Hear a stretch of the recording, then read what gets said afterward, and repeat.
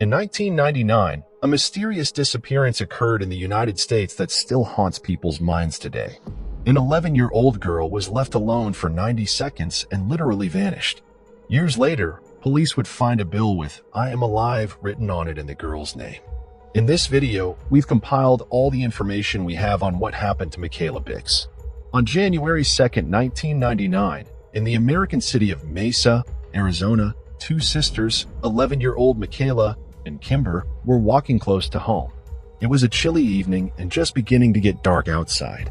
Despite the height of winter, Arizona is a warm southern state, so Michaela brought her bike and rode alongside her sister. At one point, the girls thought they heard the sound of an approaching ice cream truck. They put speakers on them and turned on music to alert children to the approach of a favorite treat. The girls hurried home to ask their mother and change for ice cream, then returned to the street. However, the ice cream truck was nowhere to be found, and the girls had to wait. At some point, Kimber got cold. She told her sister that she would run inside to get a jacket and come back. When she arrived back, Michaela was no longer there. The bike was lying on the road with its wheels still spinning. Beside it lay the 2 coins the girls prepared to buy ice cream. Kimber came home and told her mother that Michaela was missing. Neither she nor her mother had yet allowed even the thought that anything could have happened to the girl. The mother thought that Michaela had gone to a neighbor with whom the family was friendly, but the girl was not there, and the mother realized that something terrible might have happened to her daughter. Immediately thereafter, she went to the police. It is worth noting that the police response was very fast. Already in 30 minutes, a helicopter was in the air. The law enforcers stopped all suspicious cars and bypassed the surrounding houses. That day, volunteers from the girls' school handed out and posted flyers with her picture. Those pictures would later appear in storefronts and on billboards along roads throughout Arizona. Police searched dumpsters and inspected hundreds of homes. Detectives Butch Gates and Jerry Giselle were assigned to the case. The cops questioned every ice cream vendor in the state and could not establish that at least one of them was in that area at the time of the girl's disappearance. Detectives reconstructed the chronology of events and came to an eerie conclusion. The girl disappeared in just 90 seconds. That's how long Kimber had been missing. The spinning wheel on the bicycle confirmed the fact that the abduction had taken place extremely quickly. Search dogs, whose help was used by the investigation, could not get a trace of the girl, and when they did, they took only a few steps in the direction of the road. The fact that the dog takes the mark of the person only when the missing person left on his feet only reinforced the main version of the police. The girl was put in a car, taken away, and it all happened in a matter of seconds. The situation was complicated by the complete lack of witnesses. Despite the fact that the girls were playing in a street filled with houses, none of the neighbors saw them that night. Later, there was information that a man tried to kidnap the 2 girls right out of school. The children were 10 and 11 years old at the time. Police checked the information for a connection to the disappearance of Michaela, who was just 11, but the kidnapping turned out to be a failed prank. There was less and less evidence, so police began working out the standard theories. When a child goes missing, parents and other relatives are always checked. Given that Michaela's mother was at home at the time of the kidnapping, investigators focused on the girl's father, Darian Biggs. From the beginning, no one really believed in his involvement. Why would a father kidnap his own daughter, especially in such a way, in the middle of the street, in a short period of time when his other daughter was running home? However, it soon became clear that the man had lied about his alibi. During the first interrogation, he stated that he was at work at the time of the abduction, which turned out to be untrue. In reality, he was spending time with his mistress. What happened next was even more interesting. The man failed the polygraph questioning. His wife admitted that she knew about the cheating. Darian himself had told her about it a month before it happened. The couple thought about divorce. Despite the fake alibi, the police eventually stopped considering the father as a suspect. Even in the event of a divorce, his wife had no plans to forbid him from seeing his children. He simply had no motive. In addition, the detectives acknowledged that the lie detector results may have been influenced by the emotional state of the father whose daughter had just been abducted. He may even have laid some of the blame on himself and thought that if he had been home with his family, the tragedy could have been avoided. Detectives also tracked Darian's movements that evening and determined that he simply would not have had time to hide Michaela. The man showed up at home very quickly after his spouse called him to report his daughter missing. Detective Giselle later stated that Michaela most likely did not know her abductor. If it had been the father, she would not have thrown the bicycle and change on the ground. The girl tried to run away from the stranger but simply did not make it. During the investigation, police regularly had leads that led nowhere. An anonymous man called detectives and reported that Michaela's body was in an abandoned factory on the outskirts of town. Police combed the area but found nothing. Later, they received an email from an anonymous man claiming that he was the one who had kidnapped the girl. The FBI fairly quickly traced the sender's IP address and sent a SWAT team to his home in the city of Phoenix. It turned out that the sender was a 12-year-old boy who had just decided to make a joke. Meanwhile, the police had reached a stalemate, beginning to process even the most incomprehensible theories. They combed through 35 abandoned gold in the county, and then even questioned nearly 500 psychics who could supposedly help the investigation. Of course, this went nowhere. One witness was found who had seen a mint-colored sheep shortly before Michaela was kidnapped. The driver was quickly found and proved innocent. After that, the police were already desperate to find the girl because there was literally not a single clue left in front of them. This went on until September 27, 1999, when the quiet county was shocked by another shocking event. A woman living near Biggs returned home and walked into the kitchen to find a middle-aged man with his pants unbuttoned. Without uttering a word, he jumped on the woman and began strangling and abusing her. The perpetrator then set fire to the house and left. Apparently, the attacker thought his victim was dead, but the woman survived. Her neck was broken, but she was able to reach the phone and call an ambulance. Already on her way to the hospital, she whispered to the doctors from her last breath, "Michaela Biggs, the girl who is missing, he took her. You must save her." The whole town was on its ears again. Events swirled rapidly. The police took the case and arrested the assailant. He turned out to be D. Bullock. The man was a well-known alcoholic in the area, who lived with his wife and 3 children, repaired wrecked cars, and occasionally disrupted public order.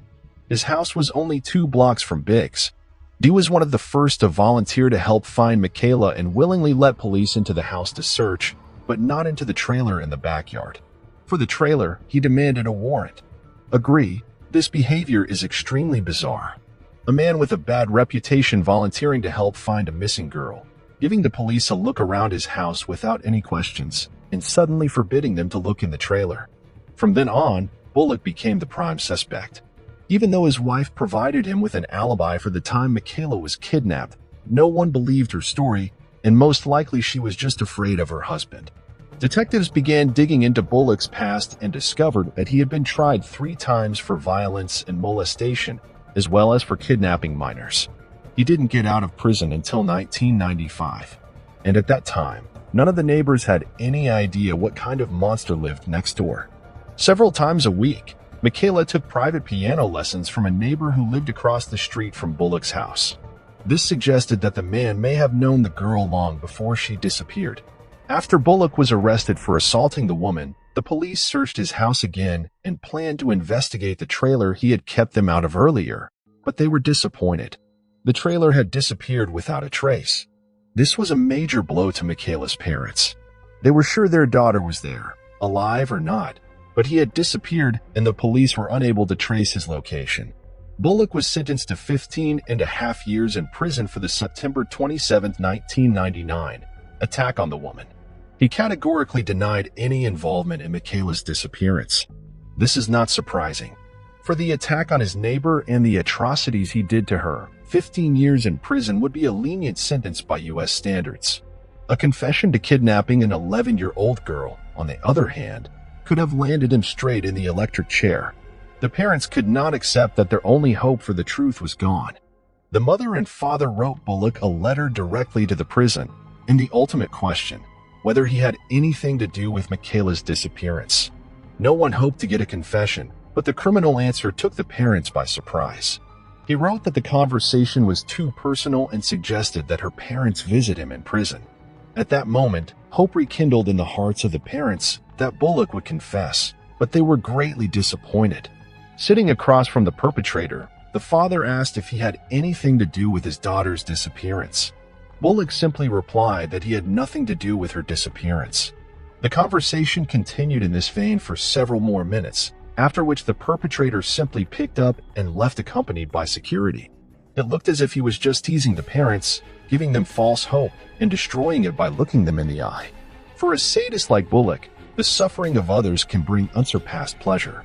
This is apparently why he arranged the meeting with the grief-stricken grandparents.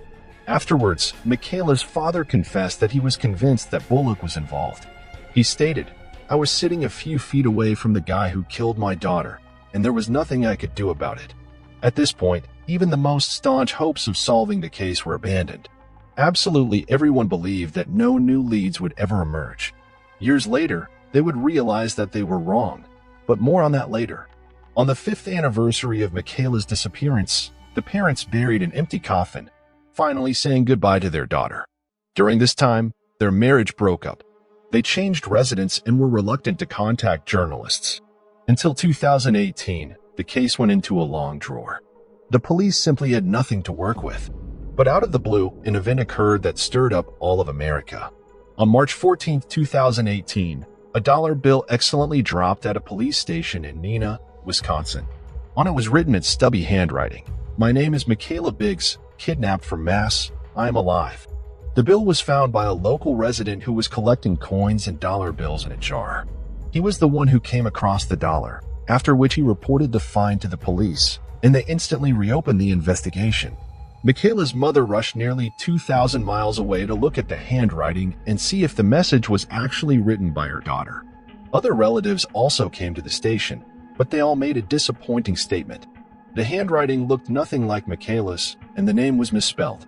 The mother suggested that the bill might be someone's extremely unfortunate prank. The other relatives also supported this theory. Despite this, the police attempted to trace the bill's path. Alas, it was almost impossible to do so. Paper money changes owners so many times that it was impossible to find the author of this inscription. Experts who studied the bill suggested that he was made by an adult man who was trying to imitate the handwriting of a child. Despite all this, the message on the paper bill seems highly suspicious. Could it have been someone's prank? The chance of police and relatives finding out about the bill is extremely slim. It could have been passed around for years, or it could have settled in a bank vault and no one would have noticed it. The fact that it ended up in the hands of a concerned person who reported it to the police is more of a miracle than inevitability. As for the handwriting, the most obvious version cannot be ruled out. Michaela may have written in a hurry for fear of being caught. Besides, she'd been missing for 9 years before the bill appeared, assuming someone helped her captive. Did they give her something to write all that time? In 9 years without practice, handwriting can change beyond recognition. There is another question no one knows the answer to. How long ago was this writing made? The bill could have been in circulation for years, or it could have appeared shortly before it was discovered. It's worth remembering Bullock, who was supposed to be released from prison in 2017. Perhaps the cynical prank is his doing. Suffice it to recall how he tormented unhappy parents by giving them false hope. Perhaps we will never know the answer to all these questions, or this case will once again shake the world with unexpected details. Kimber, who was the last person to see her older sister before she was kidnapped, still can't forget that gruesome January night. For a long time, she blamed herself for going home to get her jacket, but now she realizes that against an adult kidnapper, she would have been helpless. Kimber raises her young son, to whom she constantly talks about his Aunt Michaela. She calls her an angel who looks out for him. The girl, as well as the rest of her family, is sure that Michaela was kidnapped by Bullock. But without evidence, it can never be proved unless the criminal himself decides to confess to deal another blow to the missing girl's family. Do you think there's any hope that the writing on the bill was done by Michaela herself and she is still alive? Write your thoughts in the comments below the video. A young girl was found dead in her own apartment in an upscale building under 24-hour security. The police tried to solve this gruesome mystery for 2 weeks, and only dozens of surveillance tapes helped them discover the sad truth. Sasha Samsudian was born on July 4, 1988, in New York City. After high school, she moved to Florida, where she graduated from a local university. After receiving her degree, she took a job as a social media manager for a real estate agency in Orlando. Her career took off quickly, receiving solid bonuses and awards for her good work. Sasha's friends spoke of her as a friendly, sweet, and outgoing girl with a big heart.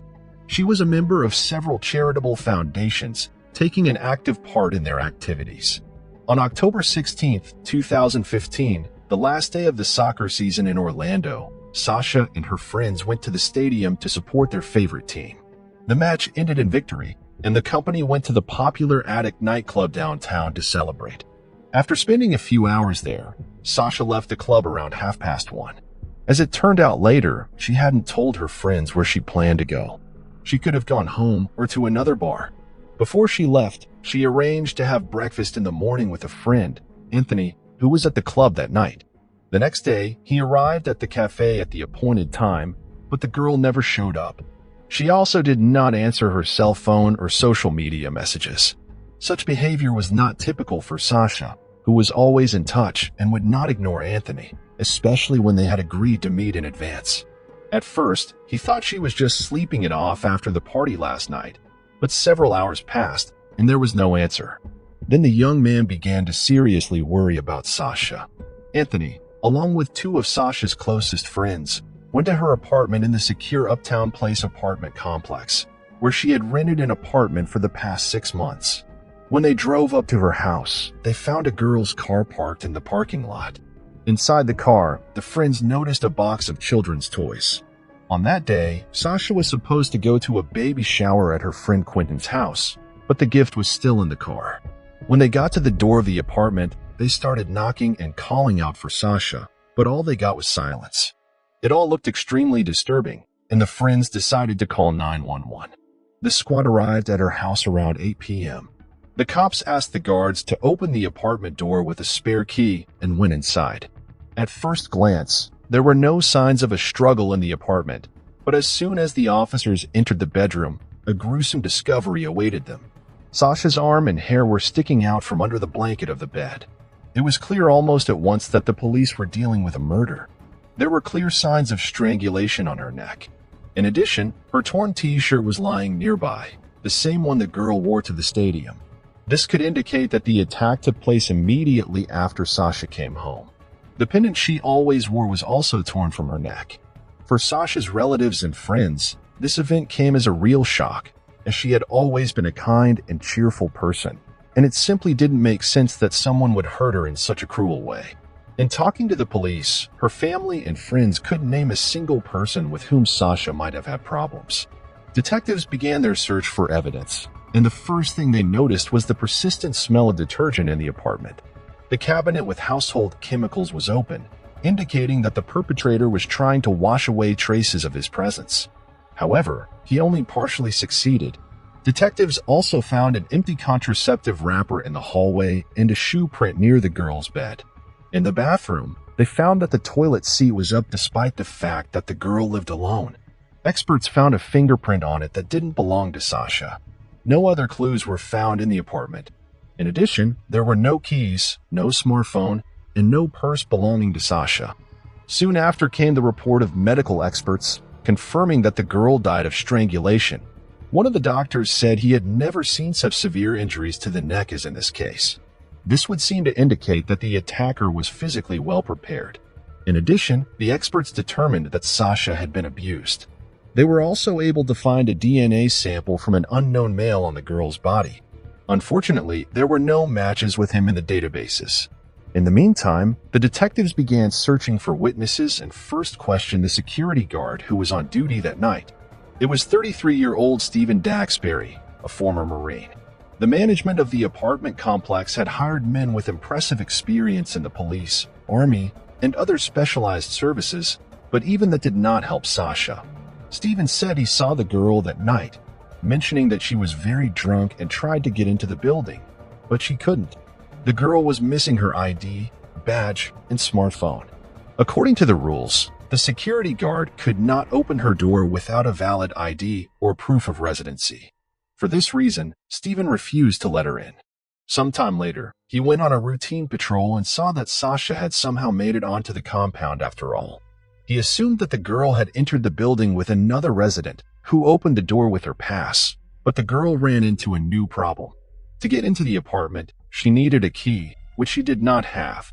Each door in the complex also opened with a code lock, but Sasha couldn't remember the right code.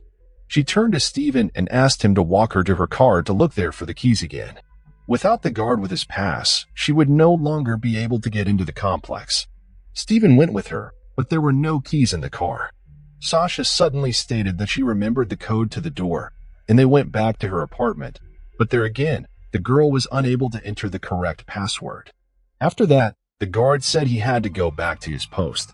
He promised to help her solve the problem if at the time of his next round Sasha still could not remember the right code. However, the next time he went to patrol the area, Sasha was nowhere to be found. It was not until the morning that Steven noticed her in the company of a man he had not seen in the complex before. The guard failed to describe his appearance in detail, so the police had to look for this unknown man practically at random.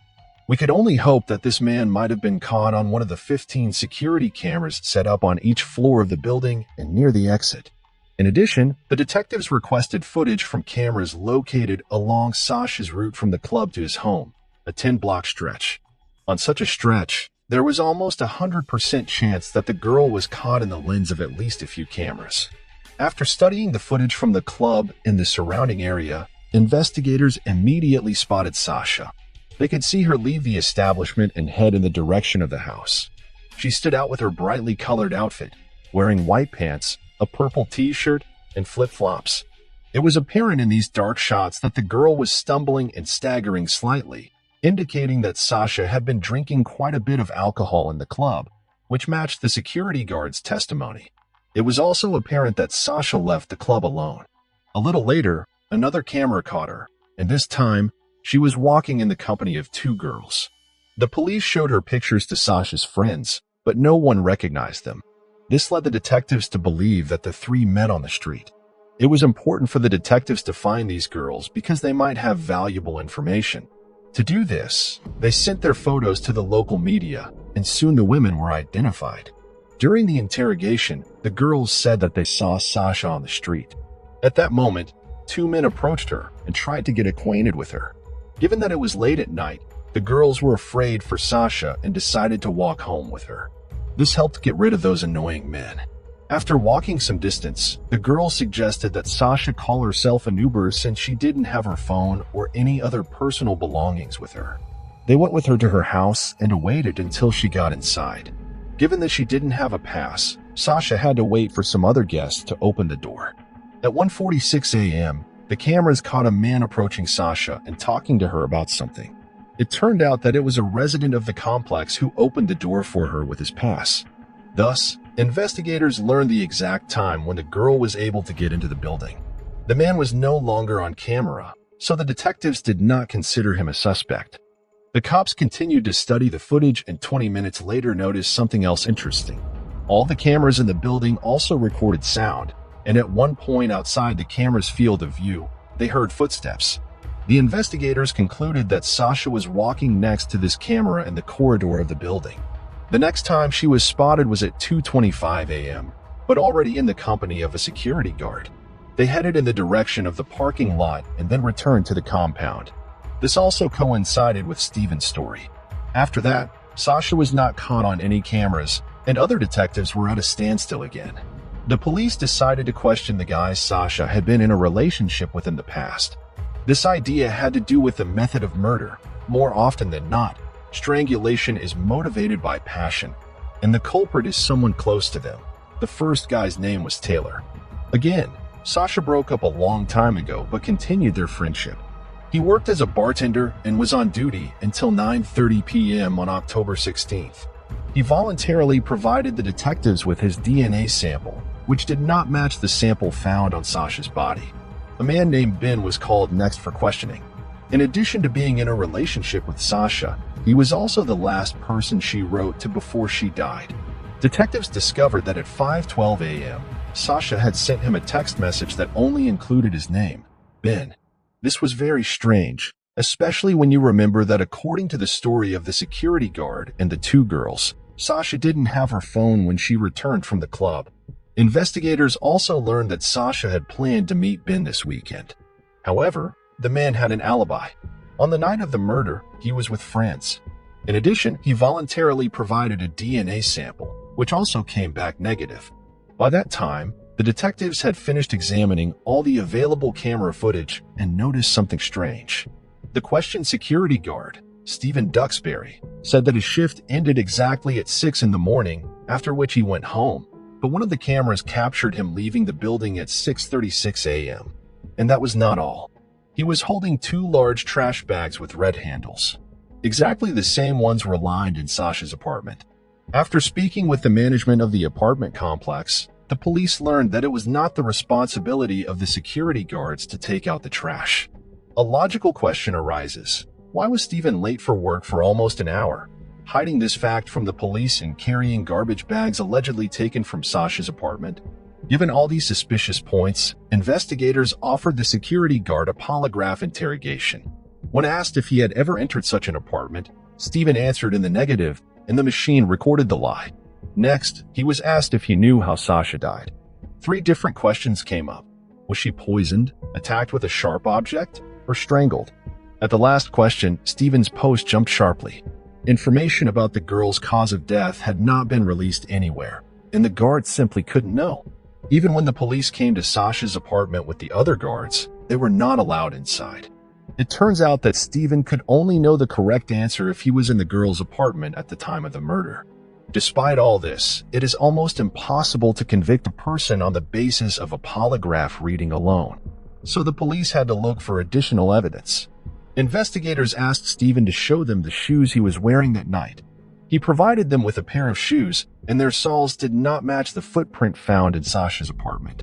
However, the police also obtained a search warrant for his apartment, where they found other shoes, and they showed an exact match.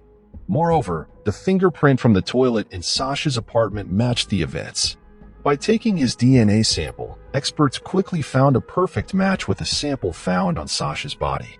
Police learned even more gruesome details after examining Stephen's phone. At about 5 a.m., he was searching on Google for how to quickly pick a combination lock door. The same one had been installed on the door of Sasha's apartment. Detectives finally found a severe bite mark on Stephen's arm, as well as numerous scratches on his body. All this was enough to arrest the man and charge him with murder. With that set of evidence, no one had any doubt about a conviction anymore. According to the investigation, Stephen saw that Sasha was heavily intoxicated and decided to take advantage of it. After waiting for some time after the girl entered her apartment, he opened the electronic lock, and then he abused and killed the girl. Only one question remains unclear. Judging by the bites and scratches on Stephen's body, Sasha struggled to fight back and most likely screamed. How come none of the neighbors heard that? The house she lived in was quite old, and the noise insulation there must have been extremely mediocre. After Stephen had finished with Sasha, he began to cover his tracks. The man took cleaner from her closet, spilled it all over the apartment, and even near Sasha's body. He then collected all the evidence into bags, which he later got on camera with. Apparently, he either didn't think about the fingerprint on the rim of the toilet bowl or he forgot. Stephen's trial began in November 2017. His lawyer immediately demanded that several key pieces of evidence be excluded from consideration because his client had allegedly been misled. This included boots found in his apartment, as well as polygraph evidence. The news media hyped the story as if the judge was ready to honor the request, but that never happened. All the evidence remained in the case file. However, even without it, Stateman's chances of an acquittal were too small. The lawyer also tried to play on the fact that the investigation did not have any camera footage showing his client entering Sasha's apartment, but this attempt was debunked by the fact that his fingerprints and DNA were inside the apartment. Finally, the lawyer stated that there may have been voluntary sexual intercourse between Stephen and Sasha that night, and when the security guard left, someone else broke into the apartment and killed her. Of course, this attempt also went nowhere. The trial lasted only a week, which is very short by U.S. standards. After a 4-hour deliberation, the judge handed down a verdict: life in prison for the murder and an additional 15 years for the breaking and theft. After the verdict was pronounced, Sasha's parents made a speech. They thanked the police for their quick and high-quality investigation and expressed their condolences to Stephen's mother, who was present at the hearing. They noted that Stephen's parents had also lost their child that day. Shortly thereafter, Sasha's family sued the management of the complex, which was responsible for selecting security guards, as well as the manufacturer of the code locks. During the proceedings, it emerged that other residents of the complex had repeatedly complained about Steven's molestation, but management took no action. As for the lock, lawyers for Sasha's family insisted that the model did not meet security requirements. They cited as evidence an article that described how to open such a lock with a simple screwdriver in seconds. In February 2019, Steven tried to appeal his conviction, but the court dismissed his claim. In memory of their daughter, Sasha's parents decided to help the families of other victims cope with their grief. With such a tragic experience under their belt, they could find the right words and phrases to ease their suffering. The outcome of this story is very sad. The man who had been tasked with guarding people turned out to be a murderer. Just a few queries on Google helped him open the door of someone else's apartment without too much trouble. The two girls who met Sasha that night deserve special mention. They didn't just call her a cab on their own account, but drove with her to make sure she got home and was safe. Unfortunately, it was within the walls of her own home that the main danger to Sasha lurked. A Native American, Serena Shelley Fay, was born on June 18th of 2003 on the Indian reservation of Bighorn County, Montana, in a town called Harding. People she knew described her as a kind, cheerful, and very active girl. She loved to play basketball, had many friends, but her main hobby was horseback riding. Selena seriously considered opening her own farm when she graduated from high school, as well as participating in races at the professional level. Even with all the tragedy her family had endured, she kept a positive attitude. Originally a family of 5 children, Selena's 11-year-old twin sister committed suicide in 2014, leaving no hint as to what prompted her to complete such a tragic move. In 2017, Selena's brother was killed by a police officer.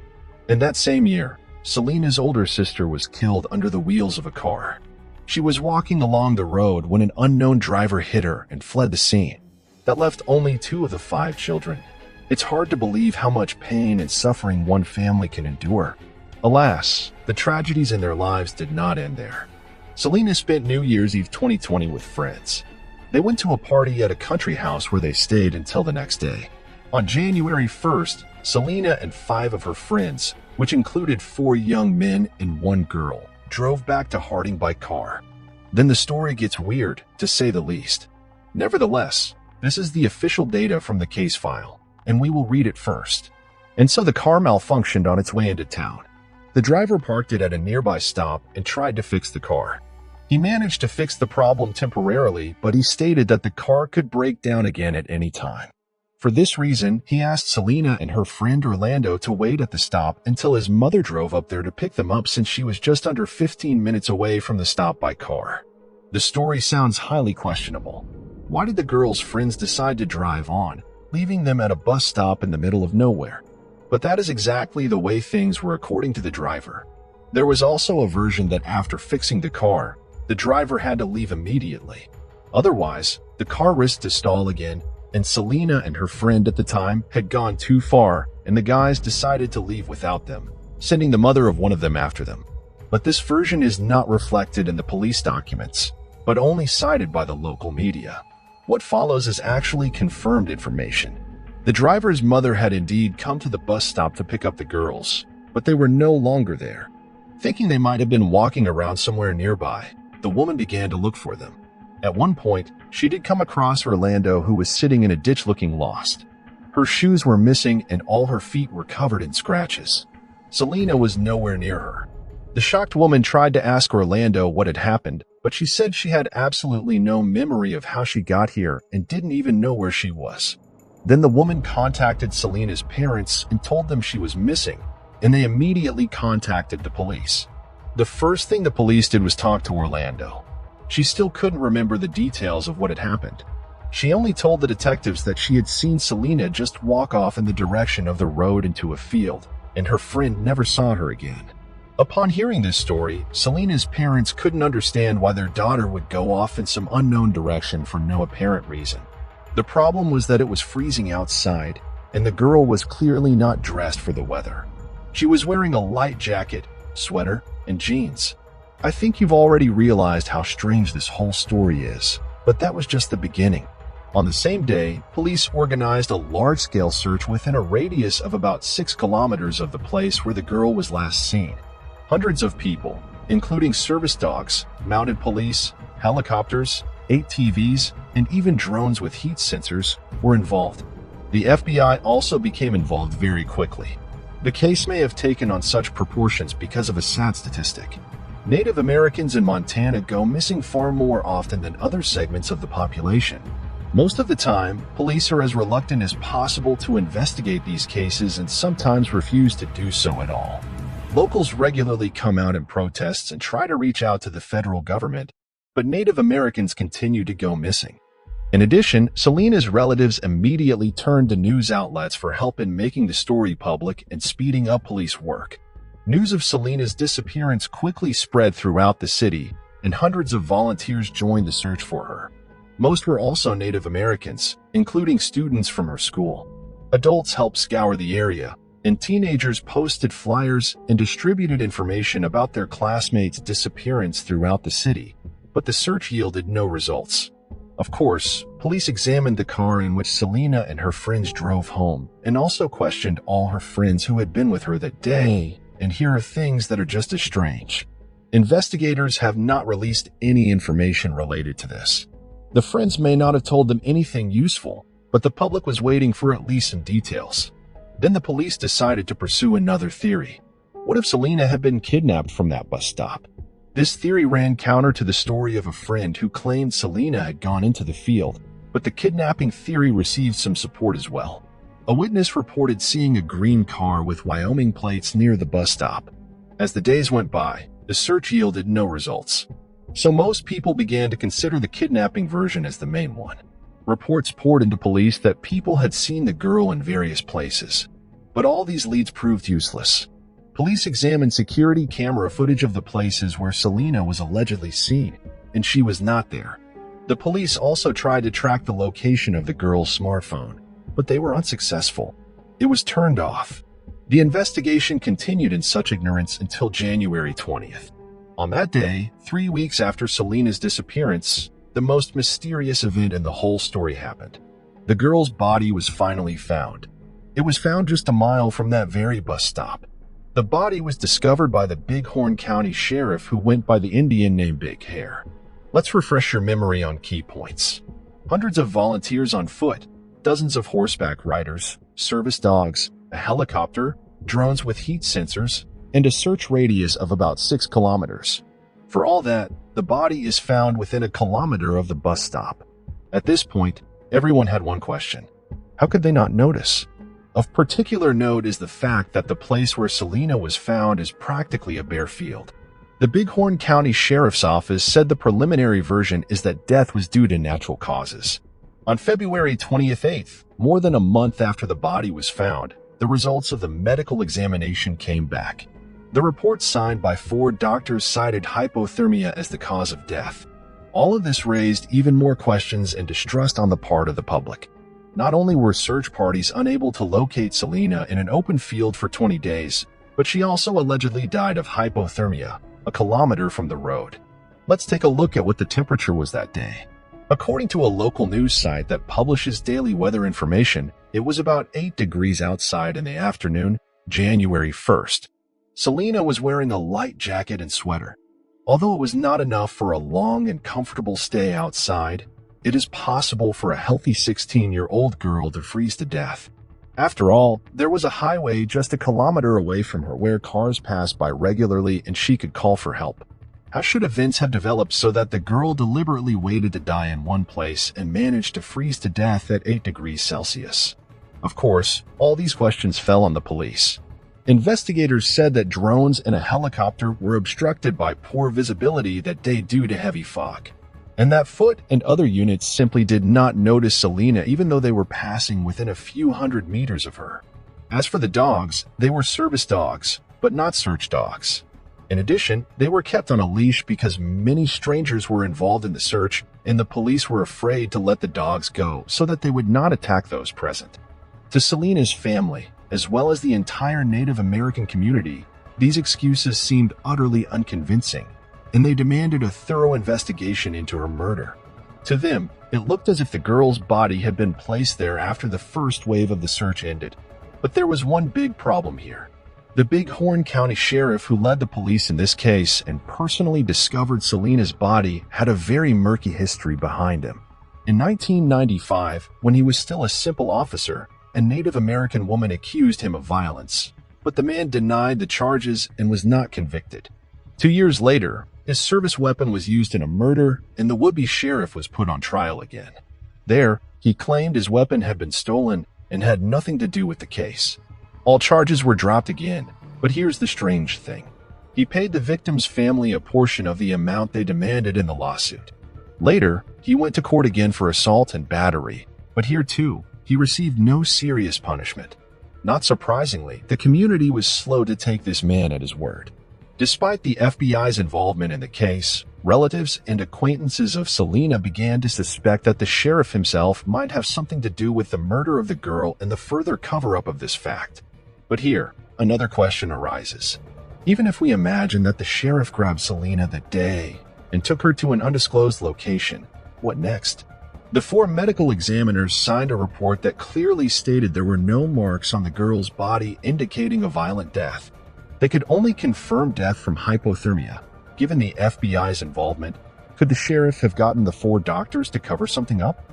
Or could he have kept Selena outside until she actually died of hypothermia? Sounds doubtful. There is another version of what happened.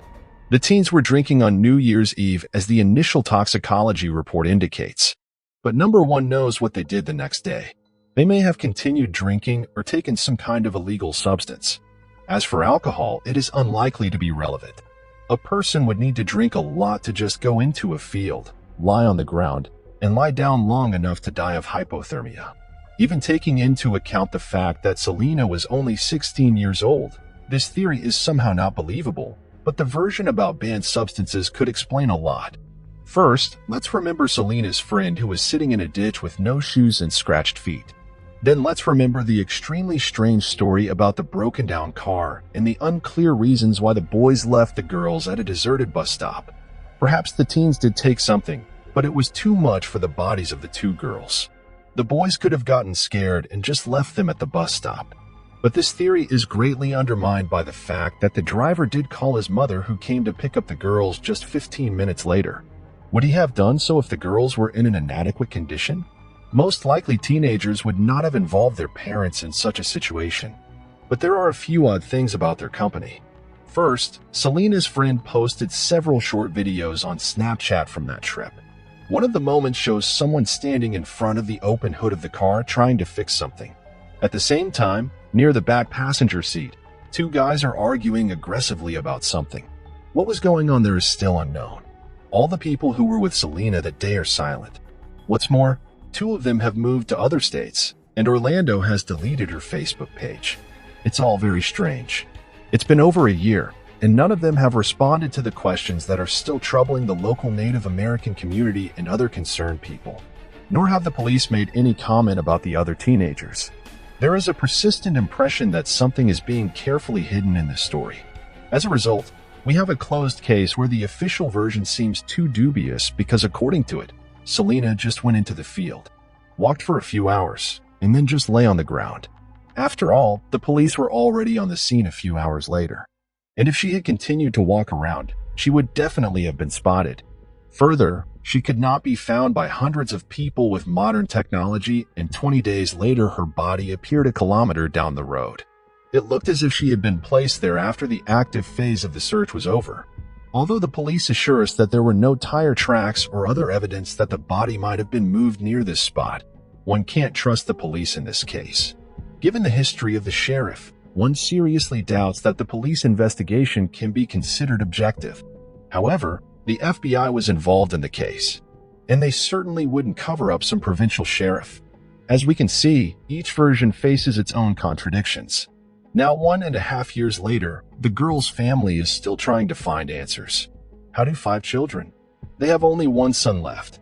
They are asking to spread the story about their daughter so they can have a chance at a new honest investigation. What do you think happened to Selena after all? Share your opinion in the comments.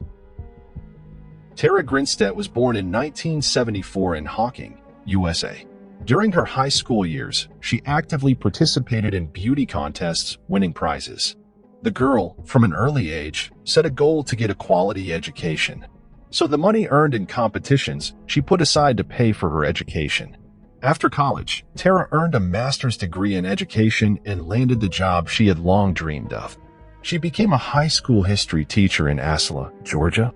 This tiny town was a typical low-rise America. Its population did not exceed 4,000 people, most of whom knew each other well. Life was quiet and measured. None of the locals could think that any serious crime could occur in Asila. Sarah Grinstead had worked at the local school for several years, and during that time, she had developed a great relationship with both staff and students. She was a kind and outgoing person who was always supportive and helpful. In October 2005, this help came in handy for Tara's students who were preparing to participate in a local beauty pageant. Given the fact that their teacher had won prizes at similar events many times, the girls were thrilled to have her support. On Saturday, October 22nd, Tara helped the students with the final touches before the pageant. Afterward, she went to a picnic with her high school friends and didn't return home until 11 p.m., having parked her car outside under a carport. Since then, Tara had stopped making contact. Her mother, who lived in another city, was the most worried. Her daughter always picked up the phone or called back, but this time, there was no answer. On Monday, October 24th, her anxiety reached its peak, and Tara did not show up for work. Such behavior was highly unusual for her. The girl took her job seriously and would certainly have warned her bosses that she needed time off. Concerned acquaintances of Tara called the police chief Billy Hancock and asked him to see if she was all right. At 10 a.m. that morning, he went to her address. The policeman thought the woman's phone was just dead and that she was either sick or had overslept. When he arrived at her house, he found Tara's car in its usual spot. Her doors were unlocked, but that didn't surprise Billy. In a town this small, the residents had no worries about their cars being stolen. Then he noticed an envelope on the dashboard containing $100 in cash. It was already strange. How could someone as responsible as Tara leave money in a prominent place? Billy knocked on the door, but no one opened it for him. After that, he decided to look around the house. At first glance, everything seemed perfectly ordinary. No signs of a struggle or a break-in, but in Tara's bedroom, the detective found a real mess, quite uncharacteristic for a woman. Her belongings were on the floor, including the clothes she had last been seen in. Her cell phone was on the nightstand charging. It looked as if Tara had left the house briefly, but she was nowhere to be found. On the ground outside the house, the police found the first piece of evidence that suggested a possible crime. There was a latex glove lying around that someone might have used to conceal her fingerprints. The detectives did not consider the possibility that the glove might have belonged to Tara. Hardly anyone used such gloves at home. Since then, the Georgia Bureau of Investigation, the equivalent of the FBI only at the level of one state, got involved in the case. The main version of the investigation was kidnapping. There was very little evidence. Besides the glove, the detectives found only two questionable things. Tara's torn chain was lying on the bedroom floor, and her alarm clock was not in its usual place. But all this did not help detectives solve the mystery of her disappearance. For the small town, this Monday was truly a terrible day. Tara's house was cordoned off, and the school had a meeting. Tara's co-workers and students tried their best to help in the search by forming a group of volunteers. They printed out a stack of flyers with a woman's picture and information about her disappearance. And within hours, the flyers were posted all over the city. Volunteers stayed home that day until 1 a.m. Agents from the Bureau of Investigation interviewed Tara's neighbors and investigated a neighborhood in which she lived. The search involved sniffer dogs, which had been brought in the hope of picking up the missing person's trail. Investigators still had hope that Tara had simply left on foot, and the dogs would find her easily. In the meantime, the latex glove was given to experts whose goal was to collect as much data as possible. They managed to get a DNA sample, but no matches could be found in the FBI database. All that was known was that the sample belonged to a man. Alas, all yielded no results. Tara, as if she had evaporated from her own home. Then investigators began to dig into Tara's personal life and past. It often happens that when a woman disappears, someone from her inner circle is to blame. After studying the man with whom Tara was in a relationship, detectives were unable to identify any suspects. She dated Marcus Harper, a former policeman and military officer, for the longest time. The couple broke up at Tara's initiative about a year before she disappeared. The reason was that the woman wanted to build a family, and Marcus was not ready for that. After the breakup, they maintained an amicable relationship, calling and texting each other. Detectives later uncovered one interesting detail. Marcus had come to Ascilla 3 weeks before Tara disappeared, but he had not told her. Upon learning of Marcus's arrival from mutual acquaintances, the woman became very upset. She repeatedly called him trying to find out why he had not informed her of his arrival. Soon, her conditions turned into real hysteria. Her relatives were very worried and even wondered if Tara was going to do something reckless. However, the girl soon came to her senses, and the police did not consider Marcus a suspect. The couple had been together for a long time, but their relationship ended, and a detective could not find a motive for the crime. An interesting twist soon awaited them. Please learn that Tara had been threatened by her former student on March 30th, 2005, 7 months before the girl disappeared. He came to her house and behaved extremely aggressively. When Tara refused to let him in, the guy started banging on the door, and the neighbors had to call the police. It turned out that the young man had been in love with the teacher since high school. According to her acquaintances, the former student was emotionally unstable and behaved strangely and even frighteningly. Tara tried to help him deal with his problems for a while, but his mental state only worsened. After that incident, when the young man tried to break into her house, the woman filed a report against him. She seriously feared he might hurt her. After Tara went missing, the police tracked the young man down. He worked in a neighboring town about 150 kilometers from Mozilla. The boy provided detectives with an alibi for the night of his former teacher's disappearance. It was impossible to establish his involvement in the case. A business card of a certain police officer was also found in the woman's house. It turned out that Tara had been dating him for some time. At the time of her disappearance, he was already living in another city. The policeman also provided an alibi for the night of Tara's disappearance.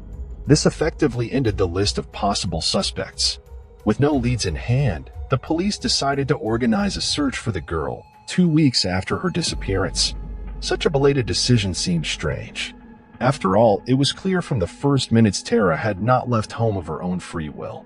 Hundreds of volunteers were called in to search the area around the Scylla.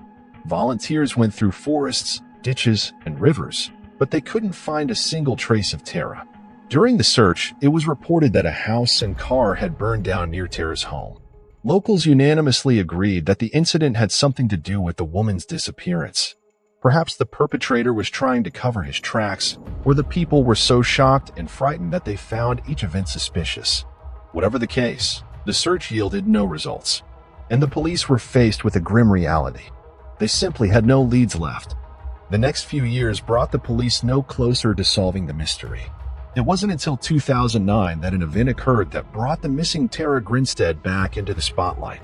A user created a YouTube channel and posted an extremely creepy video. A man was sitting in the frame, his face plastered over, and his voice altered. In the video, he claimed to be involved in the disappearance of 16 girls, naming them by name. Among them was Tara Grinstead. The unidentified man added that he had hidden the body securely and would give clues about the burial site in new videos. Police immediately checked the video and found that all 16 names did indeed belong to the missing women. The FBI was able to track down the author of the video fairly quickly. It turned out to be 27-year-old Andrew Haley. After his arrest, he said that he was just joking. The police could not connect Andrew with any of the 16 missing girls, but he still could not avoid a trial. For perjury and tampering with evidence, the man was sentenced to 2 years of forced labor and 13 years of probation. Momentary hopes of solving this cold case faded, and once again, the police were left without a single lead. In December 2010, Tara Grinstead was officially declared dead because there was simply nothing to work with. As the years passed, the townspeople remembered Tara Grinstead's disappearance perfectly. Remembered, but less and less discussed. Talk of Tara remained only behind closed doors. The topic hardly ever came up in everyday life. The town had changed forever. Fear and mistrust permeated the locals for years to come. It wasn't until 2016 that something happened that got people talking openly about Tara again. Atlanta-based journalist Payne Lindsay created his own podcast devoted to mystery cases. And for the first issue, he took on the Tara Grinstead case. The man and his colleague traveled to Asala, where they met private investigator Maurice Goodwin. Together, they began working on the case literally from scratch. They had no access to police records, so the only available source of information was the people of the town. At first, they were only able to talk to friends and relatives of Tara. Outsiders avoided talking about the missing girl in every way, but it didn't last long. Lindsay's enthusiasm managed to revive interest in the case, and soon the people of Asala were discussing it again. Lindsay and Goodwin worked through every possible lead. They considered 3 possible suspects: Tara's ex-boyfriends and the student who tried to break into her house. Along the way, they talked to anyone who might have any useful information. They were so passionate about the case that on several occasions, they thought a clue was literally one step away. One day, Payne received a call in which an unknown person suggested they look for remains on Tara's property. The police did so, and at some point, they managed to find the bones. True, experts quickly determined that the bones belonged to an animal. Despite the excitement and a new wave of interest in the case, no serious progress was made. Or rather, they failed to solve the case directly during the creation of the podcast, but it was this amateur investigation that was decisive, and the long-awaited denouement came completely unexpectedly. In early 2017, Brooke Sheridan came to the police. Her story shocked the detectives, who no longer believed that the truth would ever come out. Brooke told investigators that her ex-boyfriend named Bo Duke had once confessed to her. He had helped his friend dispose of Tara Grinstead's body. Upon learning of this, the girl repeatedly begged the guy to confess to everything, but he remained silent. After listening to Brooke's story, the police did not rush things. Who knows? Maybe this woman just wanted fame and attention, especially when a successful podcast got everyone talking about the case again. The detectives decided to play it safe. They asked Brooke to wear a wire and go to Bo to beat out a confession, and it worked. The man didn't deny his involvement, and the police had probable cause to arrest him. To their surprise, Bo immediately cooperated with the investigation and laid all his cards on the table. Later, detectives would say that he was just tired of living with his burden on his soul. Late that night, he got a call from his friend and former classmate, Ryan Duke. He asked to borrow a truck to help him with something, then added, "I've broken into Tara Grinstead's house to steal some money, but something didn't go according to plan, and I killed her." According to Ryan's story, after a party with friends, he went for a drive. At this point, he decided to break into someone's house to steal money, and his choice was Tara's house. He was under the influence of illegal substances at the time. After opening the door with a credit card, he broke into the house and began looking for money. Tara spotted him. A struggle ensued between them, from which only Ryan came out alive. When Bo arrived at Tara's house in a truck, they loaded the woman's body into it and drove her into the woods. The two of them then got rid of the body for several days. This story shocked the residents of Asala. Jukes and Duke were never considered suspects, for they simply had no motive. Nor were there any clues that could link these two to the disappearance of the woman. Despite a full confession, Bo Dukes would not testify against himself in court. At the trial, he spoke to Tara's relatives, wept, and apologized for what he had done. Bo spent a long time in the military, was a veteran, and had many decorations, but the court ruled 25 years in prison for helping cover up a crime. Tara Grinstead's murder trial by Ryan Duke was set for April 1, 2019, but the Georgia Supreme Court postponed the trial on March 28, 2019. After Duke's attorney said they were unconstitutionally denied funding for experts to testify on Duke's behalf. The trial began on May 9, 2022. At trial, Ryan Duke pleaded not guilty to murder and charged Bo Dukes with murder. On May 20, 2022, a jury found Ryan Duke not guilty of murder, aggravated assaults, and burglary, but guilty of concealment of death. At trial, Duke testified that his confession to the murder was false, telling the jury that he had done it under the influence of drugs and in fear of the real killer, his friend with a similar last name, Dukes. He said, Bo Dukes woke him up in the mobile home where they lived together in 2005 and told him he had killed Tara Grinstead. then showed Dukes their teacher's purse and wallet. Although her body was never found, investigators matched Grinstead's DNA of bone fragments found at the location where Ryan Duke testified to investigators that he and Bo Dukes had burned her. On May 23, 2022, Ryan Duke was sentenced by the Erwin County Superior Court to 10 years in prison for concealing the body. The sentence imposed by the judge was the maximum penalty allowed. By the time Ryan Duke was sentenced, he had already served about half of that sentence while awaiting trial. Prosecutors insisted that Duke's confession included details that only the killer knew, such as Duke telling investigators that he called Grinstead's home from a payphone after running away from home to see if she would answer. When she didn't, he returned and found her dad. Investigators also found Duke's DNA on a latex glove found in Grinstead's yard. However, his testimony raised enough doubt in a jury's mind that he was acquitted of all charges except concealing her death. Bo Dukes was subpoenaed to testify but refused to answer the court's questions, citing his Fifth Amendment right against testifying against himself. When the truth about this high-profile case came out, Tara Grinstead's friends and relatives relieved themselves of the burden of obscurity. Her mother confessed that all these years she had secretly hoped for a miracle, that her daughter would return to her alive. Alas, reality turned out to be cruel, senseless, and devoid of any miracles. At least now, the whole world knows exactly what happened in that little town back in 2005. Write your opinion about it and give it a like. Casey Joe's daughter was born on December 21, 1989, in the American town of Pocatello, Idaho. The locals were mostly religious and close-knit, accustomed to a quiet and measured life. As was often the case, none of them could have imagined that something so terrible could happen in the town. Cassie was a cheerful, kind, and responsible girl who never got into trouble. She was an excellent student, listened to her parents in everything she did, and helped her family whenever possible. In September 2006, Casey, who was 16 at the time, agreed to look after her in-laws' house. Her Uncle Frank and his family were planning to go out of town for the weekend. Someone had to feed and walk the dogs while they were away, and Casey had no problem agreeing. Even though their house was in the middle of nowhere, her parents weren't afraid to let Cassie go there alone for a few days. She had watched the house many times before in her uncle's absence, and with two Dobermans, it wasn't so scary to be in an empty house. Cassie had gone there on Friday, September 22nd, and was supposed to stay there until Sunday. In the evening, she called her mother and asked permission to call her boyfriend to watch a movie with him. But her mother said no. Then the girl said she would watch the movie alone and go to bed. The next day, Cassie did not contact her parents, but they did not care. The girl was responsible and independent, and what could have happened to her in their quiet little town?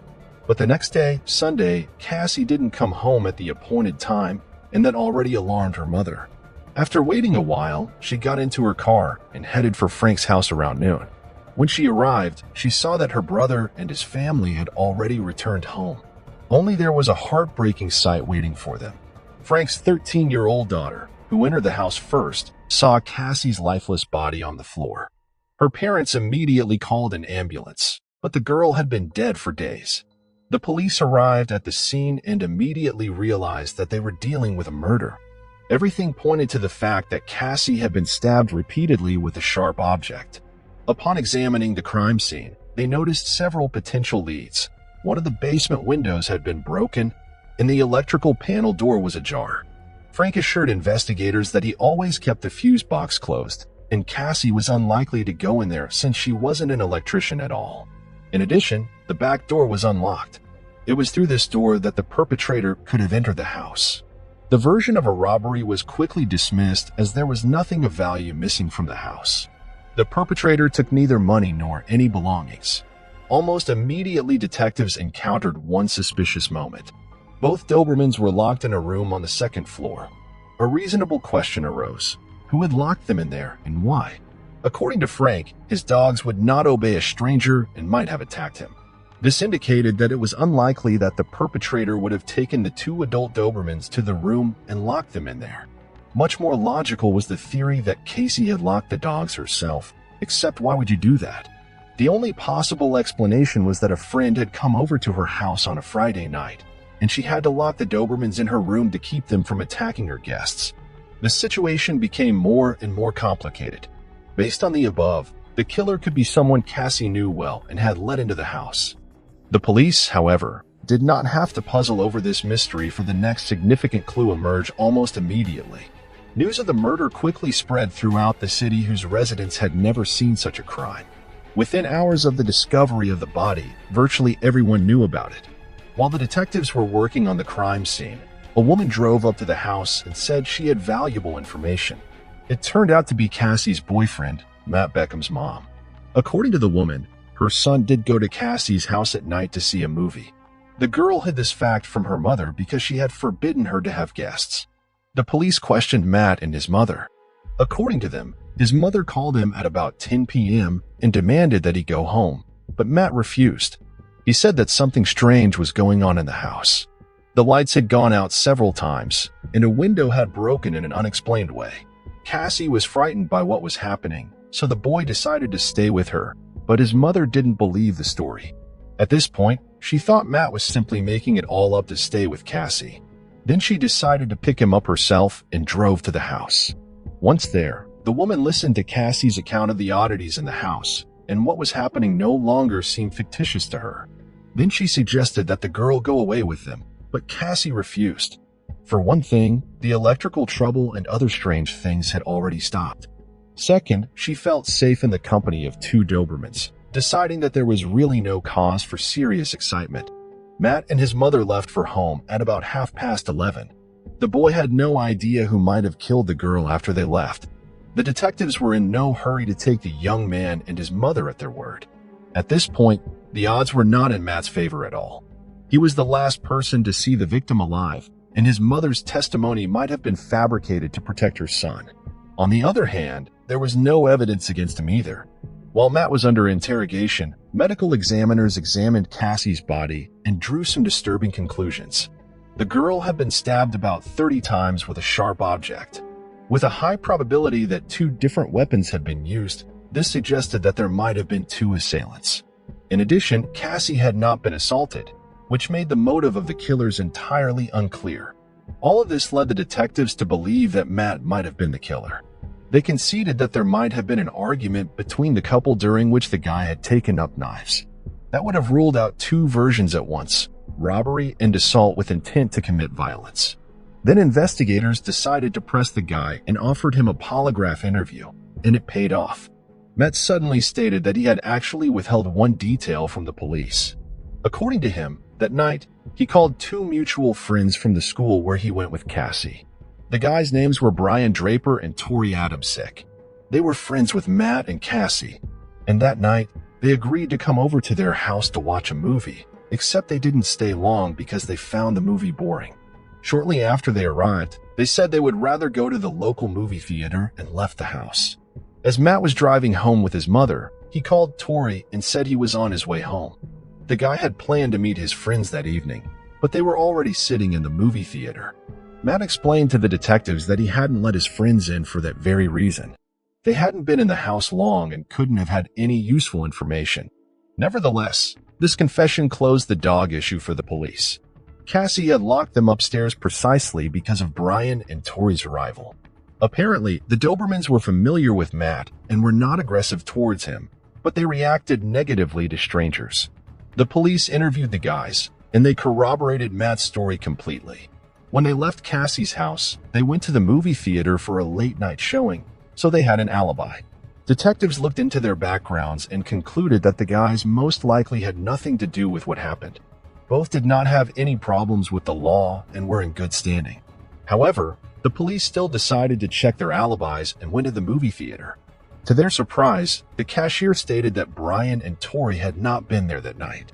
The girl who worked at the cashier's desk had gone to school with them and knew them both personally, so she was sure that the boys had not been to the movie theater. This was suspicious, but the detectives were in no hurry to accuse the two friends of murder. They didn't rule out that Brian and Tori had lied to cover up some minor infraction. Perhaps instead of going to the movie theater, they had gone out for a drink or two to spend time in other not-so-legal ways. But the cops couldn't ignore the false alibi either. They began to think of ways to get the guys to tell the truth. At one point, they even planned to start tapping their phones, only to find that it quickly became unnecessary. Detectives and city residents were in for a very unexpected twist. The very next day after Cassie's body was discovered, Tori Adamsek came to the police station with his parents, who forced him to tell the detectives a shocking story. Tori claimed that Brian had killed the girl and that he had unwittingly witnessed the crime. According to his story, that night, the boys simply decided to scare Cassie and make a practical joke of their own. Before leaving her uncle's house that night, they discreetly opened the back door.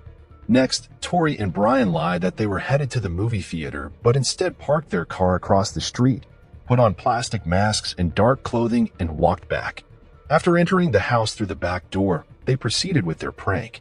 The guys broke a window and started turning the electricity on and off, thereby scaring Cassie and Matt. They hoped that the couple would go down to the basement to check the electrical panel, but that never happened. At about the same time, May Mother arrived at the house, and Tori and Brian fell silent. They heard the woman talk Cassie into going with them, then pick up her son and leave. As soon as the girl was left alone in the house, the boys started turning the electricity back on and off. They wanted Cassie to go down to the basement, but she was apparently afraid. Then Tori and Brian went upstairs from the basement and ran into the girl. At this point, according to Tori's story, his friend suddenly pulled out a knife and began stabbing Cassie, turning a harmless prank into a brutal murder. What happened shocked Tori, and he was afraid that Brian might kill him too. They left the crime scene and went to Tori's house, where they spent the night. All night long, the boy could not sleep and was afraid that Brian might attack his family. During this story, Tori cried, but the detectives thought what was happening was just a routine play. They knew from the medical examiner's report that 2 people had struck. So Adamsek's story made no sense. On the contrary, the detectives were well aware that if Brian had attacked Cassie, Tori had been in on it too, but they were in no hurry to accuse the guy of cheating. In the place of what they decided to play along with him, they needed physical evidence, so they reassured Adamsek that he had nothing to fear. It was further explained to the boy that they could only put Brian in jail if Tori showed them where they had hidden the clothes and masks after the murder. This worked. Tori told them that immediately after what they had done, they drove out of town and buried all the stuff near Black Rock Canyon. The detectives drove him to the spot, and he gave them the exact location of the hiding place.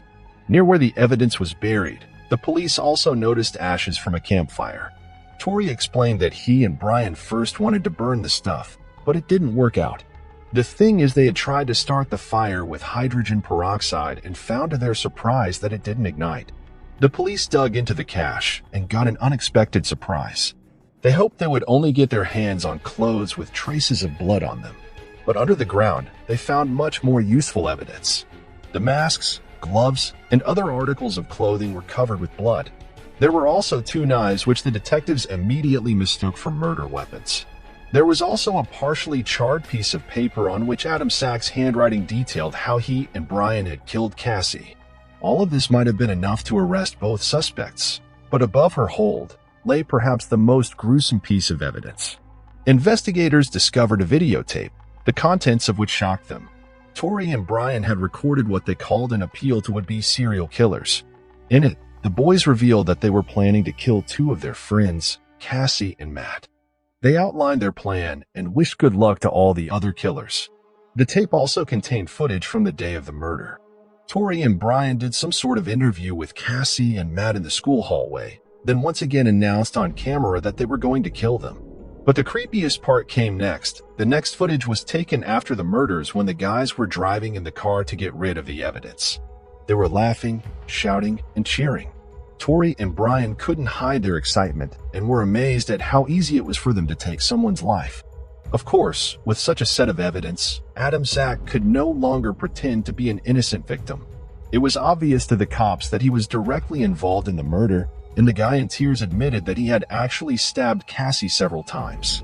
In the end, both perpetrators were arrested, but the cops had another important discovery waiting for them.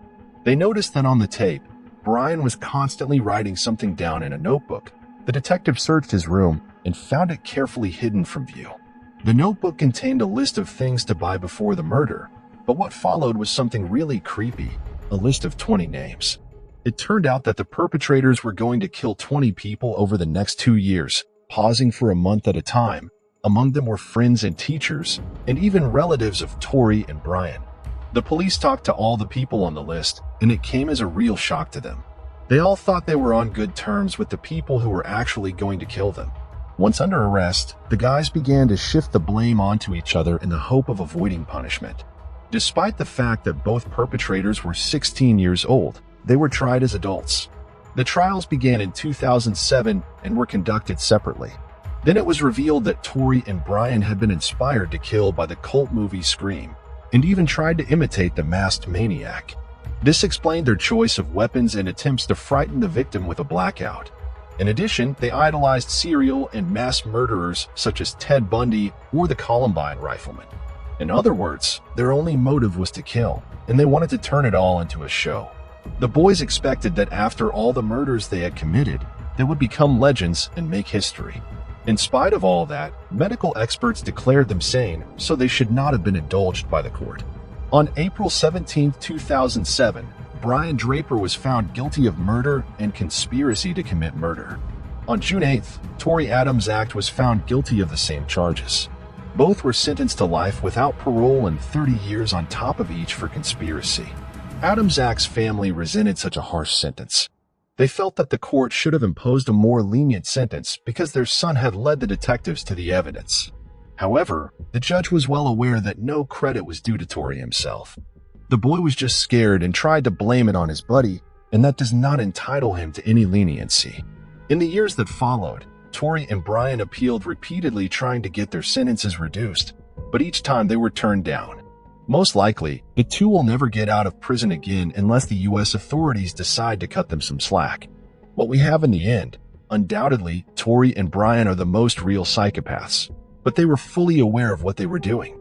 They started preparing for the murders long before the attack on Cassie, trying to think through every move. It was partly fortunate for the police that the two maniacs were not brilliantly intelligent. They didn't even think about the fact that their fake alibis could be checked in a few minutes, and that would make them prime suspects right away. Now they continue to serve their sentences in the same prison, only now they hate each other for their mutual attempts to blame each other. Cassie's family has never been able to return to a normal life after all this horror. Frank's 13-year-old daughter, who first discovered Cassie's body, later tried to end her life. Frank and his family were also forced to move out of the house because no one else could be there. Even though the police department sent an expert to clean up the crime scene, the residents of the house never went in there again, except to get their belongings. Frank had been trying to sell it for years, but couldn't find any buyers. Everyone knew the history of the house and didn't want to live there. For Cass's mother, the only consolation was the fact that the killers had been caught and sent to jail, even though it wouldn't bring her daughter back. Share your opinion on the story in the comments. On June 10, 2006, 24-year-old Lori Slilsinski disappeared without a trace from Auburn, Alabama. This came after confirming that she would be attending a pre-planned girls' night out at her best friend and co-worker's house. At her trailer home, her dog was left unattended, the air conditioner on, and the telephone cord missing. What could explain her mysterious disappearance? Did Lori leave town in a hurry? Or was it something more sinister? Today, we're looking at a bizarre disappearance solved after 16 years, located in Lee County. Auburn is the largest city in eastern Alabama. It's also Alabama's fastest-growing metropolitan area and the 19th fastest-growing metro area in the United States since 1990. Unofficially nicknamed the loveliest village on the plains, Auburn is a melting pot for cultures with its southern hospitality. This historic college town is the home to Auburn University, one of the most recognized public universities in the nation. Today's story involves a former student of this university, Lori Slilsinski. Lori Ann Slilsinski was born to parents Casey and Arlene Slilsinski on September 21, 1981. Gifted with blue eyes and blonde hair, Lori was always adored by her parents and her big brother, Paul. The family was originally from New York State but later moved south to the rural Alabama farm country near the town of Auburn when Lori was just 13 years old. As a country girl being raised with animals, Lori was an avid animal lover. According to her friends, Lori was absolutely beautiful. She loved spending time with friends, watching movies, riding her bicycle, and playing video games. In addition to all that fun, she was also very studious, and her family tried to support her as much as they could. After finishing high school, Lori enrolled in nearby Auburn University, where she majored in psychology with a minor in criminology. Her parents bought her a mobile home so that she could live off campus in a manicured trailer park that was popular with students. She was living alone with her beloved dog, Peanut, a Yorkshire Terrier. Her close bond with her family remained intact, with her mother calling every day to check up on her. In 2005, she graduated with honors from Auburn University. Soon after graduation, she took up a job in the East Alabama Mental Health Center while still living in the trailer park. She also made plans to go for her master's degree in psychology in the near future. Lori's family was proud of her achievements, unaware of any foreshadowing of evil that was looming over her head. On June 10, 2006, 24-year-old Lori had made plans for a girls' night at her best friend Lindsey Brown's house. They had plans to have a few drinks and watch a movie. Lori first met Lindsey in their junior year at Auburn University, already impressed by Lori's sweet, charming, and outgoing personality. The two girls became friends. The bond only grew stronger when they both got a job at the same mental health facility after completing graduation. Around 6:30 p.m. on June 10th, Lori called Lindsey saying that she had to stop at the store, and then she'd head over to her house for the movie night. Unfortunately, she would never make it there. Lindsey grew worried when she did not hear from Lori again that night or the following day. She called Lori several times and left messages on her home answering machine, but she never heard back from her. When Lori did not show up at her workplace on Monday, June 12th, Lindsey's concerns skyrocketed. It was very unusual for Lori to miss work and not inform anyone. After another no-show at work on the following Tuesday, June 13th, Lindsey, along with another coworker, went to Lori's house to check on her. When they reached the trailer home, Lindsey could not find Lori anywhere. Upon entering, she found the door unlocked and the air conditioning on, which was pretty surprising. She also observed that Lori's dog, Peanut, was inside his crate. He looked well-nourished and happy, as if someone was taking care of him. Amazingly, his crate was unsoiled, even though Lori had been missing for several days at that point. Lindsey felt that something was amiss, as it was unlike Lori to leave her beloved pet alone and unattended. Lindsey remembered that Lori had placed 3 rugs on her kitchen floor as the dog refused to walk on the tile. These rugs were missing, along with the outside trash can when Lindsey entered. Later that same day, June 13, 2006, Lori's mother, Arlene, got a call from her workplace regarding Lori missing work 2 days in a row. Arlene immediately tried to call her but could not get a hold of her. Afraid for her daughter's well-being, Arlene immediately left for Auburn after her husband Casey informed her of their daughter's disappearance. Upon arrival, she entered Lori's trailer and found a disturbing scene. She noticed the door was slightly ajar, and her bed was perfectly made, but there was no sign of Lori. Her car was also missing. With a closer look, she noticed Lori's kitchen rugs, a pillow from her couch, a Galileo thermometer, a green trash can that Lori put a rake and shovel in, and the phone cord for her landline were all gone. Alarm bells rang as Arlene instantly realized something was horribly wrong. She officially reported her daughter missing, while still hoping that she would show up eventually. As the initial investigation was launched, and police scanned through Lori's trailer home, they could not find any significant evidence that could link a possible suspect. However, they noticed there were obvious signs of struggle and scuff marks on the wall. There was semen discovered on Lori's bedsheet, and traces of blood were also found on the doorknob. A coat hanger and a single golden hoop earring were also found at the scene. Police would soon recover surveillance footage on June 10, 2006, showing Lori stopping at an Alabama Walmart. That was the last known sighting of Lori, and nobody had any clue what happened to her after that. A tip would, however, soon come in later that afternoon.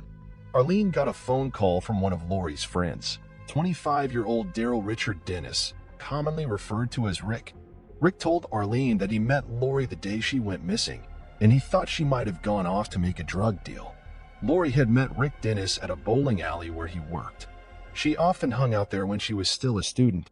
Arlene knew him because Lori invited him to spend Christmas with Lori's family in 2005. Lori felt bad for not having a family of his own. However, Arlene could not believe what Dennis was claiming, despite her daughter's close friendship with him. She did not believe that Lori would ever be involved in drug dealing. She thought that he was simply lying through his teeth but didn't have any clue as to why. On June 14, 2006, for days after Lori's disappearance at approximately 4:40 a.m., her car was found fully ablaze on an impasse near the bowling alley where Rick had previously been employed. From that point on, the investigation shifted from a missing persons case to a possible homicide.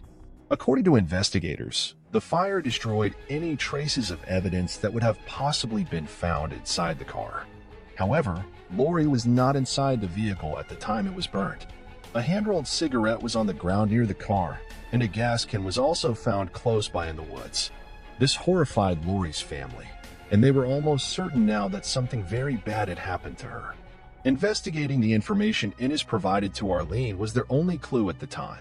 When Innes was brought in for questioning, he repeated the same story he told Arlene, only adding more details this time. He claimed that he and Lori grew marijuana together, suggesting she might have gone off to sell her share of the weed they grew. He also added that Lori could have been dealing with shady people. Police raided Lori's trailer. However, even after a thorough search, the police were unable to find any evidence of Lori dealing drugs. During the interview, investigators also took note of several scratches on Rick's hands and arms, which he claimed came from his dog. More concerning things came to light when investigators talked to Lindsay. According to Lindsay's account, she had heard Rick Innes speaking in the background when she and Lori last spoke on the phone the day she vanished. Since Innes was known to be a friend of Lori, Lindsay did not think much of it at the time. Lindsay claimed that when she texted Rick inquiring about Lori's whereabouts, he said that she was fine when he left her.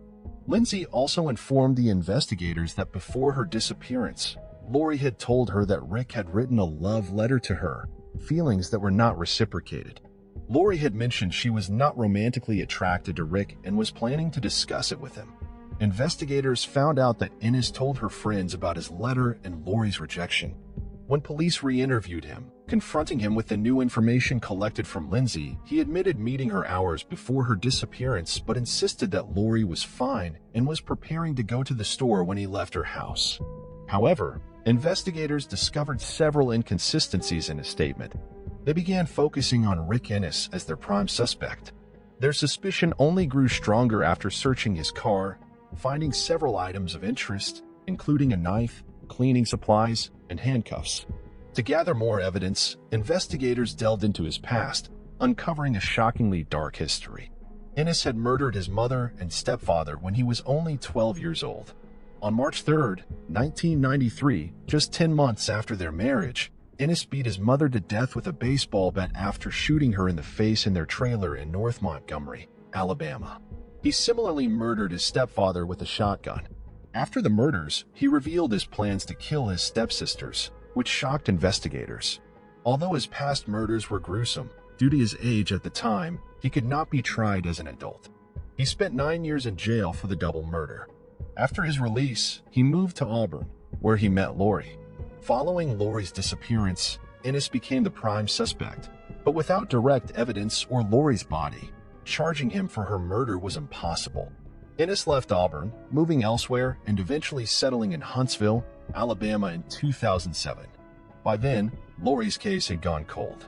Even after moving to Huntsville, Innes remained the prime suspect. Investigators reopened Lori's case in 2016, and Agent Mark Whitaker of the Alabama State Bureau of Investigation, along with his team, started reinvestigating. Innes remained their main suspect, given his past, but without more evidence or a body, proving his guilt was challenging. In a surprising turn, Agent J.W. Barnes discovered a crucial piece of evidence while reviewing the case files. He discovered a report in an envelope that had not been opened for 10 years. After Lori's disappearance in 2006, police collected evidence from the trailer, but no one followed up with it until the results came in. The results showed that semen found on Lori's bed sheet and blood on the interior side of the front door contained Rick Innes' DNA. After organizing all the evidence, investigators built a strong case against Rick Innes and were eventually able to get an indictment order in 2018. By this time, Innes was happily engaged to a school librarian named Elena Atkinson and was living in Pilot, Virginia. There, he was working for a company that designed and built portable living structures called EARS.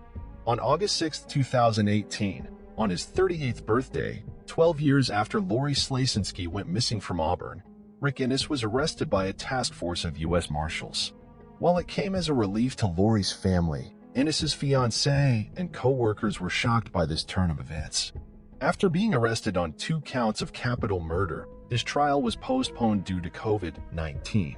The trial finally began on April 1, 2022. While the prosecution presented all the evidence that suggested Innes's involvement in the crime, including the cigarette but in Lori's bedsheet containing his DNA, the defense argued that police could have taken the cigarette from Innes' home and planted it at the crime scene. They also attacked Lasinski's character by trying to portray her as a drug dealer. To explain how his DNA got on the bedsheet, Rick claimed that he had consensual sex with Lori before her disappearance, suggesting that they were still intimate despite Lori's rejection of his advances. However, his story did not seem very convincing, especially when 2 more witnesses came forward with jaw-dropping information. One of his former co-workers in Alabama, Jeremy Brooks, stated that on June 9, 2006, just 1 day prior to Lori's mysterious disappearance, he received a call from Innes asking if he could bring him gas and if he could keep the gas tank. Jeremy rejected his request. Later, after police found Lori's scorched car and a gas can, it matched the description of a gas can that was missing from the bowling alley where Innes worked.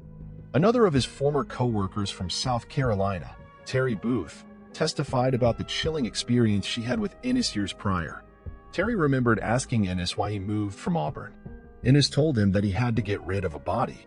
Although he thought Innes was just joking with him, the announcement of his arrest for Lori's murder proved otherwise.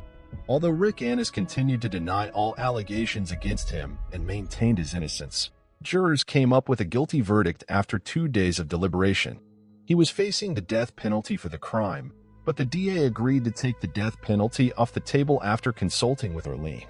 Arlene later said that she felt agreeing to a life without parole sentence for Rick Innes would save her from years of potential appeal hearings, but would also ensure that Innes would never be free. On April 14, 2022, he was sentenced to life without parole. He remains incarcerated in William E. Donaldson Correctional Facility in Bessemer, Alabama. For Arlene Slasinski, the outcome was bittersweet. With tears in her eyes, she shared that it meant she had to finally accept that Lori was never coming home, an incredible hope that a portion of her heart always clung to. Let us know in the comments section what your thoughts are on this tragic case. Do you think Rick Innes will ever give up the location of Lori's remains? On July 31, 1999, 17-year-old high school seniors and best friends, J.B. Beasley and Tracy Hallett, began their journey from their hometown of Dothan, Alabama. They were headed towards a birthday party for J.B. in Headland, Alabama, but the girls ended up getting lost along the way. In a phone call to her mother from Ozark around 11:30 p.m., Tracy informed her mom that they were heading back home. However, neither girl would ever make it home. Their lifeless bodies would be found the next day in the trunk of their car, raising the long-debated question of what might have happened to them. Did it have something to do with the party? Or did the girls run into trouble on the road heading back from Ozark, located in southeast Alabama near the Florida border? Ozark is known as the home of Rucker, situated in the heart of Dale County. It's a typical charming southern town, home to nearly 15,000 people. It's a nice place for both raising a family and spending retirement years. However, the town was not the sort of place to hit the headlines until the gruesome double homicide of 2 high school seniors in 1999, which baffled the community for years to come. J.B. Hilton Green Beasley was born on July 31, 1981, to parents Cheryl and Hilton Lanier Beasley in Troy, Alabama. After her parents separated, she moved to Dothan with her mother in 1984. She was adored by her mother as well as her stepfather, Joey Begun, whom her mother married after a few years. She grew up in a nice home in Dothan, along with her 4 sisters. JB grew up to be a very outgoing girl who was involved in various activities, including cheerleading, dance, piano, and swimming. She even modeled for several agencies along with her sisters. Besides all of her hobbies, she loved hanging out with her friends and family. It was high school when JB met fellow cheerleader Tracy Hallett, and the two did not take long to become best friends. Tracy Jean Hallett was born on March 3, 1982, to parents Carolyn and Robert Hallett. Unfortunately, her father, who worked in the Dothan Police Department, died when Tracy was only 5 years old. Her mother later remarried a man named Mike Roberts, who helped raise Tracy along with her mother. Unlike JB, Tracy was a bit shy but never hesitated to put people before herself. She was also very protective over her two brothers, who were much younger than her. Even at a young age, she was a responsible older sister. Tracy also attended Northview High School and regularly received good grades and was a cheerleader alongside JB. As both girls were blossoming into their adulthood, JB and Tracy were oblivious to their dreadful fate, which would strip them of all their future hopes and dreams. On July 31, 1999, at around 10:05 p.m., JB and Tracy left Dothan in JB's black 1993 Mazda 929 to attend a birthday party organized in JB's honor in Headland, just a few miles north. However, the young girls, being unfamiliar with the roads leading to their destination, soon found themselves in trouble. Within a few minutes of starting their journey from their hometown, they got lost. Around 10:30 p.m., JB and Tracy stopped at BP Gas Day near the intersection of routes 173 and 431 in Headland in search of directions. Using a payphone at that gas station, they called their friends to get better directions to the party. After the call, the girls kept driving to reach their destination but instead ended up in Ozark, Alabama, about 24 miles northwest of Headland, realizing they still did not understand the directions to the party. At 11:30 p.m., the girls stopped at the Big Little store. Although the store was already closed by then, Tracy called her mother from the store's payphone. She informed her of how they got lost and ended up in Ozark and that they were now planning to come back home. At the same time, a woman named Marilyn Marin and her daughters stopped at the gas station to buy a soda. The girls then asked her for directions back to Dothan. Marilyn tried to explain the way as well as she could, and the young girls seemed to understand. Marilyn would later say that she noticed that the girls looked nice and polite with a clean and tidy car. Marilyn remembered seeing the girls pulling out of the parking lot and turning right just as Marilyn had directed. Although nothing seemed amiss at the time, JB Beasley and Tracy Hullett never made it home. The following morning, August 1, 1999, at around 8 a.m., Tracy's mother called the police to report her daughter missing. It did not take police long to find their first clue regarding the girls' whereabouts. Later that day, after Tracy was reported missing, cops successfully located JB's car, which had been parked on Herring Avenue in Ozark. The most bizarre thing was, despite having filled the gas tank the day before, the tank was almost empty. The car was muddy, the driver's side window was partially down, yet the doors were locked. However, police could not find any signs of a forced entry into the vehicle. Inside the car, JB's driver's license was lying on the dash. The purses of both girls were still inside the car, along with their cash. The only known missing item was JB's car keys. However, there was no sign of either of the girls. A pump was recovered from the trunk lid of the locked trunk, which gave the police a foreboding feeling that something was horribly wrong.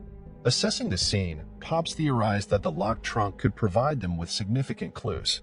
But without the keys, they could not open the trunk. It took them 6 long hours to discover that they could open the trunk of the car with the help of an interior latch without needing a trunk key or a locksmith. Upon opening the trunk, police made a grisly discovery. The lifeless bodies of the two girls were stuffed inside. Both girls were fully clothed, but their pants were soiled from the waist down. Both girls had been shot once in the head, Tracy in the temple, and JB in the right cheek. Tracy had a 9mm shell casing on her leg, scratches on her arm, and her jeans had thorn briars on them. JB's clothes, on the other hand, were muddy and dirty, especially her newly purchased shoes. Although authorities concluded that the teenagers were killed execution style, they had most likely been killed inside the trunk. As the families were informed about the heart-wrenching discovery, authorities formally started their homicide investigation. Although investigators were considering robbery as a possible motive during the initial phase of the investigation, it was quickly ruled out after confirming that not only the girls' purses but also their jewelry, money, and credit cards remained inside the car. Autopsies later confirmed that there were no traces of alcohol or drugs in their system. The report also suggested that neither girl had been sexually assaulted prior to their demise. This basically ruled out the possibility of the crime being sexually motivated. However, more than 2 months later, the state crime lab issued a report indicating that there were traces of unknown semen on JB's bra, panties, and skin. The palm print recovered from the lid of the trunk also remained unidentified. With no matches in the system and number one to compare their evidence against, authorities were left without much to go on. As word of a double murder of 2 teen girls spread like wildfire, authorities were no closer to zeroing in on a suspect. A reward was also put out in an attempt to gather information regarding the murder, but it did not uncover any new leads. However, authorities seemed to soon get an unexpected breakthrough. On September 1st, exactly 1 month after the bodies of JB and Tracy were found, a longtime Ozark resident, 28-year-old Johnny William Barentine, walked into the Ozark Police Department to tell a bizarre story. He claimed that he had been a witness to the high-profile double homicide of the Dothan teenagers. Barentine told police that on the night of the murders, around the same time Tracy Hollick called her mother from the payphone at the Big Little store, he went out to buy milk for his 2-year-old son. He claimed that while he was out, he had witnessed the horrendous act. He returned home at 1 a.m., visibly upset, and told his wife that he'd been hit by a black truck near Herring Road. In the days following JB and Tracy's murder, when he shared the information with some of his friends, they convinced him that he should go to the police with this information as it could be linked to the murders of Tracy JB, which would not only help police crack the case, but could also get him the reward as well. Disturbingly, in the 4 hours of interview with Ozark police, Barentine changed his story 6 times. According to then Ozark Police Chief Tony Spivey, Barentine initially said that on the night of the kill, he had seen a black truck speeding away from the area where the girls were found. But as the interview continued, his story kept evolving and changing. Finally, he claimed that he'd picked up a tattooed man he didn't know, and the two drove by the Big Little store. He further claimed that the man, to whom he'd given a ride, got into the car with 2 girls, whom Barentine identified as the deceased Dothan teenagers. He said they ended up on Herring Avenue, where the man forced the girls out of the car. A struggle occurred between the men and the girls as they were trying to get away. After placing them in the trunk, Barentine said he saw something in that man's hand moments before hearing 2 gunshots. And when the man returned, Barentine again gave him a ride from the scene and then went home. In another version, Barentine confessed to investigators that he knew the man he'd picked up and given a ride to and identified him to be his neighbor. Alarmingly, Barentine himself lived less than a mile from where police discovered the bodies. Police did not buy his story, naming him the prime suspect in the murder of J.B. Beasley and Tracy Hollick. Ozark police arrested Johnny Barentine on the spot, charging him with 2 counts of capital murder. But there were several problems with his accounts. Barentine never mentioned sexual activity that would account for the semen on JB's clothing and body. Besides, the neighbor he implicated had an alibi for the evening. Several people noted that he looked startled and like he had just awoken from a deep sleep in his mugshot.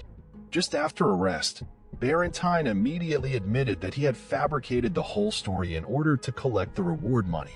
However, police at the time believed they arrested the right person. In the preliminary hearing on September 20th, Alabama Bureau of Investigation agent Charles Huggins testified that Barentine was able to describe the girls' clothing and other items consistent with the crime, suggesting he was there at the scene. From the time of his arrest, Barentine was held without bond in the Dale County Jail in Ozark. In an October 18th bond hearing, Barentine denied he was involved in the killings, confessing to the judge that he never picked up a tattooed man and didn't see anything the night of the murders. He said that he simply went to the BP at about 11 p.m. to get milk for his little boy and later fabricated the whole story to claim the reward money. However, he was denied the bond and sent back to jail. Even during this turbulent time, Barentine's family members never stopped supporting him. They even gave interviews to the media, professing his innocence, saying he was incapable of hurting anyone.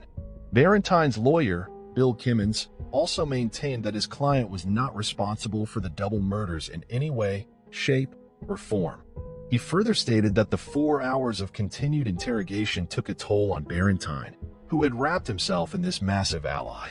During police questioning, he was never told that he could go to the bathroom or was free to leave whenever he wanted. Barentine's defense also pointed out the fact that Barentine only finished the 7th grade and a portion of the 8th grade. He said his client was in special education classes, indicating his inability to plan this heinous crime. Barentine was finally released from jail on December 17, 1999, after it was revealed that Barentine's DNA did not match that from the semen found on JB's body and clothing. In January 2000, a Dale County grand jury declined to indict Barentine and cleared him as a suspect in this double murder. After Johnny Barentine was cleared of suspicion, the investigation endured a setback. The methods employed by investigators were also criticized. There began to be mutterings that the Ozark police were incapable of handling the case. However, police still had some potential suspects on the radar. One of the most viable suspects was a man from Michigan who was at a party the night of the murders near where JB's car was later found. Investigators discovered that the man, who was not publicly named, left town within days of the murders. Investigators had even traveled to Michigan 3 times to interview him. He could not account for 3 or 4 hours of time on the night of the murders and later made some suspicious statements to people. However, the police declined to elaborate on these alleged statements. As it turned out, he was also later ruled out by DNA. Another significant lead police were chasing during the initial phase of the investigation was the driver of a small white pickup truck. A video surveillance camera inside the Big Little store caught a grainy pork image of what appeared to be a small white pickup truck at the gas pumps at the same time JB and Tracy were at the payphone calling Tracy's mother. No digital trail could be traced, though, as there was no record of a gas purchase at the pump at that time. The video neither showed anyone getting out of the truck nor did it show the driver clearly. After releasing a photo of the truck to the media a month into the investigation, police urged the public to come forward with information. Unfortunately, both the driver and the truck vanished into thin air as the lead faded away. The last lead for the investigators was a man from Mississippi. Police said the man, who was extradited from Jones County, had been arrested there on an outstanding warrant for possession of drug paraphernalia issued in Ozark. The man had been staying with relatives in Ozark, but left 2 days after the murders. According to Spivey, investigators wanted to question a in connection with the case. However, no significant information came out in light of this lead. Without any evidence, investigators were forced to let him go.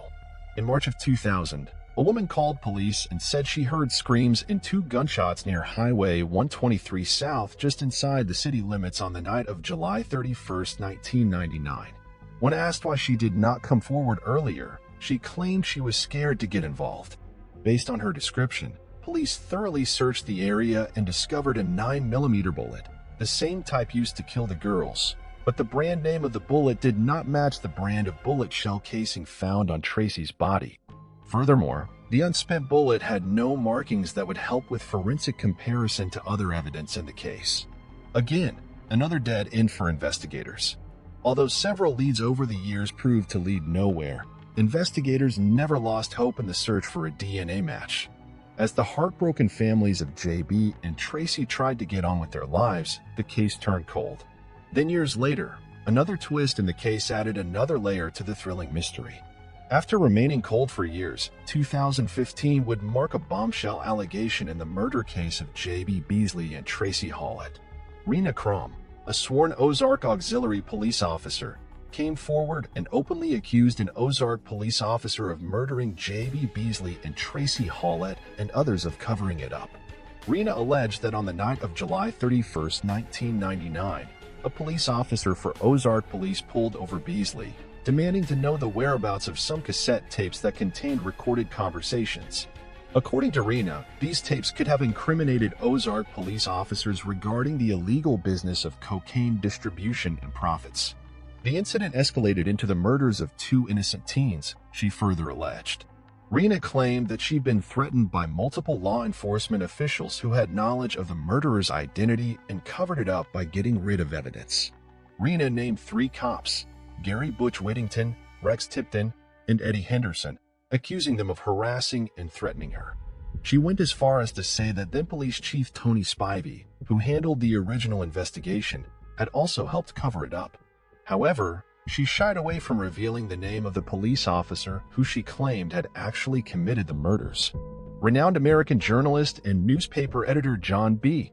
Carroll wrote an article saying that he believed the officer in question presumed the two girls intended to use tapes in a court case that was scheduled for August 2nd, 1999, less than 48 hours after they were murdered.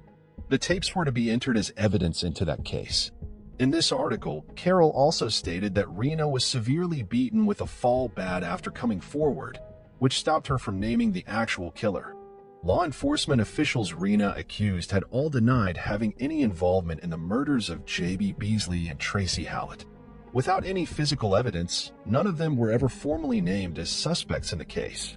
Regardless of that, the allegations blew up on numerous true crime websites and social media, leading to a defamation lawsuit. On January 29, 2016, Keith Kaufman, Rex Tipton, Tony Spivey, Eddie Henderson, and Gary Butch Whittington, all Ozark, Alabama police officials, filed a lawsuit against Rena Crum, John B. Carroll, and Dean Matthews for libel, slander, and defamation of character. That case was dismissed in 2018. In May 2016, Rena Crum received a suspended sentence and a $250 fine after being convicted for harassing J.B. Beasley's sister. Over the years, authorities investigated many theories. They interviewed hundreds of people and took DNA samples from several suspects, but to no avail. It would take 20 years and the innovation of new DNA technologies before police could apprehend a suspect. In March 2019, investigators sent the DNA found on JB's body and clothes to the Virginia-based Parabon Nanolab, which specializes in DNA phenotyping and genetics using public genealogy databases. After analyzing the DNA, the lab finally made a connection to a suspect, Colleen McCraney.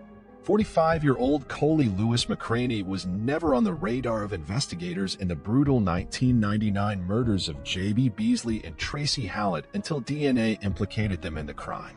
McCraney, who's an Alabama native, graduated from Carroll High School in Ozark in 1992, where he was an athlete as well as the president of the Library Club. After that, he joined the U.S. Air Force and served there from 1993 to 1997. He was married in 1992 but separated from his first wife in 1994 and later divorced. According to the reports of Dothan Eagle at the time, McCraney's ex-wife filed a complaint with the Air Force in 1994, stating that McCraney had assaulted her. McCraney remarried in 2001 and had children with a second wife. Other than failing to pay child support in 1990, McCraney had no criminal record in the past 20 years or so. He'd been working as a trucker all of his life and had worked for several trucking companies in Alabama over the years. In recent years, he co-founded a church and worked as a bishop there. At the time of the killings, he was around 26 and living on Lisenby Drive in Ozark, about 1 mile away from where the bodies of J.B. Beasley and Tracy Hallett were found in 1999. 2 decades after the slain high school seniors J.B. Beasley and Tracy Hallett were found, Coley McCraney was arrested after a traffic stop in Daleville, Alabama on March 19, 2019. In the interview with police after he was taken into custody, McCraney said he did not know the investigators did not clarify any motive for the murder. The news of his arrest was a great shock to the Ozark community and the Ozark police chief, Marlon Walker, who went to school with McCraney, as it seemed that the many twisted strands in this baffling case were finally all being tied together. There was to be one more revelation. The now 53-year-old Rena Crum, who previously accused the Ozark Police Department of covering up the murder, recanted her allegations as she testified during a hearing for McCraney in August 2022. McCraney, now 49, is facing 5 counts of capital murder charges for the shooting deaths of J.B. Beasley and Tracy Hallett. He now sits behind bars in Dale County Jail as of the time of arrest. His bond has been denied pending his trial on April 17, 2023. The news of finally apprehending the killer was a relief to the families of both girls. However, reliving all the haunting memories through the trial and hearings is another painful journey still to come. We can only hope that the families can heal through a sense of peace that their daughters are finally getting justice more than 2 decades later. Do you believe McCraney is responsible for the murders? If so, what was the motive? Do you find any validity in the police cover-up claims? Let us know what your thoughts are in the comments section below. On November 24, 1989, Central Washington University student, 18-year-old Mandy Stavic, suddenly went missing after taking a jog through her neighborhood. Her body was discovered by a search team 3 days later in a nearby river. So what exactly happened to Mandy? Did she drown while taking a swim? Or did something much more sinister happen to her? Today's case will take us to Acme, a town in Whatcom County, Washington, United States. It's located in the South Fork Valley between the northern Cascade Mountains and Lake Whatcom. The town is locally known as a scenic area and contains several camping opportunities along Lake Whatcom. Many people who live in the place choose it because of its good reputation, as well as its close-knit proximity to several parks and recreational areas. Mandy was born on the 16th of April 1971 to Glenn and Mary Stavic. She was not an only child, but had 3 siblings by the names of Brent, Lee, and Molly. In 1974, Glenn and Mary's marriage came crashing down, and they went their separate ways. Brent, who was Mandy's older brother, died the following year at the age of 17 during a hunting trip in Alaska. Following this, Mary relocated from Palmer, Alaska, to Acme with her 3 children, and they began a new life there. Mandy was in the 7th grade around this time. She soon got used to her new environment and also became a popular face around the neighborhood. She was full of life, and it was just impossible not to love her. At school in her new environment, Mandy excelled, not only in academics but also in other extracurricular activities. She was a member of the school band, and she could play the flute, clarinet, and saxophone. She also had a love for athletics, which made her join the basketball team. Her passion for sports did not stop there, as she could also play softball and ride on horseback. She wanted to do everything, wanted to be very good at everything she did, and she was. She was a high achiever, said Mandy's mother. She wanted to do well in everything she did. She had it all going for her. She had a bright future ahead of her. The house where Mandy lived with her mother and siblings was located on Strand Road and was about a mile from the highway. About 5 miles from the house was a river, popularly referred to as Nooksack River by the locals. Mandy was in the habit of jogging around her neighborhood. She'd often start from her house and run westbound toward the west side of the Strand Road and down to the Nooksack River. It was her favorite route, and her mother, Mary, and the family German shepherd named Kyra joined her occasionally on a run. However, Mary usually rode a bike instead of jogging alongside her daughter. By the time Mandy graduated from Mount Baker High School, she was conversant in sign language. To top it off, she graduated as an honors student, and her mother's joy knew no bounds. Mandy had big dreams and hoped one day to become a commercial pilot. With this burning desire, she went to Central Washington University at the age of 18, believing that in a few years, she would have obtained her commercial pilot's license.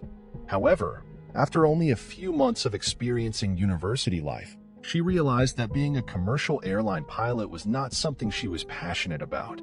She just couldn't see herself sitting for long hours in front of the flight instrument panel of an aircraft. Due to this, she decided to choose a different career path. At her new school, she met Yoko, a Japanese girl who was also pursuing a degree at the university. The two were roommates and quickly became great friends. From Yoko, Mandy learned the rudiments of the Japanese language, and in no time, she was speaking it fairly fluently. Mandy was also in a relationship with a guy named Rick Sender. It was an affair that her family and friends were well aware of. In November 1989, Central Washington University observed Thanksgiving, and students were allowed to go home to spend time with their families and loved ones. Mandy said goodbye to her friends at school and traveled down to Acme to be with her family. Yoko also went along with her. When the two arrived there, everyone was happy to see them. It was a full house as some relatives were also around for the holiday. Mandy quickly went around to introduce her Japanese friend, and in no time, Yoko was feeling like she'd been part of the family for a long time. The atmosphere around the house was generally lively, and no one had any idea that a terrible disaster was close by. The present was what they were all focused on, and they went about eating and drinking with no worry for the future. The following day, which was November 24th, Mandy and Yoko got out of the house and took a walk around the neighborhood. She used the opportunity to show her sighted friends some points of interest. When they got back to the house, they settled down to a tasty meal. Around 2 p.m., Mandy announced that she was going out for a jog. Mary could not join her because she was busy attending to the relatives that were around, and Yoko also decided to stay indoors and busy herself with something else. Mandy changed into a light-colored sweatshirt and teal-green sweatpants. On her feet, she wore light blue running shoes that had purple stripes. She also grabbed her Walkman so she could listen to music while out jogging. At around 2:30 p.m., she left the house, and Kyra, the German Shepherd, followed at her heels. That was the last time she would be seen alive by her mother. 2 hours went by, and neither Mandy nor the dog returned. Mary began to slightly worry. She knew her daughter was someone who kept a routine, and so she should have been back from her jog. It was very unusual. I was panicked. Mandy was so consistent in what she always did. There was no reason for her not to come back, Mary said. While Mary was still trying to figure out what might be wrong, Kyra bounded into the house with her tail tucked between her legs. Mary looked around for Mandy, but realized that the dog had returned alone. She immediately dialed Rick's number, feeling Mandy might have stopped by her boyfriend's place before finally coming home. However, when Rick picked up, it wasn't the word she was expecting. He told her that he hadn't seen Mandy, and she knew immediately that something was terribly wrong. After getting off the phone with Rick, she called the sheriff and informed him about what had happened. She also reached out to as many people as she could think of to notify them about Mandy's disappearance. In no time, a majority of the community, as well as police officers, were out searching for her. People came forward, giving accounts of seeing her jogging around in the afternoon of that day. Lee, my son, he was at the Andersons' house, which is about halfway between my house and Highway 9 down Strand Road, Mary said. He was there visiting his friend, Jeremy. He remembered seeing her jog by coming home, she added. The search for Mandy that day proved futile, and she did not return home. The following day, the search intensified, and Detective Ron Peterson led a team of officers to comb through the woods and various places around the neighborhood, especially along the trail where she was known to jog. But there was no sign of her anywhere. 2 days after Mandy vanished without a trace, a team assigned to search for her came across something odd. They were checking the side of the road when one of them saw a pair of green sweatpants. Mary was called to the scene to identify if the clothing items were Mandy's. I didn't remember exactly what she was wearing, but I didn't think they could have been. For one thing, they were dirty, and they had ripped holes in them. And Mandy wouldn't have ever worn anything like that, Mary said. Due to Mary's uncertainty, the pants were collected and sent to the laboratory for analysis to determine if they were Mandy's, but the results returned nothing that could be of help. November 27, 1989, marked 3 days since Mandy went missing. Her family was devastated about not knowing what had become of her, but they remained hopeful that she would be found alive. The hope was that they'd find her alive, Mandy's older sister Molly said. We just prayed that they would find her alive. You think to yourself, God, maybe she's just hurt. She can't get home, she added. Officers decided to look at the surrounding water bodies and, with the help of a neighboring district fire department's boat, they began their search of the Nooksack River. Detective Ron led the team. We came around the corner and we got out of the main river and then into a little side channel, and I could see pink. Something pink, Detective Ron said. The object they saw was stuck in some river debris, and when they got close enough, they realized it was the body of the woman they'd been looking for. She was not wearing anything except for the striped running shoes she'd worn out to jog several days earlier. The search team stopped the boat, and Detective Ron retrieved Mandy's body from the knee-deep water. Afterwards, it was placed in a body bag and taken away for an autopsy. Mandy's family were informed about the discovery and the state in which her body had been found. They were shattered by the news. It was all too much to take in. I remember running out of the house. I ran off into the field, and I just remember screaming at life at God. How could something like this happen? Molly said. When news of Mandy's death spread, the community was thrown into commotion. The fact that a murder had been committed in a usually peaceful and instant-free place was unsettling, and residents began to eye each other suspiciously. Detectives immediately began an investigation to understand what had happened to Mandy. The state of undress in which she'd been found made detectives strongly suspect foul play. However, there was no way to tell this for sure since the area she'd been found in was undisturbed, and there was no obvious sign of struggle. There were scratches on Mandy's arms and legs, and detectives believed she must have gotten them while running through thorns. She also had an obvious injury at the back of her head. The autopsy conducted the following day after the body was recovered revealed that she had died by drowning. Detectives were puzzled by this because the part of the river where her body was found was shallow, so it seemed highly impossible that it had been an accidental drowning. There was also evidence to suggest that she'd been sexually abused, leading detectives to conclude they had a homicide case on their hands. They speculated that whoever killed Mandy had abducted her using a weapon, then sexually assaulted her. After trying to flee, the assailant caught up with her, striking the back of her head with an object and ultimately drowning her in the river. The first person suspected was Rick. He was questioned immediately, but detectives found nothing tying him to Mandy's death and he was cleared. To shed more light on the situation, Detective Ron, trained in DNA recovery, collected evidence from Mandy's body and sent it to the FBI for testing. An unknown male's DNA profile was established, but no match was found in the database. The investigation intensified, following up on tips and analyzing the DNA of about 30 men in Acme, but no leads surfaced. On December 4, 1989, a memorial service was held for Mandy at her former high school, attended by about 1,000 students paying their respects. Mary, in pain, spoke during the service about Mandy's survivor attitude and the challenge to learn and grow from tragedies. It hadn't been easy, but on the other hand, I have made some friends. Since there was not much to go on, the case went cold. Years went by, and Mandy's killer remained a mystery. In 2009, the case was assigned to Detective Kevin Both. He got to work and began taking a close look at the available evidence. I started going through who's been interviewed, who's been talked to, Detective Kevin said. He found out about a drug dealer named John Wozniewski, who had been questioned in the past about the murder. At the time, John claimed to know who killed Mandy, but upon questioning, police were unable to extract any meaningful information from him. John's DNA did not match the DNA recovered from Mandy's body, so he was ruled out as a potential suspect. Detective Kevin decided to once again interrogate him and see what he could get out of him. He traveled to Cambodia, where John had moved, but ultimately, nothing came out of it. The case would remain stagnant until the unexpected happened 3 years later. One day in June 2013, two unrelated women, Mary Lee Anderson and Heather Backstrom, who lived near Bellingham, a city about 35 minutes drive from Acme, decided to take their kids to the local park. While their children played a short distance away, the two women sat with a group of other mothers and began chatting about their families and life in general. The conversation centered on the unsolved murder of Mandy that had taken place several years earlier. Suddenly, Heather said she knew who the killer was. With surprise written all over her face, Mary Lee also said she knew who it was.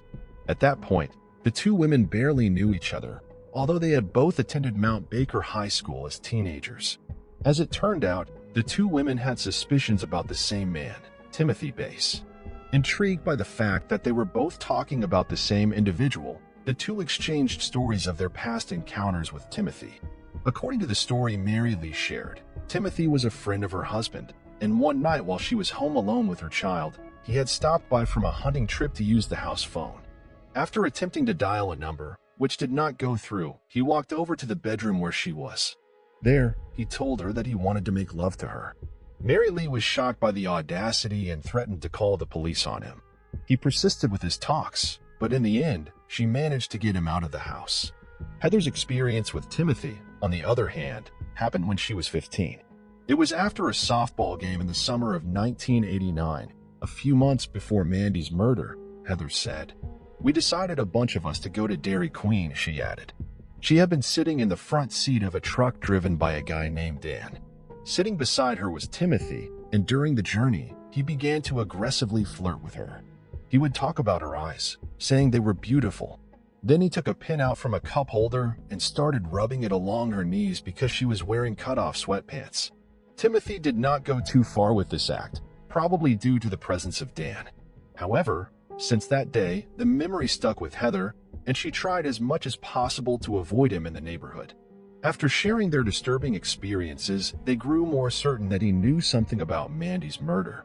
Mary Lee reached out to Detective Ken Gates, who had been her high school classmate and was working at the Whatcom Sheriff's Office. She told of her suspicion about Timothy and also gave the reasons why she had them. I really wasn't ready because we're in a small town, and to accuse someone of something we don't know for sure is a little scary, Mary Lee said. Detective Gates and the other detectives assigned to Mandy's case began unraveling as much as they could about Timothy. What they found out was that he had no criminal record, but something else about him caught their attention. Back in 1989, at the time of the murder, Timothy and his family had been living in a house that was right along Mandy's favorite running route. Where he lived was not too far from Mandy's house. His family was well liked in the community, and he had also attended the same high school as Mandy. In January 1990, he had gotten married to a woman named Gina Malone and moved to Everson, a city in Washington that's about 19 miles north of ACME. The union between Timothy and Gina produced 3 children, and he was leading a normal and quiet life working as a delivery driver for a bakery known as the France Bakery Outlet. Detectives also discovered that none of the male members of Timothy's family, including him, had been asked to provide their DNA for testing. Due to this, detectives decided to pay him a visit at his home.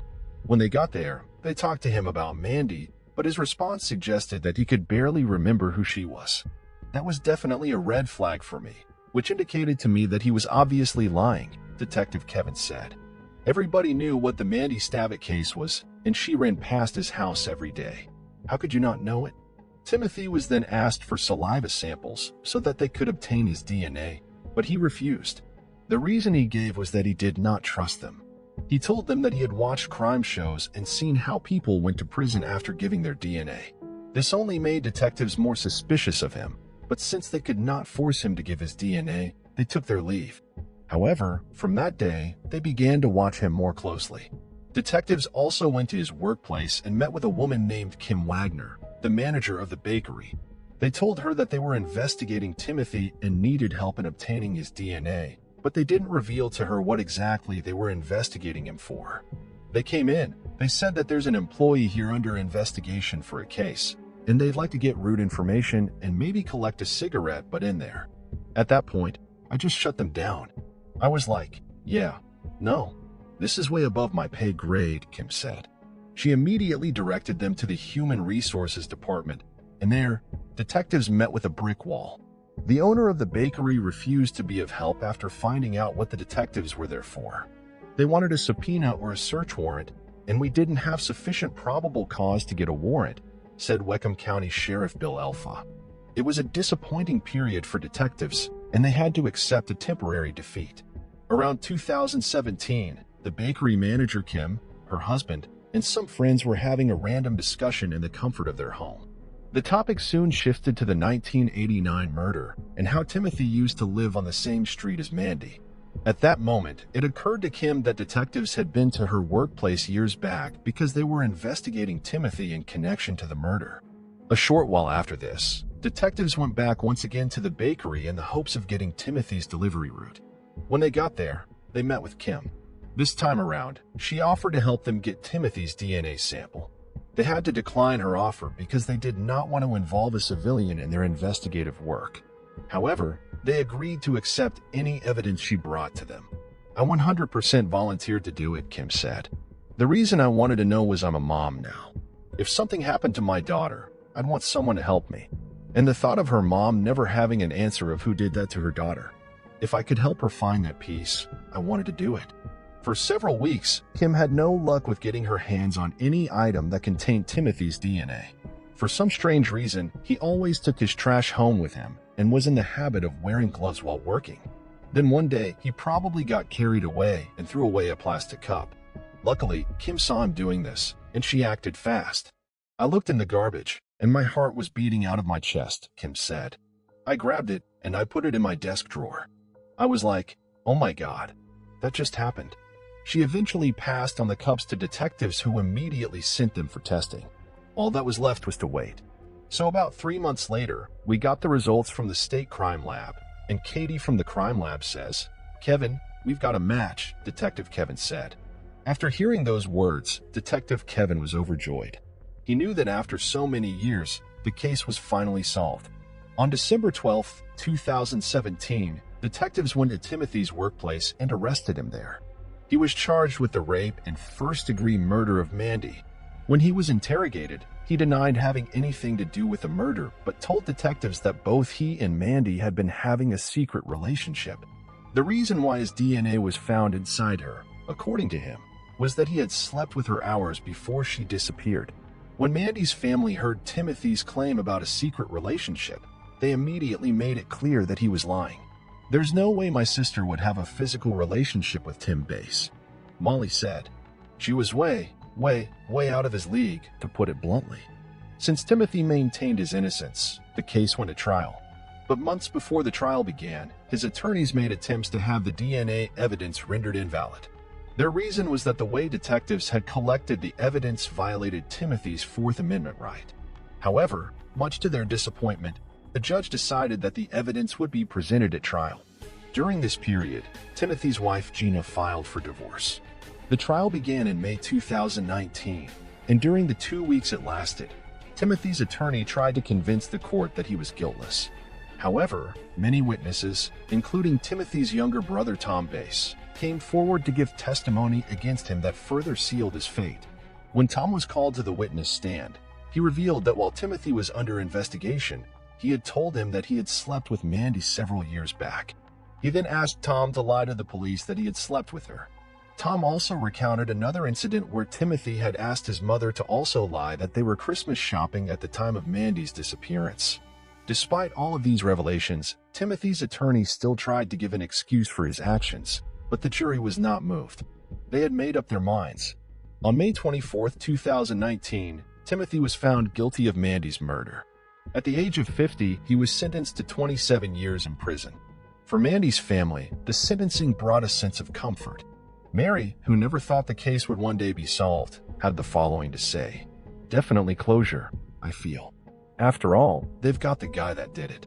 He'll spend enough years in jail, so if he ever does get out, his life will be practically over." Sadly, the life of a young and ambitious woman like Mandy was brought to an abrupt end. However, there's still relief in knowing that her killer has been brought to justice. But do you think there was a chance that both Mandy and Timothy had a secret affair? Or was it something he said out of desperation? Let us know your thoughts in the comment section. On October 11, 1991, Linda Little, a waitress at a restaurant in Daytona Beach, Florida, suddenly vanished without a trace after getting off work. Her disappearance puzzled detectives for several years until the killer received spiritual enlightenment while incarcerated, leading to a chilling confession. So what happened to Linda? Where did she go after leaving work that night? Was she followed, or did an unfortunate twist of fate put her in the wrong place at the wrong time? Today's case will take us to the city of Daytona Beach, located on the east coast of Florida Panhandle. It's famous for its white sandy beaches and world-renowned international speedway, making it a go-to spot for racing enthusiasts. The city boasts several resorts, attractions, and, of course, beautiful ocean views that attract millions of tourists yearly. Let's first go back to the beginning, though. Linda was born on the 29th of October 1947 in North Carolina. Not much is known about her early life other than she grew up with 3 siblings and a close-knit family. Joy Little, Linda's younger sister, described her as someone with a lively spirit and whom people enjoy being around. When Linda was around the age of 19, she gave birth to her first and only child, whom she named Mike Parrish. It's not clear who the father of Mike was or at what point Linda became a single mother, but she eventually raised her son with the help of her family. In 1989, at the age of 41, Linda moved out of North Carolina and began living in Daytona Beach, Florida. Her apartment was a stone's throw away from the popular Broadway Bridge located in downtown Daytona, and she lived alone. To make ends meet in the new city, she took up a job as a waitress at the Chart House restaurant on South Beach Street. Everyone in her workplace loved her due to her positive energy. The pay she was getting at her new place of work wasn't really much, but it was enough to get by. Linda enjoyed biking and would often cycle to and from work, among other places. At the time, she owned a blue and rust-colored Murray touring bike, which she rode almost everywhere. At some point, she began a romantic relationship with a man from New Smyrna Beach, an area about 24 minutes drive from Daytona Beach. Linda was at a good place in her life. She had her job, a boyfriend, family, and friends. Things were looking up, and she seemed genuinely happy. Little did she know that her happy life would be snatched away from her all too soon. October 11, 1991, made it about 2 years that Linda had been living in Daytona Beach. Those 2 years had gone by in a flash, and it seemed to her like it had been less than that. On the morning of October 11th at around 1 a.m., she finished her shift at the restaurant and prepared to leave. Attending to hungry customers all night long had drained her, and she couldn't wait to be out of the place. She immediately changed into black stretch pants and a white shirt, said goodbye to her coworkers, and made her way out of the restaurant with a backpack. Linda was someone who was particular about her appearance and always had a change of clothes and makeup for after her shift, which she usually carried in a backpack. She got on her Murray touring bike and headed towards a bar located on Broadway. This bar was known as Matey's Brig Bar. She had plans to have a drink or two with some friends there before finally going home. When she got to the bar, she hopped off her bike and parked it in a spot she felt was safe. After doing this, she made her way inside the noisy bar and, in no time, spotted some of her friends sitting and chatting animatedly at a table. She went to meet them and joined in the conversation. Their talk soon centered on Linda's love life, and she was more than happy to tell her friends all about her new romance. She told them that she and her boyfriend had plans to go on a vacation that weekend. She brought out a map of Florida from the backpack she was carrying and began pointing out the places she and her boyfriend planned to visit. Linda's friends were excited for her. The one thing they didn't know was that Linda was not telling them the whole truth. She and her boyfriend were not going on any vacation. Although it was something they had both agreed on, much to Linda's disappointment, the boyfriend had called off the plan at the last minute because he wanted to go deep-sea fishing instead. It's not clear why Linda told her friends that the plan was still on. At around 2 a.m., Linda decided to take her leave. She said goodbye and made her way out of the bar. She got on her bike and pedaled in the direction of her house. She stopped at a 7-Eleven that was located a short distance from her apartment to purchase some chocolate milk and a donut. After paying for the items, she got on her bike once again and rode off. That was the last time anyone would see her. The following day, Linda did not show up for her shift at work. It was unlike her to miss a day of work, and both her coworkers and employer found her absence strange. On rare occasions when she'd missed work in the past, she'd call in to inform her employer or get someone to cover her shift. Despite that, her coworkers at the Chart House restaurant went about their duties religiously, and the day soon went by. They expected that by the following day, she would report back to work. However, the following day, there was still no sign of Linda. Her coworkers became even more worried and feared that something was really amiss. One of them decided to call Linda's sister Joy Little to inform her about what was going on. We all knew that something was wrong. Joy Little recalls when she was told about her sister's disappearance. A friend and co-worker of Linda by the name of Barbara Sheridan finally reported her as missing 3 days after she had mysteriously disappeared. Meanwhile, Linda's co-workers and friends were not the only ones who had noticed her absence. The landlord of the apartment where she lived had also gotten worried when he did not see her for days. He too called the police and reported her missing. Daytona Beach detectives, suddenly faced with the task of finding the missing woman, went to her apartment believing that perhaps they could find some clue there that would give them an idea of what had happened to her. With the aid of the landlord, they entered Linda's apartment and began looking around. Everything was in order, and it did not seem as if the living space had been disturbed. Her bed looked as if it had not been slept in. Due to this, detectives began to suspect that she had not made it home after work on October 11th. At that point, they knew they had much serious work on their hands, but they were determined to get to the root of the matter. After the search of her apartment was completed, they began questioning people in the neighborhood as well as her co-workers and friends. It was while doing this that they discovered that she had been to the Matey's Brig Bar and then the 7-Eleven store after her shift ended. But nobody seemed to know where she'd gone after that. It was all so mysterious. During their investigation, they also questioned her boyfriend since there was a likelihood that he would know something about the situation. But after interviewing him, they were still no closer to the truth. There was nothing that could be used to link him to Linda's disappearance. He told the detectives about the canceled vacation they'd wanted to go on, and how it had been initially planned to celebrate their first anniversary. In addition to all this information, they also discovered that the boyfriend was a married man. When Linda's family found out about this, they were shocked. They believed that Linda had probably not known that the man was married before getting into a relationship with him. Police intensified their search and even employed the use of the K-9 unit to aid in the search for Linda. Areas around where she was last seen were thoroughly combed through. They even began searching bodies of water, but all of their efforts proved to be futile. There was no sign of Linda or the bike she had been seen riding. It was as if she had just vanished into thin air. Detectives knew that something bad had happened to her, but there was no evidence that could link her disappearance to foul play. There's no telling what happened. "We had nothing to go on," said Daytona Beach Police Deputy Chief Steve Barrett. Linda's family also asked for the public's help in locating her. A $5,000 reward was offered for information about her whereabouts. In addition to this, they printed and distributed 3,500 missing person flyers. She was described as having brownish red hair, blue eyes, and a height of 5 feet 11 inches. Her weight was listed as 150 to 180 pounds, and a description of the clothes she was last seen wearing was also given. Some of these flyers were given to truck drivers to distribute throughout the country. Billboards with the same information were also put up in strategic locations within the city. As a last resort, Linda's family even turned to a self-proclaimed psychic to help find her. The following year after Linda went missing, her father died. The family was left to suddenly deal with the loss of another family member, which was no doubt devastating. In 1996, Linda's family received a phone call that was both shocking and mysterious. The man who called claimed that he had met Linda in North Carolina.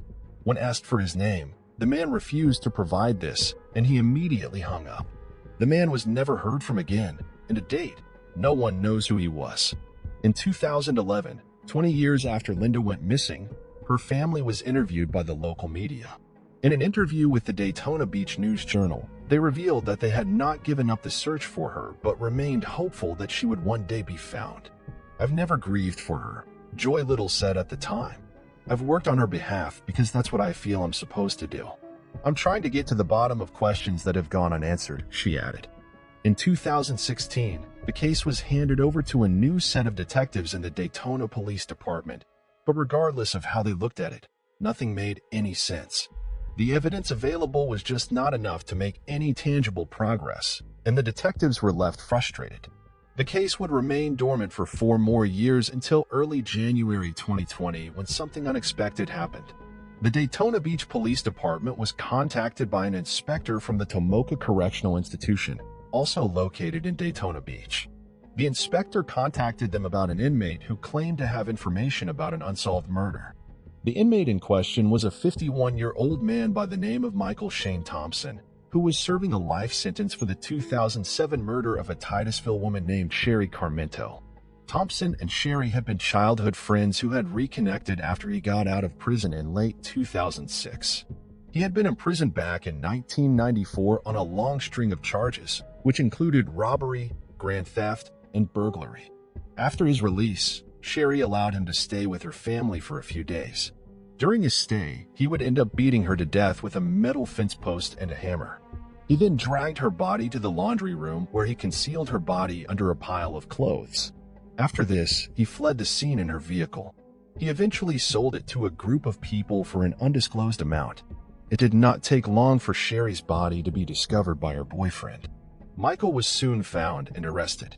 During the interrogation, he admitted to killing Sherry.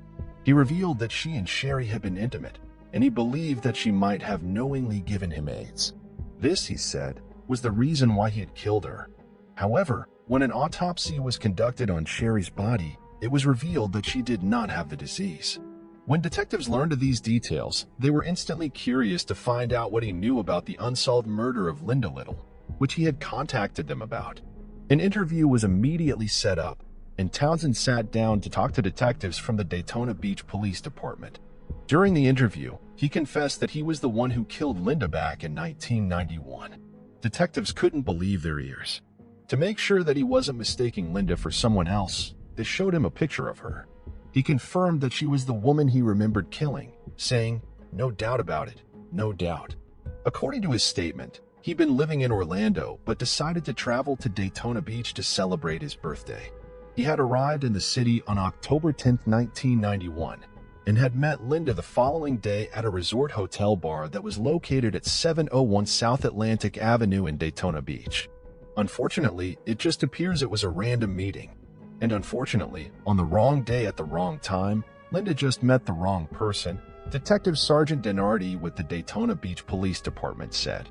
After having a few drinks, they left the club in Michael's car. While driving, he suggested to Linda that they should take a shower for some reason, and she had gotten very upset. According to Thompson, she then freaked out and began to yell and scream at him. He, meanwhile, was growing increasingly angry at all the noise she was making, and when he could not bear it anymore, he hit her hard across the face with the back of his hand. Afterwards, he proceeded to strangle her to death. When he realized that he'd killed her, he immediately thought of his next step. He drove to Kenton County in the state of Georgia, and there, he dumped her body behind a movable waste container. Detectives were amazed by all the details he was able to provide. They knew then that the case was finally solved. In addition to killing Linda, Michael also told detectives he had killed 2 women in Memphis, Tennessee. After the confession, he revealed that the reason why he had chosen to finally come out and tell the truth was that he had found God in prison. Michael also claimed that his predisposition to violence was because he had been sexually abused by his stepfather and some family friends when he was a child. Daytona Beach Police Chief Jakari Young stated he blames his mother and other women in his life for not protecting him as a child. As a result, he developed a hatred for women. Detectives have tried searching for Linda's remains in the area where Michael revealed that he dumped her body several years back, but they haven't had any luck. Through the dedication of detectives, the sustained hope of Linda's family, as well as the confession of the killer, Linda's case was finally solved. But what exactly happened to Linda's body remains a mystery. What are your thoughts on this sad case? Do you think Townsend's childhood abuse reinforced his hatred towards women? Or do you think it's just a pathetic excuse of a mindless killer? Let us know your thoughts in the comment section. Please don't forget to like. Lori Nesson. Any detective will tell you that sometimes all it takes is one piece of information to solve a case. Reynoldsburg police got that tip on a cold case after 4 to 6 long years. On September 28, 1974, Lori Nesson appeared. She had attended a high school football game and subsequently a house party, according to the police. Nesson was last seen walking home just after midnight.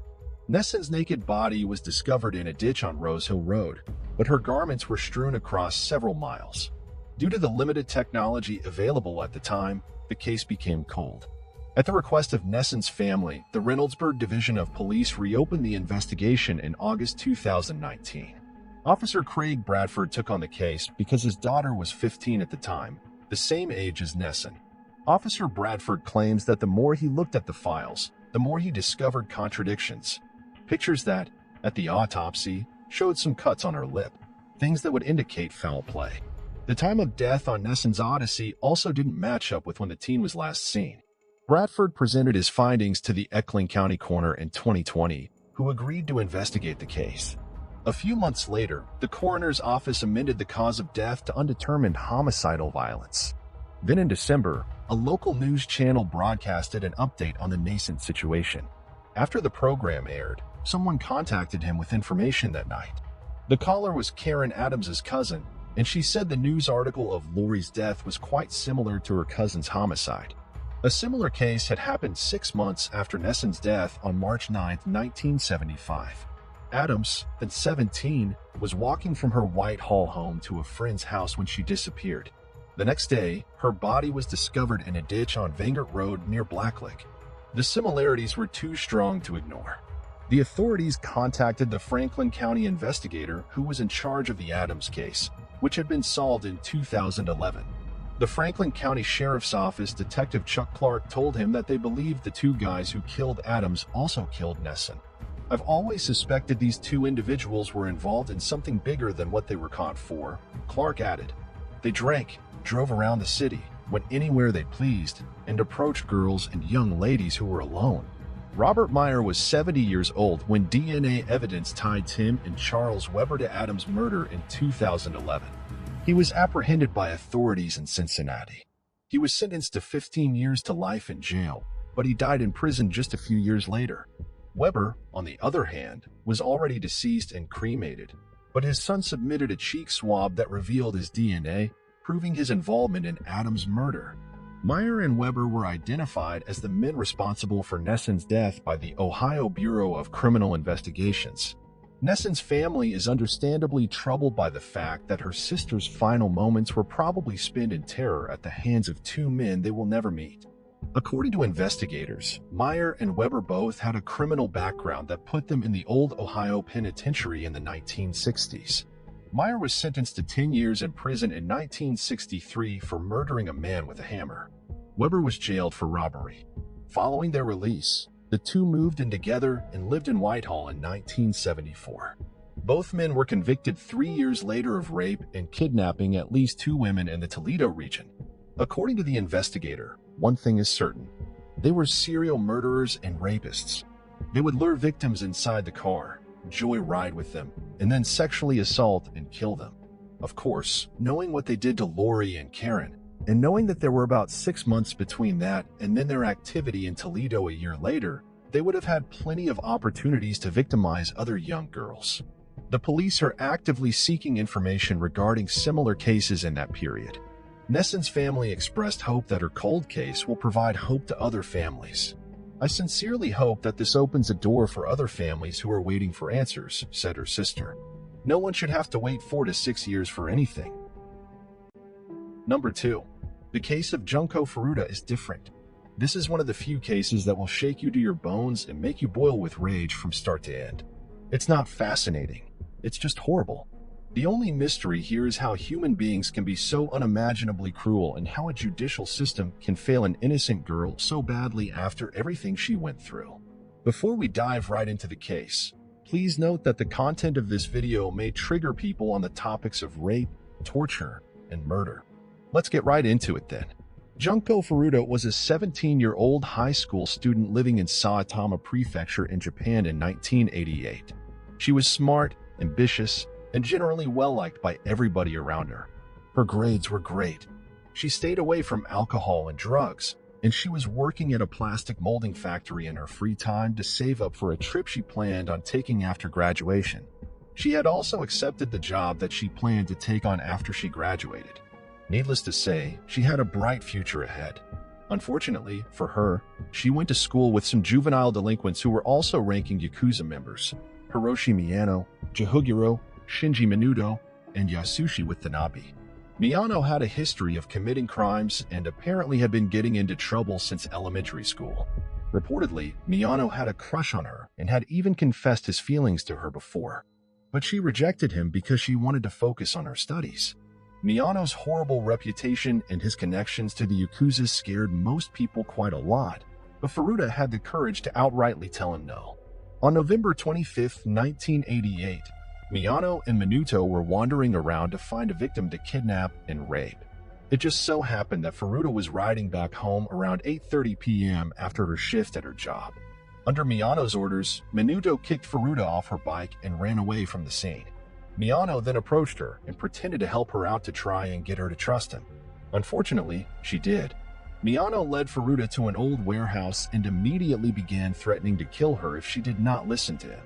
She tried to fight back, but he managed to overpower her, after which he raped her and then led her to a hotel close by where he raped her again.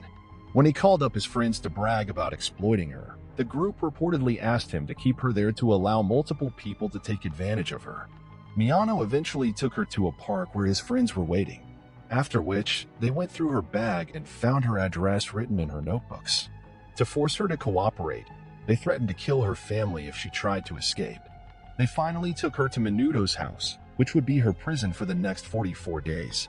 On November 27th, Furuta's parents contacted the police to report her disappearance. This made her captors force her to call her parents and tell them that she had run away and was otherwise fine. They believed her and dropped the case. The boys also forced her to act like Minuto's girlfriend when his parents were around, but quickly dropped the pretense when they realized that his parents would not report him to the police. The boys brutally tortured her over the next month. The brutality of the tortures escalated over time and initially began with humiliating her sexually before inflicting physical pain. While they also gave her limited food and water initially, they eventually stopped that and gave her a diet of cockroaches and milk instead. Their later statements revealed that their tortures included, but were not limited to, making her stand outside naked during the winter, force-feeding her large amounts of alcohol, making her smoke multiple cigarettes at once, urinating on her, beating her, penetrating her with various objects, and burning her with lighter fluid. They even stated that at one point, they penetrated her with a hot light bulb that exploded inside her. Take a moment to let that sink in. Animals treat other animals better. These boys turned into complete monsters while Faruda continued to do her best to defy them and fight back. Not before long, however, the severity of the attacks and her near-to-nothing diet began to take a toll on her body. She became crippled and could not move at all. Her face became swollen, she was severely malnourished, and her body was so injured that it became unable to urinate. As a result, her flesh began to rot while she was still alive.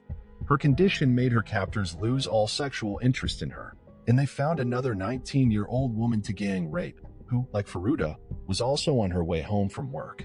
On January 4th, 1989, a final brutal attack on her would end her life. Miyano had lost a game of mahjong the night before and decided to vent his anger out on Faruda. For over 2 hours, her captors tortured her and beat her repeatedly. They poured lighter fluid on her and set her on fire multiple times, which she apparently tried to put out before she became unresponsive. They dropped dumbbells on her stomach, forced her to drink her own urine, placed short candles on her eyelids, and dropped hot wax all over her body. At some point, they covered their hands with plastic bags to continue beating her. She eventually went into a state of shock and began to convulse, after which she succumbed to her injuries and soon passed away. The following day, Minuto's brother called to inform them that Faruda may have died, after which the panic group loaded her body in a drum and filled it with wet concrete. They went on with their lives until Miyano and Aguru were arrested on January 23rd for the gang rape and kidnapping of the 19-year-old from December. Women's underwear was found at the redresses, and they were finally questioned over 2 months later. During their interrogation, Miyano thought that one officer knew about his role in Faruda's murder, thinking that Igura might have been fast. Out of sheer chance, he told the officer where to find her body, which puzzled them since they thought that he might have been talking about another unsolved murder. The police found her body in the concrete drum the next day and identified her by her fingerprints. Several arrests were made immediately afterwards. The court initially kept the identities of the boys a secret because most of them were still minors. But a Japanese magazine called Shukin Bonshu found out who the accused were and published them. They said that because of the severity of the crimes that they committed, they did not deserve to have the right of anonymity. All of the accused pleaded guilty to the charges of committing bodily injury that resulted in death instead of murder. This is where the case gets even more heartbreaking. The ringleader Miyano was sentenced to just 17 years in prison. He appealed to the court, but they gave him an additional 3 years instead. The rest of the boys got much lighter sentences, serving only 7 to 8 years because they were below 18 at the time. All of them were released by 2010 and went on to commit more crimes, with Minato even being charged for beating and slashing the throat of another man. Another incident shows that after Aguru was released, he was soon arrested again for beating a man for 4 hours because he thought that his girlfriend was involved with him. He allegedly boasted about his role in Faruda's rape, torture, and murder, and even told his victim that he had killed 4 and knew how to get away with it. Faruda's grave was also vandalized numerous times by Aguru's mother later on because she believed that her son's life was ruined by her. Yeah, this case is beyond messed up. I know that while researching for this video, I was disturbed for days. It really makes you think about how messed up we have to be as a society to let the convicts of such a ghastly crime off so easily. Because guess what? If you don't give monsters like this the punishment they deserve, it only encourages them to commit more crimes. They learn that their actions have little consequence. Yep, this case really had the worst kind of resolution ever. What makes this case so unimaginably horrible is not just the gruesome treatment Junko went through for 44 agonizing days, but also that she never got the justice she deserved, even over 30 years later. Her rapists, torturers, and killers walk free in Japan today and have carried out more crimes since then. To give you some perspective, people who have been arrested for carrying marijuana have received longer sentences than these actual monsters. While Faruda never got the justice that she deserved, we can only hope that by remembering the names and the faces of her captors and by remembering her bravery, we can play a part in contributing to what she never received at court.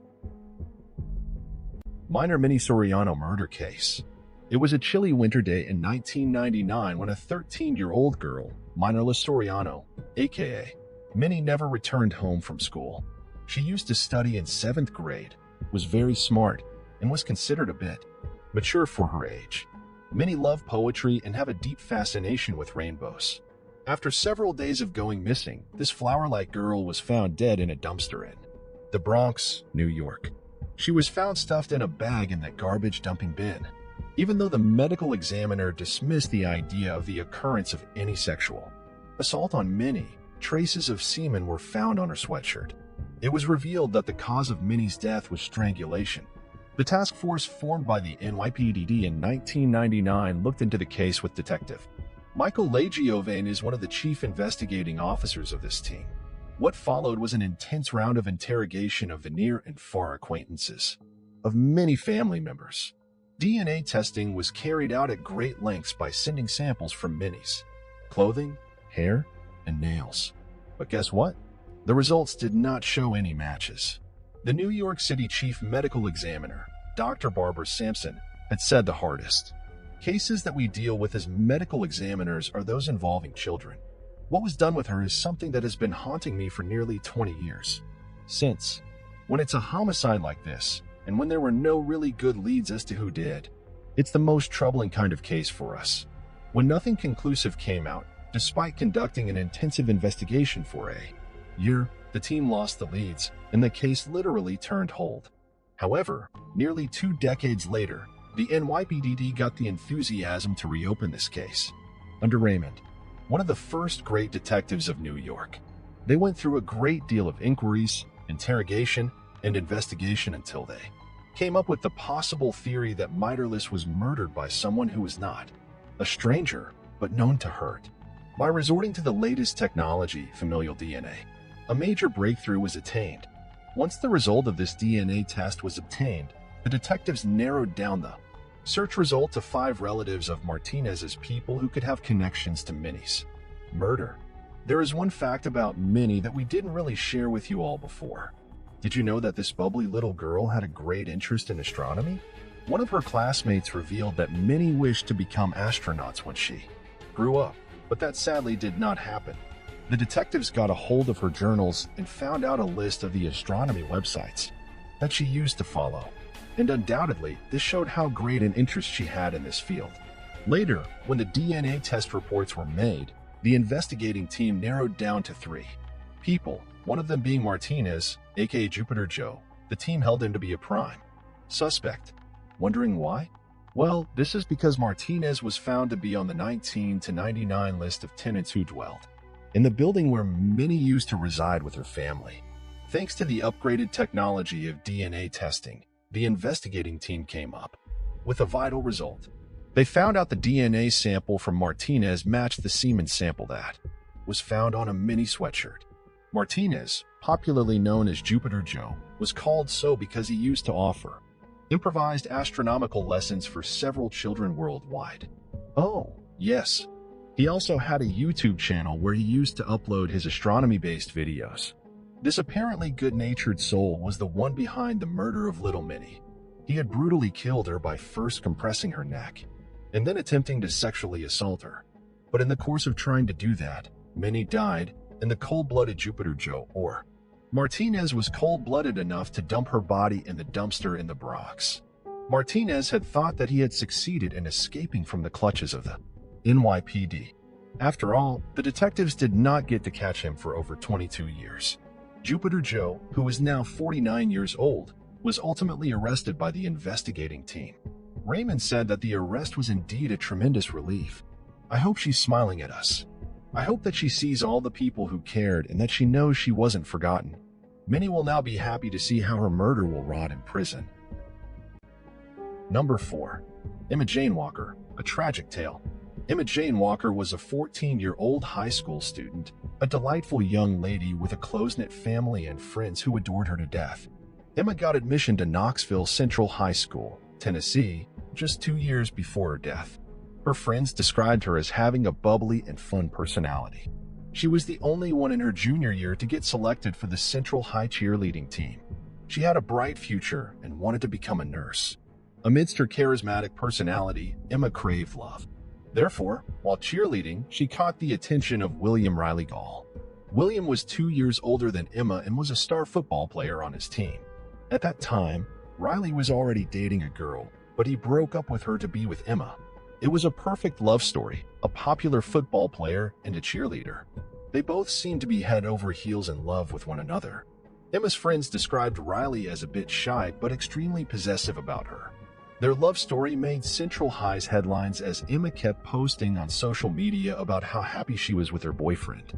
Emma's parents also described Riley as a very sweet and generous guy who always made their daughter laugh. Despite their approval of Riley, they kept a close check on their daughter's phone to ensure the couple wouldn't cross any limits. Fast forward a few months later, Riley's behavior started changing immensely as he started controlling whatever Emma did. Her parents saw the toxicity in their daughter's relationship and decided to step in and take her phone away. This did not stop Emma from contacting Riley, as he gave her an iPod Touch with which she would text her boyfriend secretly. 2 years had passed, and Emma was 16 years old now. Her relationship with Riley kept getting worse day by day. Riley would text her things like, "You are dead to me," and "I won't ever see your face again," to things like, "I am really sorry. You know that I love you." It was getting harder for the Walkers to see their daughter suffering because of her boyfriend. Riley's mom, Jill Walker, asked Riley to stay away from her daughter to protect her. Finally, in the fall of 2016, Emma broke up with her player boyfriend.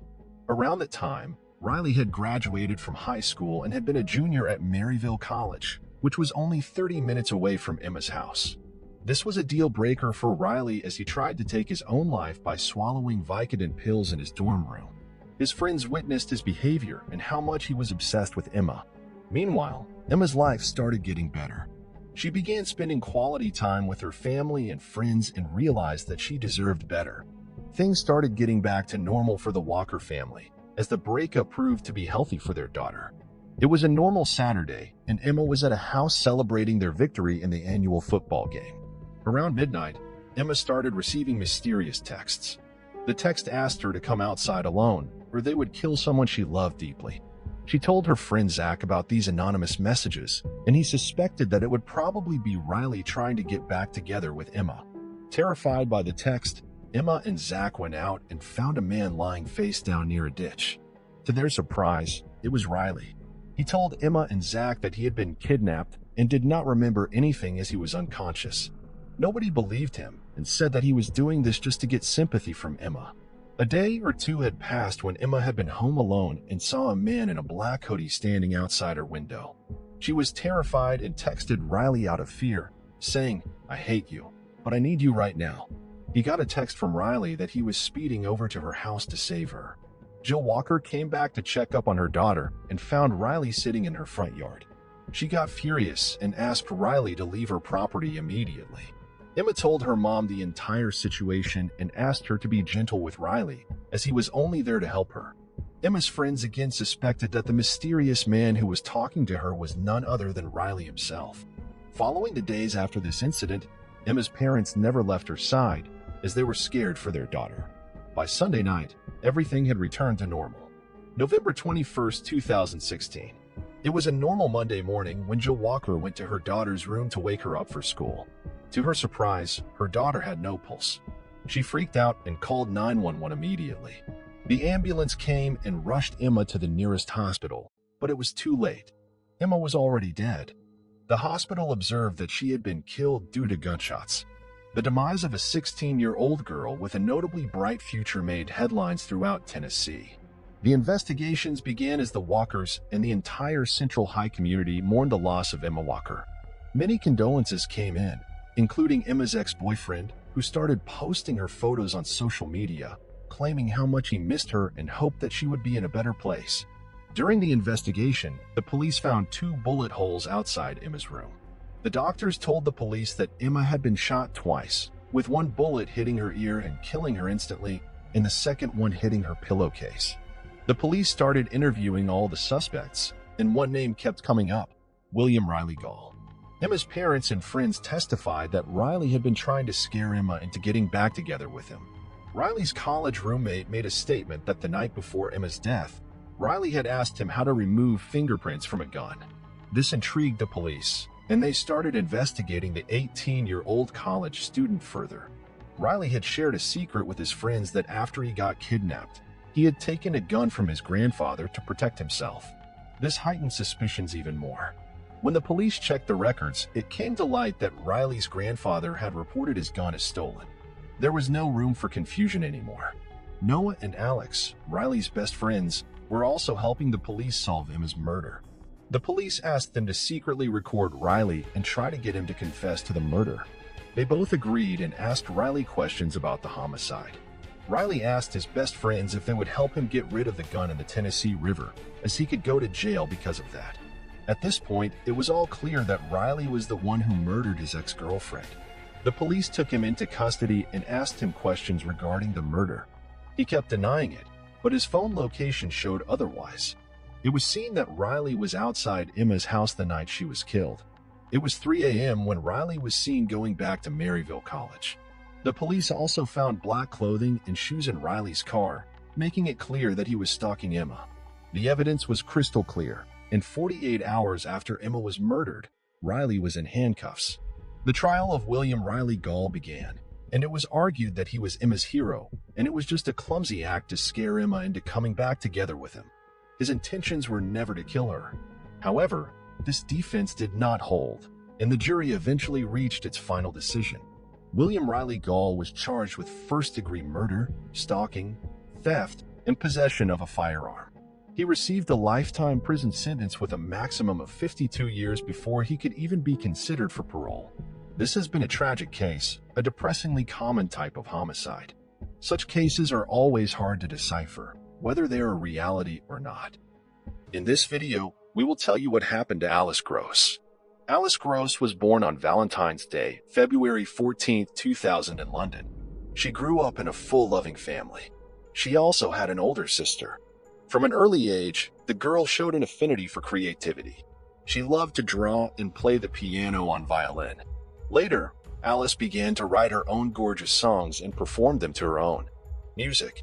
In addition, the girl was fond of Caleb's design and at age 11 even made herself a dress, which she planned to wear at a school graduation. When the girl was 13 years old, doctors diagnosed her with anorexia and depression. Despite all of this, Alice continued to pursue creativity and every chance of achieving tremendous success in the future. On August 28, 2014, Alice told her mother that she was going on an outing. She had school vacations and plenty of free time, so the girl looked to walk along a small water canal and river near her home. The family lived in a suburb of London called Hanwell, and her usual route was 4.5 kilometers. The girl went out at about 3 p.m., promising her parents she would return around 6 p.m. She later texted her father she would be home soon, but Alice did not return at the appointed time. And when it was already 7 p.m. on the clock, her parents began to worry. They tried calling her, but her phone was off. The fact that Alice suffered anorexia and depression only added to her anxiety. Her parents feared something might have happened to her because of her physical condition. She was constantly weak and could faint. Her parents called some of her friends in the hope that Alice might be with them, but no one had seen the girl that day, and her mother and father decided to call the police. They immediately began a search, and the first thing they did was to investigate the route Alice usually took. Her relatives and friends of the family also joined the search. Alas, they could not find any trace of the girl, but detectives were able to find several witnesses. Thanks to their testimony about the places where Alice had passed, the police were able to determine her route more accurately, which in turn allowed them to narrow the search area and select several street cameras that could have captured her. After examining the footage, detectives did locate Alice. Almost immediately after leaving the house, she was caught on the first camera, heading along the Grand Union Canal. A short time later, she was spotted in the Bryanford area, which was further down the canal. The last time the camera captured her was on her way back near her home. The girl was walking near the Trappers Way Bridge. The police also reported the missing teenager to the media, and they broke the news about the case all over London. In the first hours after her disappearance, Thanks to that, detectives received several calls from witnesses who had seen Alice. Unfortunately, none of this brought the police any closer to finding the girl. Based on camera footage and witness accounts, she disappeared on her way home, having traveled most of her usual route. But what happened to her remained a mystery. 3 days went by as police continued to examine camera footage in nearby neighborhoods and surveyed local parks and other secluded areas. At the same time, patrol officers went door to door to homes along Alice's route and asked questions of local residents.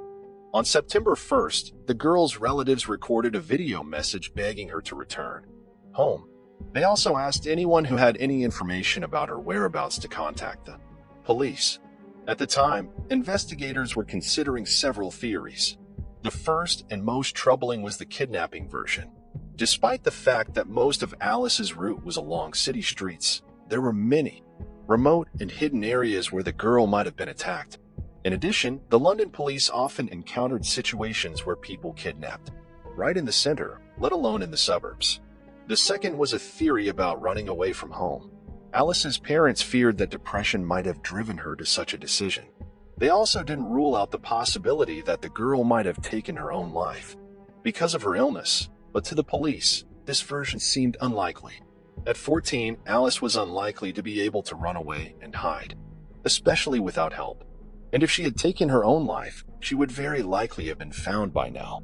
The case attracted more and more public attention every day, and on September 3rd, it was handed over to a special unit of Scotland Yard. Although they usually only worked on homicides, the detectives rated the chance of getting the girl home as high. Scotland Yard organized a large-scale search, which was immediately joined by hundreds of volunteers. After seeing the heartbreaking appeal of her parents and sister in the news concerned, Londoners combed the area from early morning until late at night. And the next day, detectives announced the discovery of the first tangible clue. They managed to find Alice's backpack, which contained her shoes worn that day. It was relatively close to her home. This find allowed the police to narrow their search, focusing on a small area near the canal. Investigators realized it was unlikely the girl had taken off her shoes herself, thrown them in with her backpack, and fled. She did not have a change of shoes with her, so the situation became more and more complicated. Scotland Yard decided to release all available surveillance footage of Alice. The backpack with the shoes indicated that the girl might be in serious danger. The main version was still an abduction, but the investigators did not completely rule out the possibility that the girl might have committed suicide. For that reason, they tried to use all available resources to locate her. The publication of the recordings might draw more attention among the public, and someone might remember seeing Alice that day. Along with that, several hundred more people from various agencies were involved in the search, and there were already 600 people working on the case. The investigation was thus the largest since 2005 in terms of the number of police officers involved. Some of them were directly surveying the area, while others were examining footage from hundreds of cameras that could have captured Alice. Scotland Yard also heard the £20,000 reward for any information that could help find the girl. Although police were unable to locate her phone, they asked the cell phone company for details of its less-known location. It turned out that Alice had sent a message to her father from practically the same place where they would later find her backpack. Everything indicated that the investigators needed to focus on that particular location. The decision was made to conduct a thorough inspection of an area of several square kilometers. Every meter of land and water was examined manually. Police teams literally probed the river and canal bottoms for any evidence.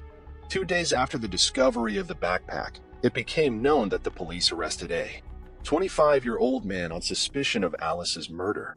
The next day, they arrested another man, but refused to comment on the situation until all the details were clarified. However, soon both suspects were released, and Scotland Yard stated that they were unable to establish the involvement of these two people in Alice's disappearance. More than a week passed, and during all that time, there was no progress in the case. It was only on September 16th that the police made another statement. They said they were looking for a 41-year-old man named Arne Sawkins in connection with Alice's disappearance. He moved to England from Latvia 7 years ago. He lived in the area and worked as a construction worker. Scotland Yard became interested in him for two reasons that at first glance seemed unrelated. First, Arnes's co-worker reported him to the police about his disappearance as earliest September 3rd. The man did not show up for work, did not answer his phone, and was not at home. It seemed as if he had simply vanished. Second, detectives found that Sawkins' route from home to work was roughly the same route that the girl had taken the day she disappeared. All of this was not yet enough to draw any conclusions about man's involvement in a girl's disappearance, but detectives soon discovered something really disturbing. In one of the camera recordings, a sorrow middle-aged man riding his bicycle across the bridge where Alice had passed just a few minutes before. This man turned out to be Sawkins. A short time later, he came to the next camera and heard that the detectives noticed a very strange moment. The journey between these cameras should have taken only a few minutes, and it took the man on the bicycle practically a whole hour to ride down this road. A reasonable question arose. What was he doing all that time on such a short stretch? The police investigated the area and concluded that he could not have taken the longer route to the next cell because there simply was none. Even more disturbing was the fact that all this was taking place in the very area where Alice's path was allegedly cut short. The cops also concluded that the man's clothes were wet when he pulled onto the road. Continuing to study the cameras, detectives noticed Sawkins on his bicycle returning to the same location 2 hours later after riding back out 50 minutes later. In doing so, he was not caught on the camera located on the bridge. This indicated that the man had spent all that time inside a small blind spot. Besides, he was already wearing different clothes. About an hour later, he was caught on a camera at a local store buying beer. The next morning, the situation repeated itself. Sawkins returned to the same spot between the cameras at about 7 o'clock and also returned there again in the evening. All this was enough to get a search warrant for his house. It turned out that the man was living there with his girlfriend and their 2 daughters together. His roommate also had no idea where Sawkins had gone. When she learned that he was suspected of killing the girl, she stated that Ernest could never do something like that. She described him as a caring and loving father. Along with this, Scotland Yard examined the man's biography and discovered a truly creepy moment. It turned out that the Saul cop had a rich criminal past. In 1998, being in Latvia, he killed his wife in cold blood and calculatedly, having dug a grave for her in the woods for which he got only 7 years in prison. After serving his sentence, he moved to England and the local law enforcement agencies did not even know about his criminal record in his home country. Police officers searched Sawkins' home and found a recently excavated plot of land on his property. They did not disclose whether they found an evidence there, but a significant find awaited them in the basement of their house. A broken back panel from a white iPhone 4S was found there. Alice had the exact same phone. After examining the contents of his computer, the police also discovered that the man had searched the incident for information about Alice Gross's disappearance a few days after the incident. On the basis of all this, Ernest Sawkins was put on the wanted list. Scotland Yard feared that the man might have fled back to Latvia or another European country, so they searched all over the EU, but law enforcement authorities were unable to find a single trace of the suspect.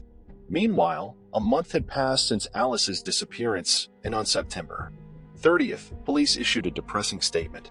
A human body was found in a river near the Gill's disappearance. At the time, the identity was not yet known, but police shared one eerie fact. Someone had gone to great lengths to arrange for the body to remain underwater and not resurface. Only the next day, law enforcement authorities confirmed that the deceased was Alice Gross, though number one doubted it anymore. The scene was in the exact spot where she had disappeared. The cause of death was asphyxiation. It turned out that Alice's body had been wrapped in construction bags and tied to a large tree stump. In addition, the perpetrator made a whole structure out of a bicycle wheel and bricks, which also prevented the body from surfacing. She also had no clothes on except for one sock. Detectives paid a visit to the setup where Sawkins worked and discovered that the same bags used to hide Alice's body were the same ones used at his construction site. After the discovery of the body, police continued to search for Sawkins, working closely with Interpol on local European intelligence agencies, but they were still unable to find any trace of him. This went on until October 4th when investigators made an unexpected discovery. They discovered the man's suspended body in a park just 1 kilometer from where Alice was murdered. 2 days later, experts confirmed that the deceased was Ernest Sawkins. No one expected such a turn of events. The main version of Scotland Yard was the escape of the suspect to Europe. Well, in fact, it turned out that all this time he was under their noses. Medical experts concluded that the man had committed suicide on the day of his disappearance, September 3rd, and that he could not be found for a month. Nothing surprising here, however. Sawkins had chosen a very remote and hard-to-reach location where he was extremely difficult to spot. With Sawkins' DNA in hand, investigators had even more evidence. Near where Alice's body was found, police found a cigarette butt, which was sent to a lab. Experts extracted DNA from the filter, which matched the Sawkins sample. In addition, the lab said that it was highly likely that the perpetrator's DNA was found on the victim's body. They could not assert this with 100% certainty due to how long the body had been underwater. His DNA was also found on the girl's backpack and shoes. By that time, police had discovered another gruesome fact. It turned out that 2 years after moving to England, Sawkins had molested a 14-year-old girl just a kilometer away from where Alice's body was found. The man attempted some indecent act, but the victim survived and the man was arrested. This is where the fun part begins. The girl did not press formal charges and the perpetrator was simply released. It is not entirely clear how this could have happened, but the fact remains an adult man molested a girl, fell into the hands of the police, and escaped punishment. Moreover, information about this case surfaced after the perpetrator's body was found in the park. Despite all this, the police continued to investigate, and it took them some time to put together a picture of what had happened. According to their version, on an unfortunate day, August 28th, Sawkins was riding his bicycle along the same route where Alice was walking. Having noticed her in a secluded area, hidden from prying eyes, he attacked her and ordered to commit depraved acts. How events unfolded next, we shall never know, but the outcome was tragic. Sawkins killed Alice and then hid her body in several approaches, constantly returning to the place. We will also never know why he decided to take his own life after what he had done. Whether this can be called a manifestation of conscience is very debatable. Alice's parents, who survived such a terrible tragedy, were outraged by the government's actions. They were perplexed how the British authorities allowed a convicted murderer to enter the country and stay here to live. They had spent years fighting for the government to increase its control over migrants and keep criminals out. Unfortunately, to this day, they have been unable to make any serious changes. A month after the discovery of Sawkins' body, another interesting event occurred. The medical examiner in charge of the investigation left a folder of case documents on the train. The 30 pages contained important information about the murder, including medical information and undisclosed detail. The public, the media, and Alice's parents harshly criticized the police, but there was nothing they could do about it. However, number one tried to judge the deceased perpetrator anyway. The investigators said that if he were alive, they would have had enough evidence to bring the case to court, but there was no guarantee of a conviction. The problem was that all the evidence against Sawkins was circumstantial, and he had a small chance of getting away with it. Instead, a hearing was held in court in which the jury admitted an already obvious fact. Alice had been murdered. Her death was not an accident. The procedure was formal and played no role. Alice's funeral was held on October 23rd. Thousands of people came out to the memorial that day, and at the end of the ceremony, a beautiful song that the girl wrote and sang herself was shown on the big screen. Next, we will tell you the story of Molly Tibbetts and what her disappearance led to. Molly Tibbetts was born on May 8, 1988 in San Francisco, California. When she was in second grade, her parents divorced and Molly moved to Iowa with her mother and 2 brothers. Her father, however, continued to maintain a close relationship with his children. After high school, she enrolled Iowa State University as a psychology major. In her spare time, she worked at a day camp at the regional medical center. She had an active lifestyle, played sports, and had many friends. She spent the summer of 2018 in a tiny town called Brooklyn, which is also in Iowa. It is barely over 3 kilometers in size and only has 1,400 people living there. It would seem that in such a quiet place, where everyone knows each other, nothing terrible could happen. On July 18, 2018, Molly was going for a run. She was living in Brooklyn with her boyfriend, Bolton Jack, at his brother's house. On the evening of that day, she was in the house alone. Her boyfriend was away at work in another town 210 kilometers from Brooklyn. Molly sent him a picture on Snapchat and went out for a run at about 7:30 p.m. The next day, Molly was supposed to go to work, but she never showed up. This seriously disturbed her family and boyfriend. They all knew that the girl was extremely responsible and never missed work without warning. In addition, she did not respond to calls and messages. As a result, the parents decided to contact the police, who began a search for Molly. From the early days, the case began to attract increased attention across America. As for the residents of Brooklyn, for them, the disappearance of a young girl was a real shock. Nothing like this had ever happened in this tiny town before.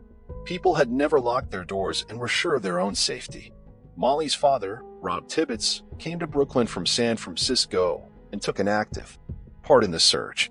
He handed out flyers with her photographs, questioned people, and tried in every way to help the investigation.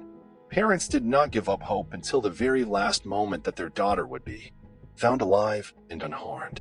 3 agencies got involved in the search for the girl: the Iowa Division of Criminal Investigations, the Federal Bureau of Investigation, and the Powashat County Police Department. Together, they worked more than 2,000 leads and interviewed about 500 people. The search for Molly was scattered throughout Brooklyn's neighborhoods. At one point, law enforcement received a report that Molly had been spotted at her truck stop in Kearney, Missouri, 380 miles from Brooklyn. Police checked this information and could find no confirmation. The police, as is proper in such cases, checked the theory that her boyfriend was involved. Statistically, most crimes of this nature are committed by relatives or loved ones, but not this time. Boyfriend's alibi was ironclad.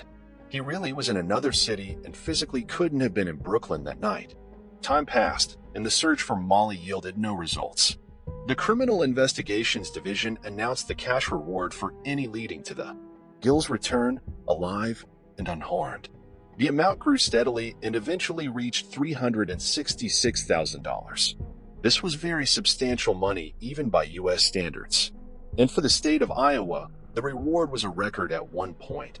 Police said they were narrowing the search for Molly to a few locations around Brooklyn: her boyfriend's house, several local farms, a gas station, a truck stop, and a car wash, or none of it helped locate Molly.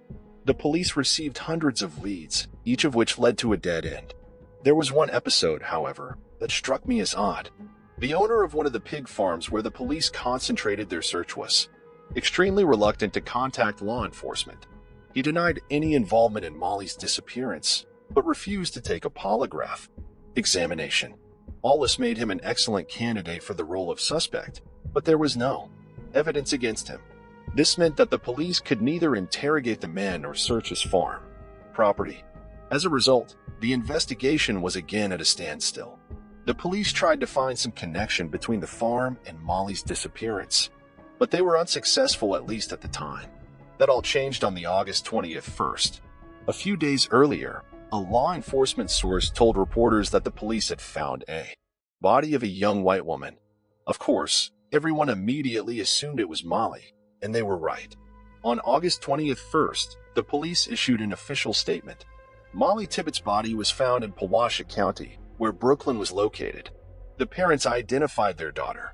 Investigators immediately noticed she was missing 2 items she always took with her: a smartphone and a fitness bracelet. Soon, the medical examiner made an official conclusion. The girl was attacked by several blows with a sharp object. This further shocked the residents of Brooklyn. They all knew each other and could not even think that there was a violent criminal among them. The newspapers also broke the story, making the whole of America talk about it. The solution to this gruesome crime was not long in coming. Almost immediately after the discovery of the body, police arrested 24-year-old Christy Rivera, an illegal migrant from Mexico who had come to the United States illegally 7 years before the incident. All the time he had worked on various farms, hiding under the name John Budd. Police came to the Riviera after reviewing camera footage near the route Molly usually ran. In the footage, they spotted a Chevy Malibu car driving back and forth on the road with no apparent purpose. It's possible to say with certainty how the police got the confession. According to the official version, Riviera immediately confessed to what he had done as soon as they came in with questions. According to his story, he was driving by the road along which Molly was running. He took a fancy to the girl and drove by her several more times. Apparently, it was these movements that the police noticed on the surveillance cameras. At one point, he stopped the car, got out, and ran alongside Molly. At the same time, he began harassing her verbally, trying to gain the girl's affection. Molly did not like it and threw and to call the police. When the girl reached for her phone, Riviera attacked her. He then dumped her body in a cornfield and fled. Already under arrest, Riviera suddenly changed this strategy and claimed that he remembered nothing of that night. It is possible that his lawyer persuaded him to withdraw his confession. The charges against Riviera were filed on August 22nd. At the trial, which began on September 19th, he pleaded not guilty. The trial dragged on for 3 years, largely thanks to the lawyers. Riviera's relatives hired 2 lawyers who tried all their might to get an acquittal or the minimum possible punishment. The whole of America watched a trial. The thing is, this crime was committed during Donald Trump's presidential term. As many of you know, Trump has advocated stricter immigration laws, and it was Mexico that he focused on the most. The Trump administration used the crime that Riviera committed to its advantage. The sad fate of Molly Tibbetts was cited as an example of why Trump's reforms are necessary for America. The girl's father spoke out strongly against his daughter to being used in political disputes. But number one listens to her father. One girl's story resounded across the country in the context of the immigration laws. After all, it is difficult not to agree that illegal migrants are a danger when literally under the nose appears just such a case. The speed of the criminal trial was also affected by the pandemic, and it wasn't until May 17, 2021 that the main part of the hearing began. Riviera continued to insist on his innocence, but he didn't stand a chance. On May 28th, the court handed down its verdict, guilty of first-degree murder. Riviera received a maximum sentence for the state of Iowa, life in prison without parole. He will now spend many years in prison at the expense of American taxpayers. Politics aside, Molly Tippett's story once again shows us a sad truth: danger can await anyone when they are not expecting it, and none of us are immune. Number 3. This incredible story, which began in 1977, shocked the world with this denouement. 34 years later, a young mother took her 6-month-old baby and went to a store near her home. She never returned home, and the police could find no trace of her. It took several decades for everyone to learn the truth and to see that such twisted plots do not only happen in the movies. This story began in the sunny American state of Hawaii. In early 1977, a young couple, 26-year-old Mark Barnes and 31-year-old Charlotte Moriarty, had a son named Marks. It seemed that a happy and carefree future awaited the family among palm trees, sunshine, and boundless ocean. Mark worked as a veterinarian, and Charlotte was an artist. The couple wasn't married, which didn't stop them from loving their child and giving him the best of everything. Before meeting Mark, Charlotte had been married and had a daughter who stayed to live with her father in New Mexico. After the divorce, her mother kept in contact with her and tried to visit her whenever possible. Fast forward to June 20th, 1977. On that day, Mark had been working on the property since early in the morning, and the man was planting Charlotte's favorite flowers around it. The girl told him she wanted to walk to the store, so as not to distract Mark from his work. She decided to take her son with her, put him in the stroller, and left. A few hours passed. Mark was so worked up that he didn't immediately realize Charlotte should have been back by now, since the store was only a few blocks away. After waiting a few more hours, he decided to walk to that store in hopes of meeting Charlotte on the way. As he stepped away from the house, he saw his son's empty stroller standing near the bus stop. Neither the child nor Charlotte was anywhere to be found. It would seem that he should have gone to the police immediately after that, but Mark didn't. As he explained later, Charlotte could sometimes go somewhere for a few days, unannounced, and then returned home. The man decided that this time would be no exception. It sounds strange enough that if Charlotte had gone out alone, Mark's logic could still be understood, but she had taken her 6-month-old baby with her, abandoned the stroller in the middle of the street, and seemed to have vanished. 2 days passed, but Charlotte never showed up. Then Mark decided to call the police, and they advised him to wait a few more days. What if the girl and the baby still returned home? So he did. And 2 days later, he called the police again. This time, he was asked for a description of Charlotte and the child, and then they promised to start a search. But after that call, number 1 contacted Mark, and the fate of his girlfriend and son remained a mystery. 3 weeks passed.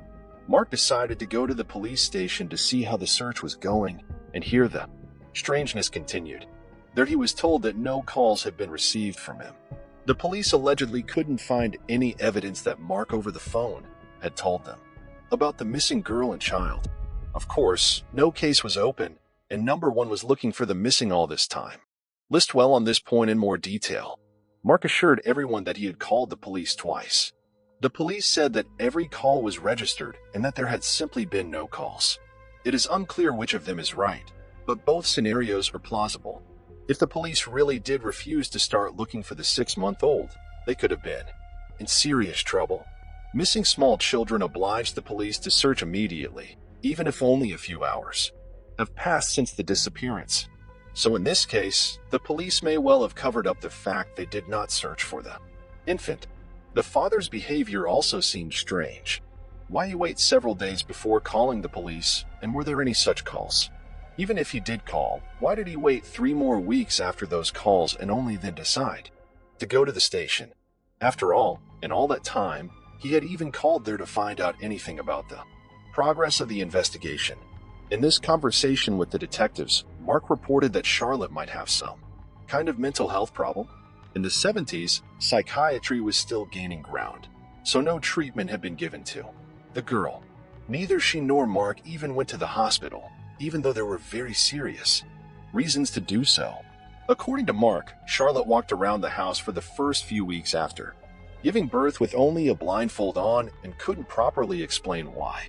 Given that there couldn't possibly be a logical explanation here, Mark was worried beyond belief and was already thinking about seeing doctors. But then Charlotte removed the blindfold and began to behave completely normally. The man decided to forget the story and not to pay any attention to it. That Charlotte's disappearance could be related to mental problems was indirectly suggested by another fact. Mark said that her daughter, who was 8 years old at the time, was going to fly to Hawaii in June to visit her mother. Charlotte was looking forward to that meeting, but at the last minute, the girl's father canceled all plans and Charlotte that they will not come this summer.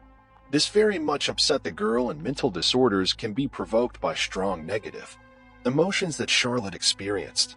Even in the quietest stages of a live person does not show any signs of unstable psyche.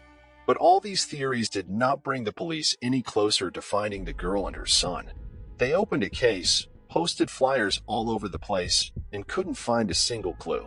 Mark later recounted that for a year and a half after Charlotte and his son disappeared, he became obsessed with searching for them. He drove all over the island, hoping to find them alive and unharmed. But it never happened. 2 years after they went missing, he moved to California, nor did the police have much hope in the case. Given the complete lack of evidence, number 1 believed that a girl and child could be found. Compounding the situation was the fact that crucial time for them had been lost in the first few days. 24 years had passed. Mark had started a new family, and he had 2 daughters. He had long ago stopped believing that he would one day see Charlotte and Mark's alive. But in 2001, the case took a new turn. Charlotte's daughter from her first marriage, Jennifer, flew to Hawaii and went to the police station. She convinced them to reopen the case of her mother's disappearance. The detectives agreed, put Charlotte and Mark's information into the missing persons database, and created a computer portrait of Mark's growing up based on his childhood photo. The first thing the detectives decided to do was to interrogate Mark because his behavior in the early stages of the investigation seemed strange to them. There was no mention in the old documents that the man had called the police station. by phone 2 days after the girl and child disappeared. It said he'd not come to the police station until 3 weeks later. This led detectives to believe that Mark may have been involved in their disappearance. Even though 24 years had passed since then, the police tried to find any witnesses who lived near Mark and Charlotte's home. Of course, most of the residents had already changed, but the detectives were lucky enough to find one senior citizen who had lived there back then. He remembered Mark and Charlotte and told the detectives an interesting fact. According to the pensioner, the couple often quarreled, and he heard them shouting. The detectives then decided that the case was getting close to a solution and Mark was indeed guilty. He was called in for questioning and told about the witness who had heard his regular arguments with Charlotte. Mark did not deny that there had indeed been verbal altercations between them. He also asked to see a married couple who would never fight. Detectives tried with all their might to prove his guilt and offered Mark to voluntarily undergo an interrogation with a polygraph. The results were ambiguous. The specialist who read the testimony could not give a clear answer whether the man was guilty or not. A polygraph is inherently an overrated instrument. It is not physically capable of showing whether a suspect is lying or not. Dozens of factors can affect its results can be mistaken for the truth and vice versa. If an innocent person is very nervous during an interrogation or withholds completely different information that is relevant to the questions, the polygraph can make him out to be a liar. In Mark's case, the polygraph was of no use there, but the detectives decided to go at it from a different angle. They obtained a warrant to examine the house where Charlotte and Mark lived in 1977. What interested them the most was the terrace, built shortly after the girl and child went missing. They speculated that Charlotte might not have gone anywhere that day, but might have been hurt by her husband in another quarrel and ended up in the ground under the terrace. It is not clear how the police imagined the events of that day and how an infant fits into the story, but they had no other versions. Forensic dug through the backyard and examined the terrace, but they were unable to find any trace of anyone's remains there.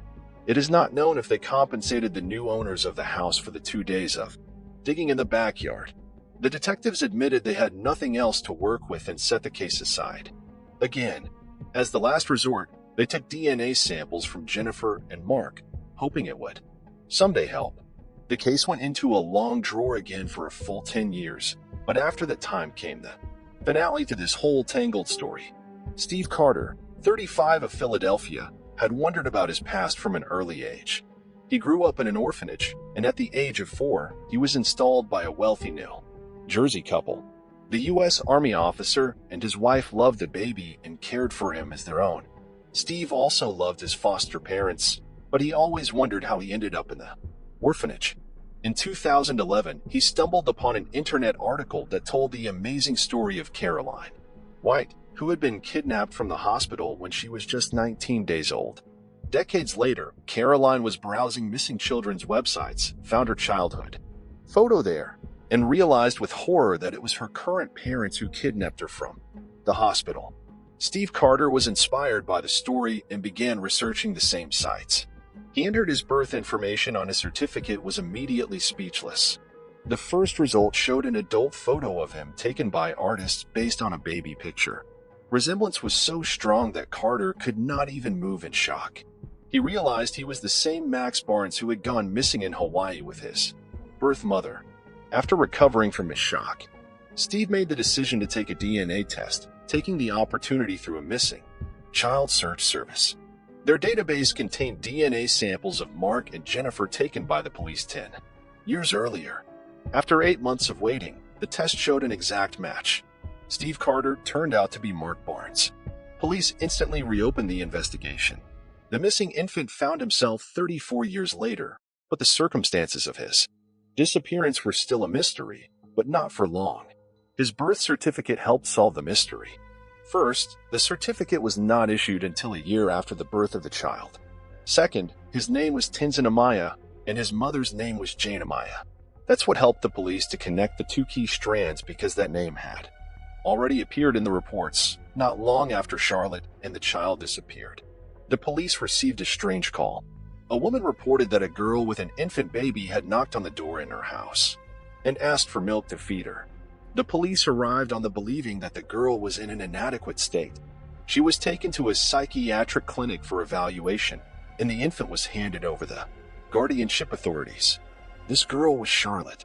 After a few days in the hospital, she secretly escaped and was never seen again. And the child remained in the care of the state because he did not even have a birth certificate, and it was impossible to identify his relatives. When the truth came out, everyone had a legitimate question: why the police did not compare the disappearance of the girl and the baby to another situation, especially when the infant was left in the care of the state.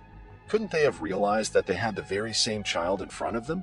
Now, 34 years later, it's hard to answer that question. Perhaps the police simply didn't know about the disappearance because the two cases, handled by two different precincts. Steve, who by then was working in a prestigious job and had a family of his own, decided to make contact with his half-sister and biological father. They were shocked when the man revealed his own disappearance. Number one believed anymore that the infant might still be alive. Although we don't know what happened to Charlotte, the ending of the story can definitely be considered happy. Sad statistics tell us that the chances of finding missing children after so many years are 0, but the case of Mark Barnes was one of the rare exceptions. He grew up in a wonderful family, received a good upbringing, and became a successful man. Most likely, Charlotte was indeed suffering from serious mental disorder. She knocked on the door of a stranger asking for milk to feed her son. Perhaps the call to the police saved infant's life. Who knows how Charlotte's mental state would have changed in the future? It is still unknown what happened to her, and it is unlikely that the mystery will ever be solved. Considering that she never tried to contact her husband or find her son, the woman could have died time after escaping from the asylum. Perhaps timely medical care could have changed the girl's condition for the better, and this whole story would have never happened. Number 4. In a small town, a 13-year-old girl disappeared, and her disappearance was not noticed until 24 hours later. This case could not be solved for more than 10 years, and only in the summer of 2021, it came to its conclusion. In this video, we will tell you what happened to Haley Dawn. This story took place in the American town of Colorado City, Texas. This place is a typical low-rise America, with an area of 14 square kilometers. Only 4,000 people lived in the town. On Christmas Day 2010, the town had a New Year's atmosphere. Residents decorated their homes, participated in festive events, and had fun. 13-year-old Haley Dawn was no exception. For Christmas, she was given a new iPad, which she was very happy about. Haley lived with her mom, Billy, and her boyfriend Sean, an older brother dated. Her mother divorced her own father named Clint when the girl was 10 years old, but they never stopped communicating. In fact, her father lived literally across the street from Haley's house, so they saw each other almost every day. The girl was very close to her father and tried as often as possible to spend time with him. Family and friends described the girl as cheerful, funny, and energetic. She was a member of her school's cheerleading team, participated in athletics, and played the saxophone. Haley was also on 3 sports teams. On December 26th, the girl spent most of Christmas at her father's house unwrapping presents. Afterwards, she came home, played video games, and went to bed. The next day, her stepfather and mother went to work. As usual, Billy left her cell phone at home so the children could contact her. Before she left, she peeked into her daughter's bedroom while she was still asleep. Sean was working in another town, which was about a half-hour drive away. According to him, he had an argument with his boss that day, which resulted in him being fired and leaving work just 10 minutes after he arrived. He then drove to his mother's house, spent some time there, and returned to Colorado City about 3 p.m. In the evening, Sean went to pick up Billy from work. When they arrived home, Billy noticed that her daughter wasn't home. Sean told her that the girl had gone into his room that afternoon and told him she was going to her father's house. After that, she planned to go to a friend's house and spend the night. Haley often stayed overnight at her friends' houses, so her mother took this information calmly. Small towns like this often have the illusion of safety, so parents are less worried that something might happen to their child. The next day, December 28th, Haley never came home. Billy decided to call the parents of a friend at whose house her daughter was supposed to spend the night. To her mother's surprise, they weren't even aware that Haley had planned to spend the night at their house. She hadn't shown up. It was further revealed that the girl hadn't even stopped by her father's house. Then, Billy got worried and decided to ask her neighbors if they had seen her daughter. She went door to door, and number one had seen the girl that day. Around 2 p.m., Billy went to the police, but they decided to take easiest route. The police main theory was that she had run away from home, which initially hurt the investigation. A voluntary escape is not investigated on the same level as a missing minor. They searched Billy and Clint's homes and brought search dogs to the scene the next day. They picked up Haley's trail from the house to a local motel. It was very strange. None of the motel employees had seen this girl. She wasn't on any security cameras, and a full search of the building yielded no results. Trained dogs pointed to a motel, but the girl apparently never showed up there. As news of Haley's disappearance spread through the city, dozens of concerned people joined the search. Some looked around the area, others printed and handed out flyers, and here we come to another strange moment. Clint, the girl's own father, practically never left the street. He looked in every corner, looked in every possible nook and cranny, even looked in dumpsters. According to him, he just couldn't sit at home and wait. Meanwhile, Billy and Sean were not so enthusiastic. The mother handed out flyers, but refused to go around the neighborhood looking for her daughter. She explained that searching gave her the impression that they were already looking for her body and that there was no chance of finding the girl alive. As for Sean, he took absolutely no part, but that's not the strangest thing either. On December 31st, 4 days after the girl went missing, Billy and Sean threw a New Year's Eve party. They had friends over, listening to music, drinking, and partying. Such behavior on the part of a mother whose daughter had disappeared without a trace seemed simply absurd. On January 3rd, a week after Haley's disappearance, the police finally officially declared her missing. This meant that more serious agencies such as the FBI and the Texas Rangers could become involved. And so it happened. Representatives of these agencies arrived in Colorado City and began their investigation. Volunteers continued to the area, and more than 100 billboards were posted throughout Texas and beyond about the missing girl. Detectives completely ruled out the possibility of an escape. For one thing, they could find no reason why Haley would choose to take such a step. The day before her disappearance, she had been in a fine mood. And for the rest of the time, the girl showed no signs that might indicate a tendency to run away.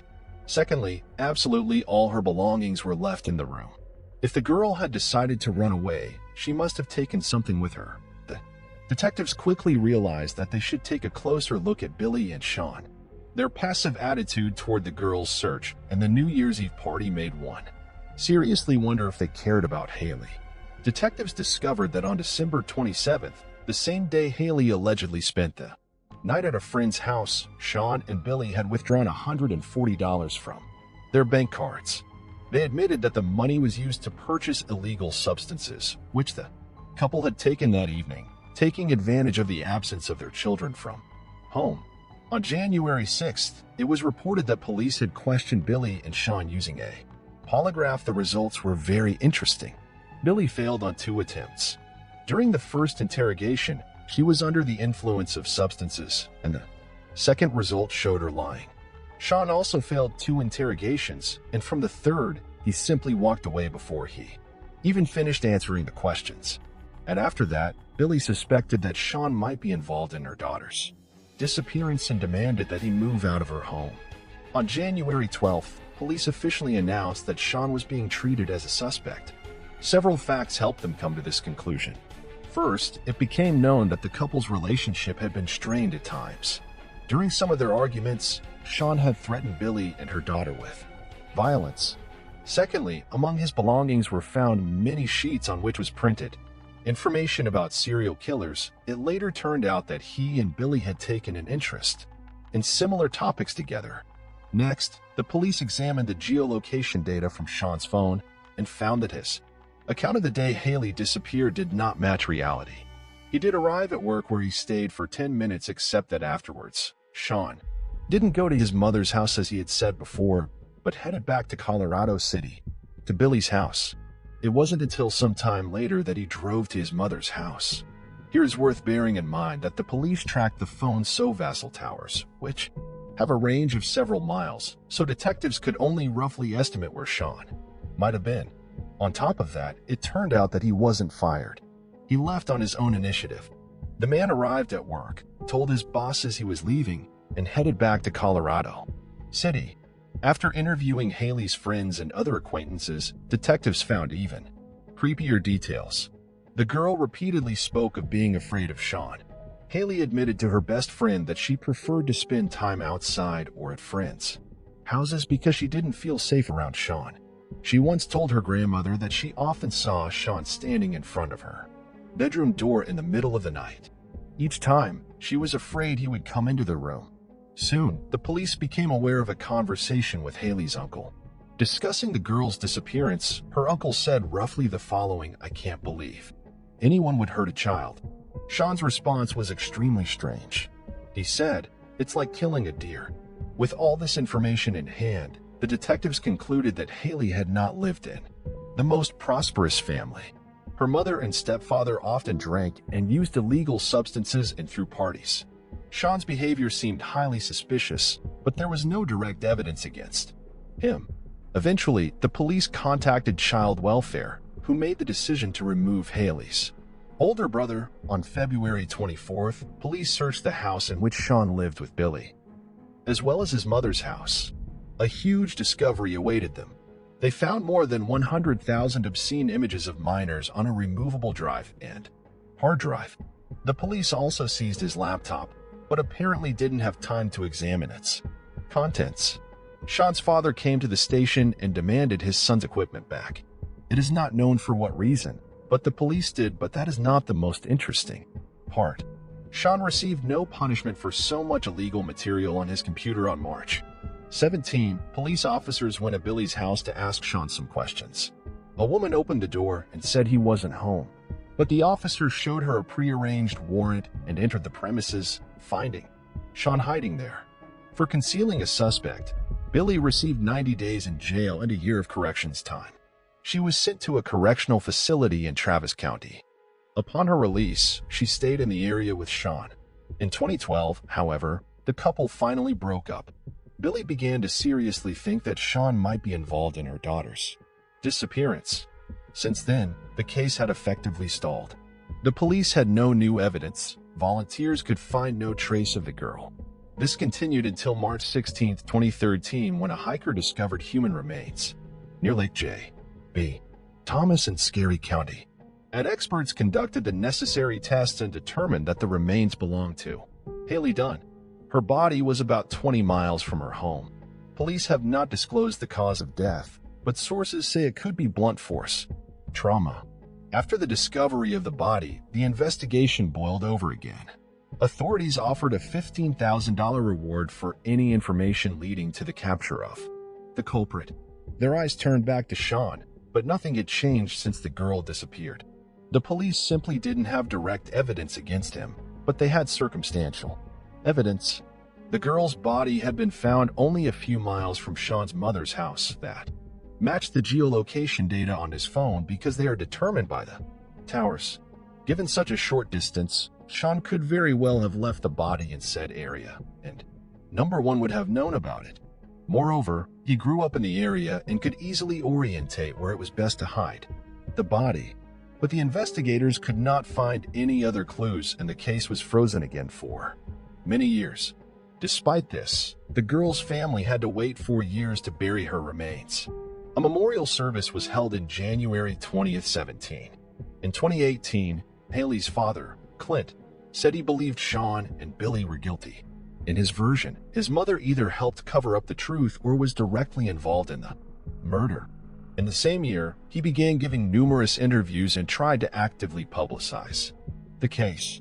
The man said that in the early years of the investigation, he tried not to pester the police with constant questions, but his patience had run out. The detectives did little to investigate, and his last hope was to spread the word widely in an effort to bring the perpetrators to justice, and it did pay off. In 2019, an unknown person wrote to Clint and told him that in 2011 he had found several items that might have belonged to Haley.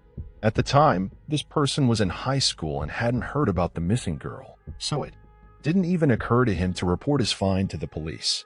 True, information about the items has not yet been disclosed. The police have not disclosed what the items are. Clint only mentioned that they were found in an area that had been repeatedly combed by volunteers and police. Sometime later, new information emerged. Private investigator Erica Moore, who was handling the Haley case and kept in touch with Clint, presented some very creepy information related to Sean. In October 20th, 19, she began receiving messages from various women in Texas. They all said they were being harassed online in an aggressive manner by a man registered under the name Casey. Not only was he harassing them with lewd messages, but he was also sending them explicit photos and videos of himself. Given that Sean had the same middle name, Erica asked the women to send her photos and videos of the man sending the girls. Her theory was confirmed. It really was Sean.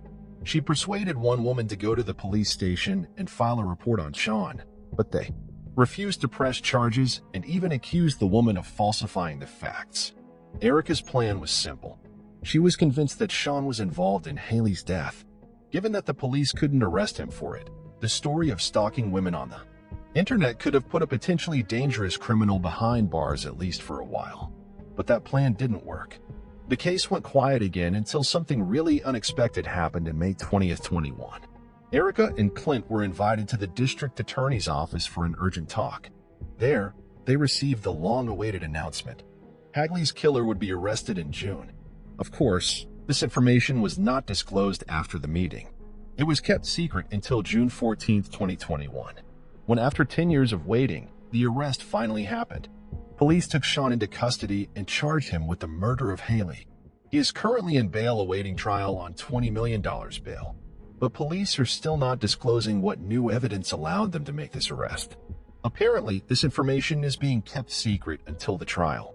All we know now is that shortly before the arrest, the police received permission to take a DNA sample from Sean. There may be some connection here to Haley's belongings, which were found back in 2011. Upon learning of her ex-boyfriend's arrest, Billy made a very strange statement. She said she wasn't the least bit surprised that Sean was involved in the murder and added that she wanted to believe in his innocence until the last minute. She also thanked God that the man would now be punished for what he had done, which Billy herself had actively obstructed during the early investigation defending Sean.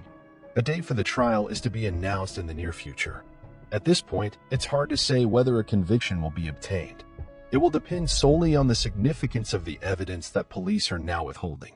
In any case, Sean spent more than 10 years at large, even though everything pointed to his involvement in the murder. Haley's complaints to friends and relatives, forbidden materials with children, and constant lies during interrogations. The man looked suspicious on all sides. As for Billy, she initially showed no desire to get justice for her daughter. Clint, unlike her, put forth his best efforts and got his way. Erica Moore in one interview hinted that the case would not have been solved without his active participation. She didn't give any details, but here again, we can remember the story of Haley's found objects. The person who discovered them only found out about the whole story thanks to Clint's social media posts. More details of this case, and most importantly, a court decision are sure to come our way in the near future. Right now, all indications are that Sean could really get a conviction, and in Texas that would mean only one thing: a guaranteed death penalty for what he did to the child. Too bad there's no way this is going to help Haley Dunn live a long and happy life. Number 5. A 16-year-old girl who lived in the same house as her parents and younger sisters had gone to sleep in her room, and in the morning she was found dead.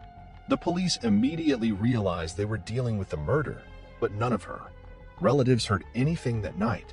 It took 31 years to finally solve the case, but number 1 was prepared for this turn of events. Fawn Cox was born March 24th, 1973 in Kansas City, Missouri. Her parents soon had 2 more daughters. The family lived in a small 2-story house located in a rough residential neighborhood. From an early age, she helped her parents take care of the younger children, went to church regularly, and enjoyed swimming. When she turned 16, Fawn got a part-time job at a local amusement park. Her family lived quite poor, and the girls sought to earn at least some money in her spare time from school. She spent most of the summer vacations of 1989 at work. Mostly, the girls stood behind the cash register and sold tickets to amusement rides. On Wednesday, July 26th, she finished her shift at about 10 p.m. Her mother and younger sister picked her up in the car as it would have taken a long time to get from the park to her home on public transportation. Almost immediately after returning home, Fawn went to bed since she had to go to work again the next morning. The girl slept on the second floor. She had her own room. Her sisters usually slept in the next room, but that night, she was alone on the floor. Her sister Amber, who was only a year younger, was babysitting for a familiar family. That night, the other sister, Felicia, decided to sleep on the first floor because it was much cooler. There, it was a very hot night, and the only air conditioner working was downstairs. And there, parents also slept on the first floor. The next morning at about 9 o'clock, the whole family woke up to the sound of the alarm clock in Fawn's room, but the girl wouldn't turn it off for some reason. Then her younger sister and mother went up to her room, where a horrible sight awaited them. Fawn lay on the bed with no sign of life, her neck visibly bruised. The girl also had no pulse, and her parents immediately called an ambulance, but they were no longer able to help her.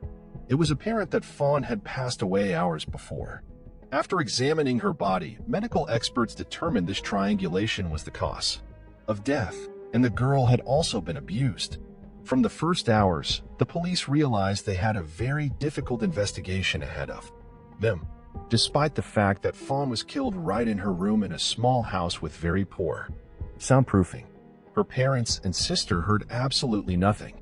However, there was an explanation. The air conditioner on the first floor was old and very loud, blocking out any other noise. In the house, the only strange thing that night was noticed by Fawn's sister. Their poodle was behaving anxiously and barking, but they did not pay much attention to it. This behavior was attributed to the fact that the dog was pregnant. After examining the scene, the police made several important discoveries.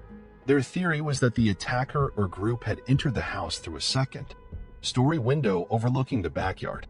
There was an old trailer park near the house that could easily be used to climb up to the canopy of the outbuilding, which was almost level with the window.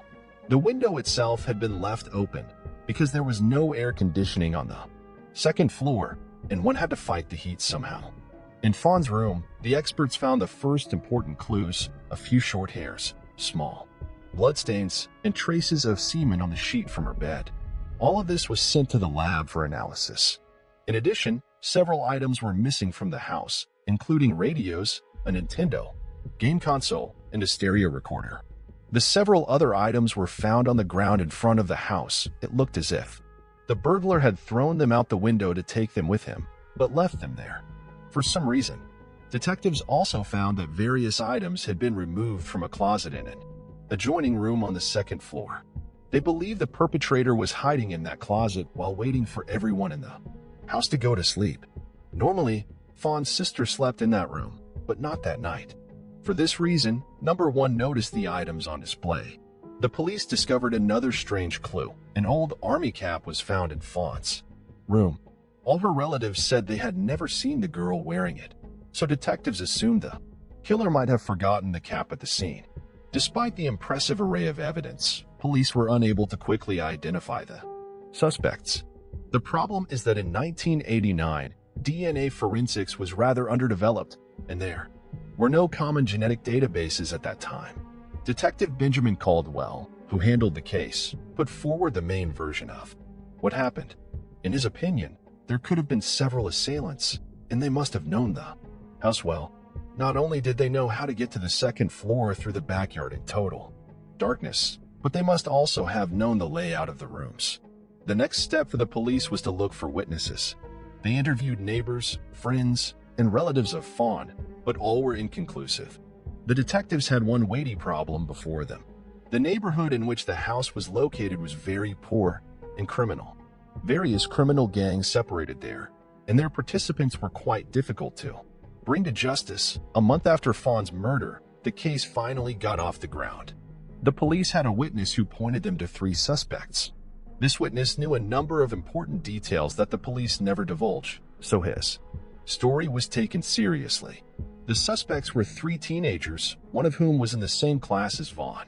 They were arrested and questioned, but the boys denied any involvement in the murder. During a search of one of their homes, police found items stolen from the victim's room. This was enough to charge all three of them with murder, but even here, the detectives were disappointed. First, the witness suddenly recanted and stopped cooperating with the police. Second, DNA analysis of blood, hair, and semen found at the crime scene did not show an unambiguous match with the suspect's samples. In those years, experts could not yet establish an exact match of the samples, and all their tests showed questionable results. In other words, the analysis could not confirm either a full match or a guaranteed mismatch. Despite this, the police were able to obtain useful information from one of the detainees. During one of the interrogations, he confessed that he had indeed broken into Fawn's house that night in the company of other boys and stolen some things. He painted how he made his way to the second floor through the canopy of the canopy, and even revealed unknown details. According to him, when he threw a tape recorder out the window, its handle fell off. The boy hid it under a nearby bush, and the police did find the item in that very spot. Except that the young man quickly retracted his statement and no longer cooperated with the investigation, which would have prevented his confession from being used in court. Because of this, the police had to let the men go, and the investigation was at a standstill again. Most likely, the witnesses were simply intimidated, but without their testimony in court, the case had almost no chance. All we know is that one of them spent 8 months in jail for stealing items from Fawn's house. The case has since gone into a long drawer. The police didn't reopen the investigation until the early 2000s, and the first thing they did was upload DNA samples from the crime scene to the CODIS database.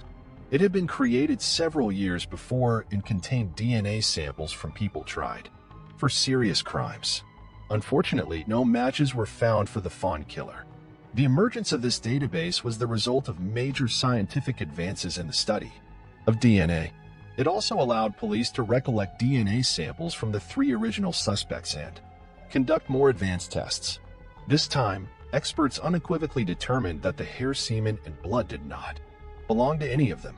This was rather odd given the fact that the suspects were found in possession of Fawn's belongings. Detectives speculated that the 3 guys had indeed robbed her house at night, but was another man with them. He was the one who had abused and killed the girl. All of this raised even more questions. Could it be that 4 criminals entered the house unnoticed, killed Fawn, and just as unnoticed left the scene of the crime? The police still had no answer to this question. Since then, the case has once again stalled. With each passing year, the Fawn family believed less and less that the murder would ever be solved. They continued to believe that those 3 suspects had been in their house at night and could point to the killer, but would never do so. The only thing that could help them learn the truth was a DNA sample stored in the police lab. In 2018, something interesting happened.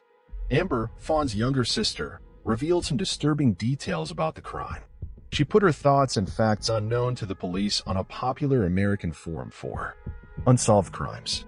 Over the 20 years of its existence, the forum had gained a very reliable reputation, and as participants have helped the police solve several high-profile cases.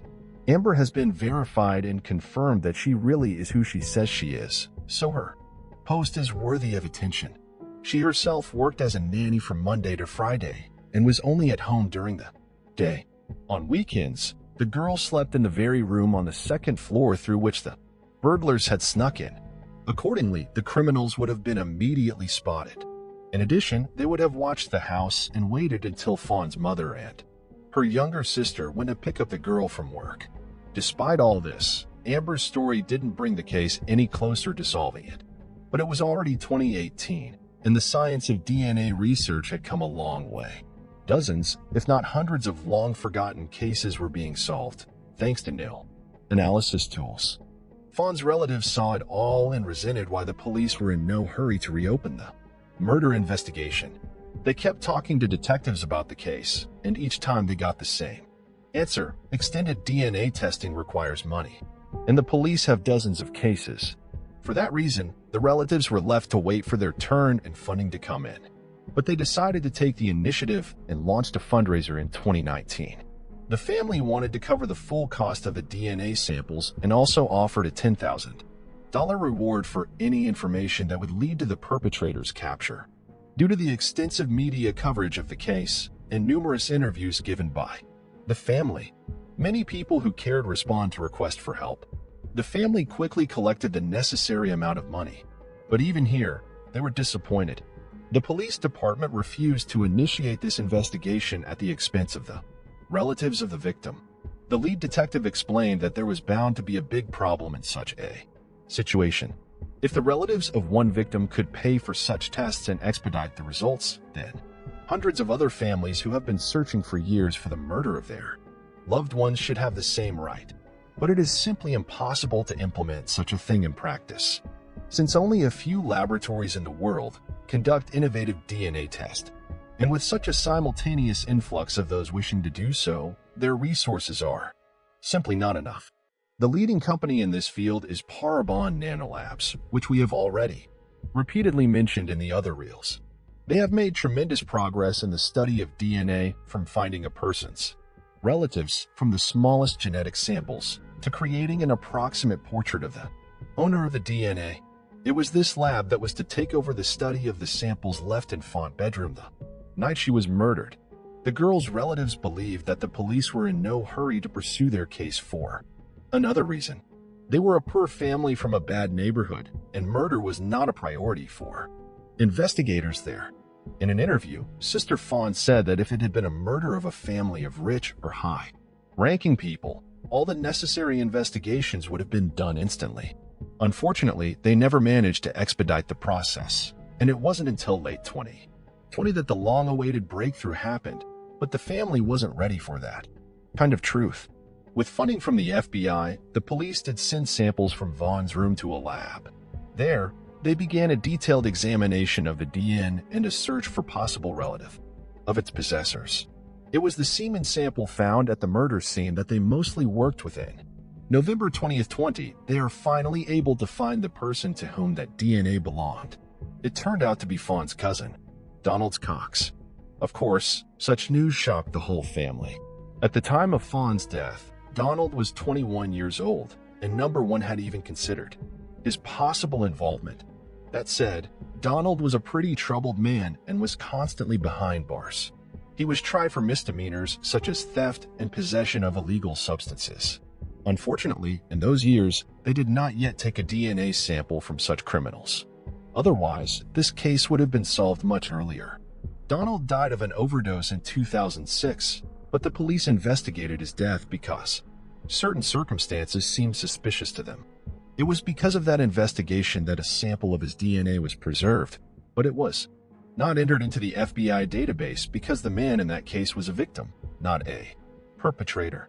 Once the experts informed the police of their discovery, they matched the SAM with the semen found at the murder scene and got a 100% match. Despite the gravity of this discovery, the relatives have received an answer to a question that has plagued them for 31 years, but there remained one very important point in the whole story. A great deal of evidence indicated that the three original suspects had also been in the Fawn house that night. It was now becoming clear how the perpetrators knew the house and the family's routines so precisely. Donald was a frequent visitor and knew all these nuances. However, the police closed the case, and no new charges were filed against the three men. Sister Fawn said she saw no point in trying to get a confession out of them, even though the men had been present in the house at night. They may not have even witnessed the murder itself. Donald may well have stayed in the house alone and only then attacked Fawn. Felicia added that the three suspects had already paid for their act. Throughout this time, while the case remained unsolved, the entire neighborhood was 100% certain of their guilt. Because of this, they were treated very negatively, with all the consequences that would follow. According to Sister Fawn, their lives were effectively ruined. In addition, after the case was closed, it turned out that the police had originally learned about the suspects from the family of one of them. Relatives noticed a Nintendo set box among his belongings. and remembered that this was the one that had been stolen from Fwan's house. It was on the news, and everyone in the neighborhood already knew the details. In any case, it is simply impossible to prove their guilt, and the relatives of the victim finally know the name of the killer. He lived for 17 years without any punishment for what he had done, and all that time, as if nothing had happened, communicated with his family, but eventually his addiction to illegal substances drove him to his grave, and he was no longer a threat to anyone. Share your opinion on this story in the comments. At 42, she had spent her entire adult life locked in a basement cellar and used as a sex slave by her own father, who raped her over 3,000 times and fathered 7 of her children, one of whom even died due to neglect. This is the story of Elizabeth Fritzl that shocked the whole world. The horrific story unfolded in 2008 in a small Austrian town and inspired a hit US movie. But the true story of Elizabeth and her surviving 6 children is far more chilling than any fiction could ever be. With a warning of adults and triggering content ahead, we take you through the frightening events of this case in this video. Let us start the story with some background on Elizabeth's father, the Austrian pensioner, Joseph Fritzl. He was an oppressive patriarchal figure in the family, and the fact that his daughter wanted to go out with friends, party, kiss her boyfriends, and live her life bothered him to such an extent that he eventually used criminal means to put chains around her. Joseph's grandfather had been married to a woman who couldn't conceive children. Because of this, the grandfather would have affairs with other women and then coerce his wife into adopting the children they bore. Joseph's mother was one of those children whom a trial lawyer described as unloving and sadistic. It's common that child abusers have often suffered child abuse themselves, and the people who mistreat others have often been treated in various ways themselves. This is no excuse or justification for the monstrous acts of Joseph, but just speculation on what could have triggered his descent into pure evil. Monsters are not created overnight. They are bred and fed over the generations. With that in mind, let us look at what happened to Elizabeth Fritzl during those 24 years in the basement and how it all began. On August 28, 1984, 18-year-old Elizabeth Fritzl went missing. Frantic over the whereabouts of her daughter, Rosemary hastily filed a missing persons report. For weeks, there was no word from Elizabeth, and her parents were left to assume the worst. Then out of nowhere, a letter arrived from Elizabeth claiming that she had grown tired of her family life and ran away. Her father, Joseph, told the policeman who came to the house that he had no idea where she would go. He told the police that she had most likely joined a religious cult, something she had talked about previously. But the truth was that Joseph Fritzl knew exactly where his daughter was. She was about 20 feet below where the police office was standing. Elizabeth was a girl full of dreams and aspirations, and she grew tired of her father consistently imposing harsh restrictions on her. She had previously expressed to her mother and her sister about her interest in leaving the family, traveling around the country, and starting a new life on her own as soon as she turned 18.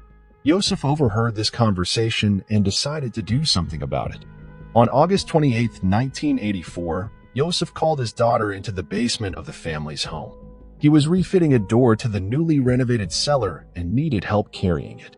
As Elizabeth held the door, Joseph fixed it into place. As soon as it was on the hinges, he swung it open, forcing Elizabeth inside and knocking her unconscious with an ether-soaked towel. For the next 24 years, the inside of the dirt-walled cellar would be the only thing Elizabeth Fritzl would see. Her father would lie to her mother and the police, feeding them stories about how she had run away and joined a cult. Eventually, the police investigation into her whereabouts would run cold, and for a long time, the world would forget about the missing Fritzl girl. But Joseph Fritzl wouldn't forget, and over the next 24 years, he would make that very clear to his daughter. For the rest of the Fritzl family, Joseph was a hard-working husband and father, thoroughly dedicated to his career. For them, he would head down to the basement every morning at 9 a.m. to draw plans for the jeans that he sold. And occasionally, he would spend the night there. Joseph's wife never doubted the actions or intentions of her husband since she didn't know what disgusting acts were happening right beneath her feet. At the minimum, Joseph would visit his daughter in the basement 3 times a week, usually every day. For the first 2 years, he left her alone in captivity. Then he began to rape her, continuing the nightly visits he had begun when she had not even entered the adult phase of her life. 2 years into her captivity, Elizabeth became pregnant and miscarried 10 weeks into the pregnancy. 2 years later, she fell pregnant again, this time carrying to term.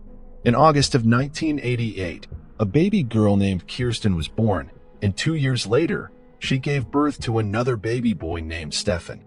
Kirsten and Stefan remained in the cellar with their mother for the duration of her imprisonment, and Joseph brought weekly rations of food and water for them.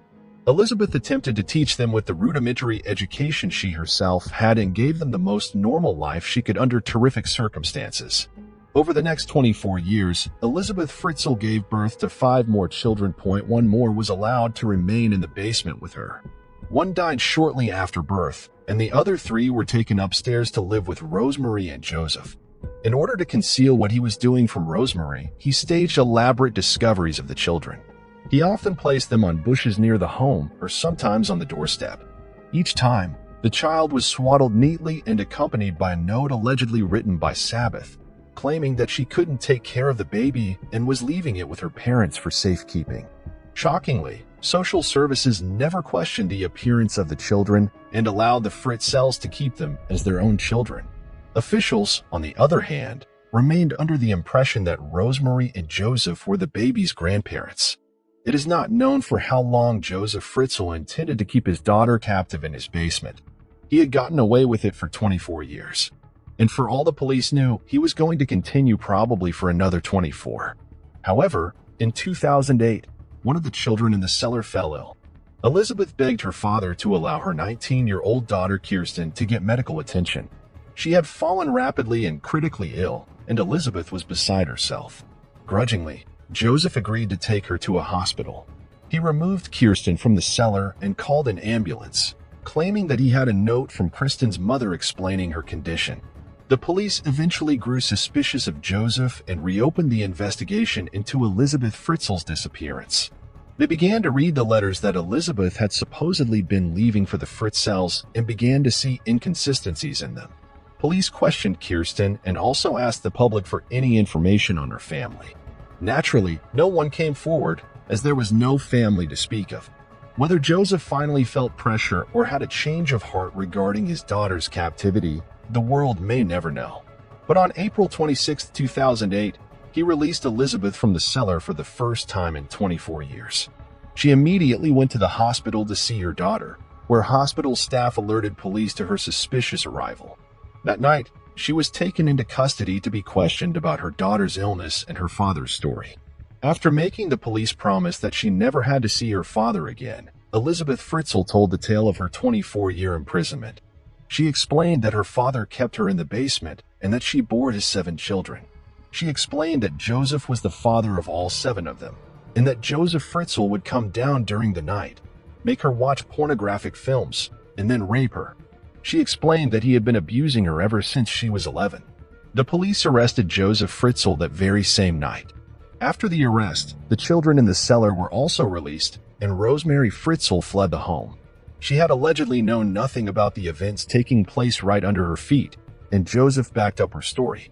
The tenants who had lived in the apartment on the first floor of the Fritzl home also never knew what was happening right beneath them.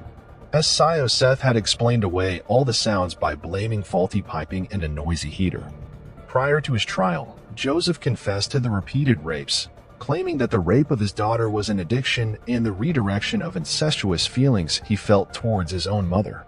He also claimed to be a loving, attentive father to the children he sired in the basement, bringing them books and stuffed animals, watching videos, and eating dinner with the children just like a family.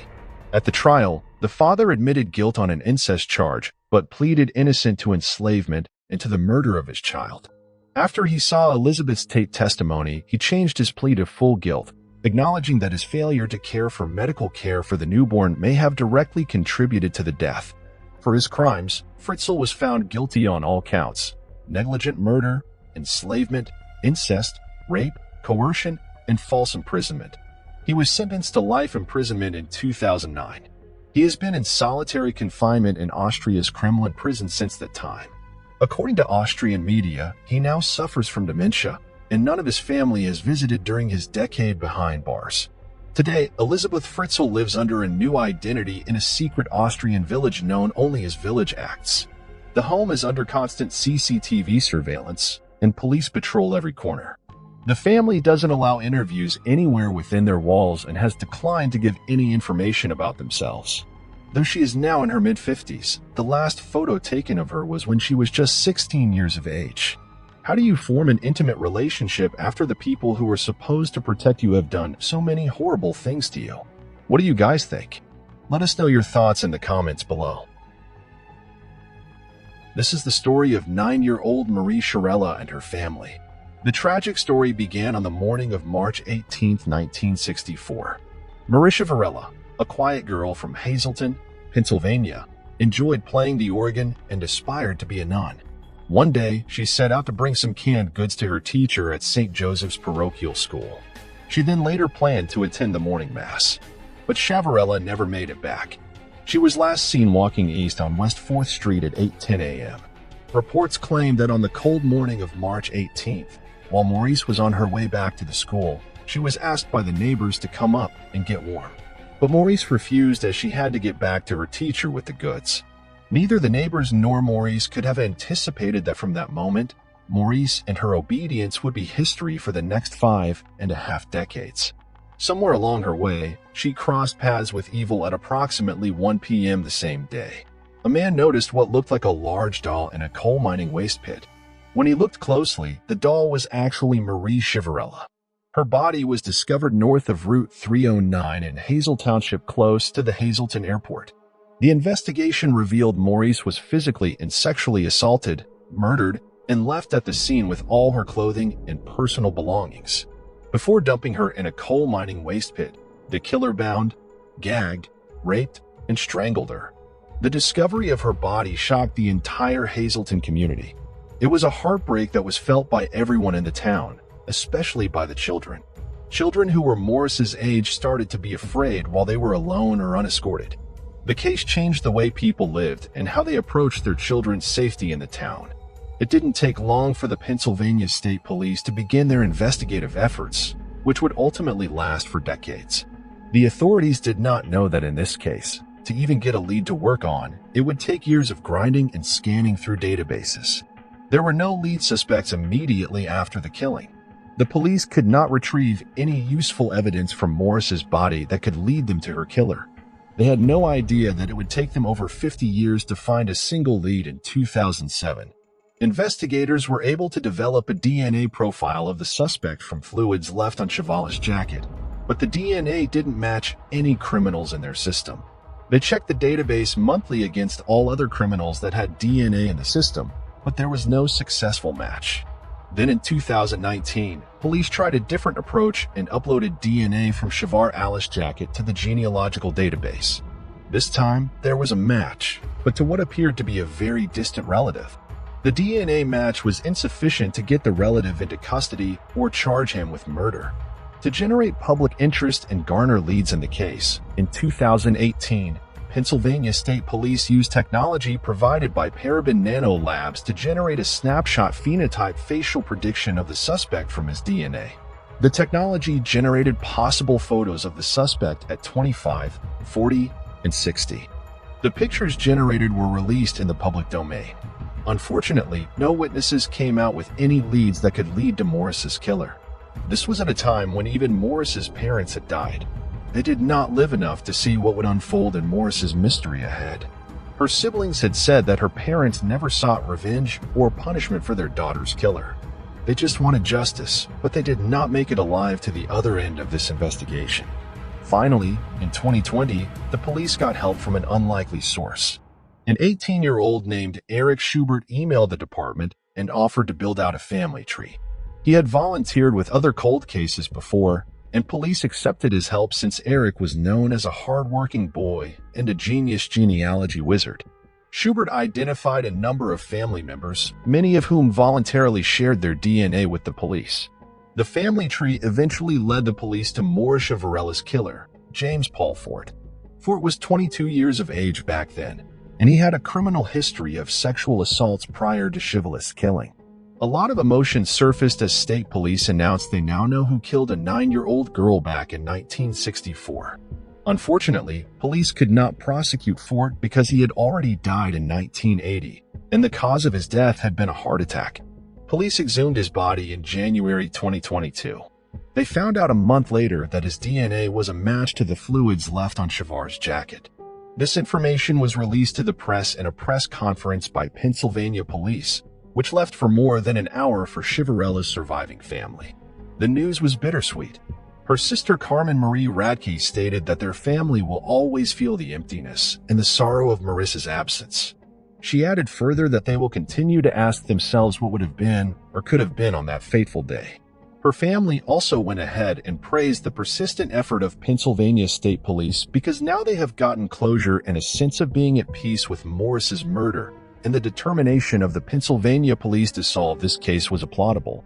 They left no stone unturned to find out who the killer was, and this was also a success story of a 19-year-old Eric Schubert who utilized his genius for very right purposes. But the question here still remains. After 5.5 decades into the investigation, when the killer was already buried in his grave, was justice actually served to Maurice and her family? Let us know your thoughts in the comments below. This is the story of Paulette Gebra Farah. It's every parent's worst nightmare to put their child to sleep at night and then find them vanish before daybreak.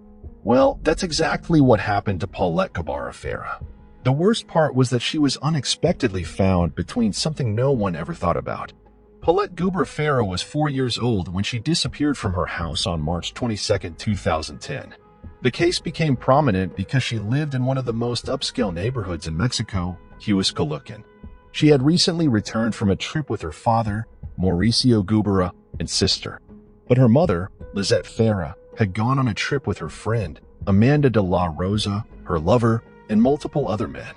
Suspicions of her infidelity made Lizette the prime suspect in the case.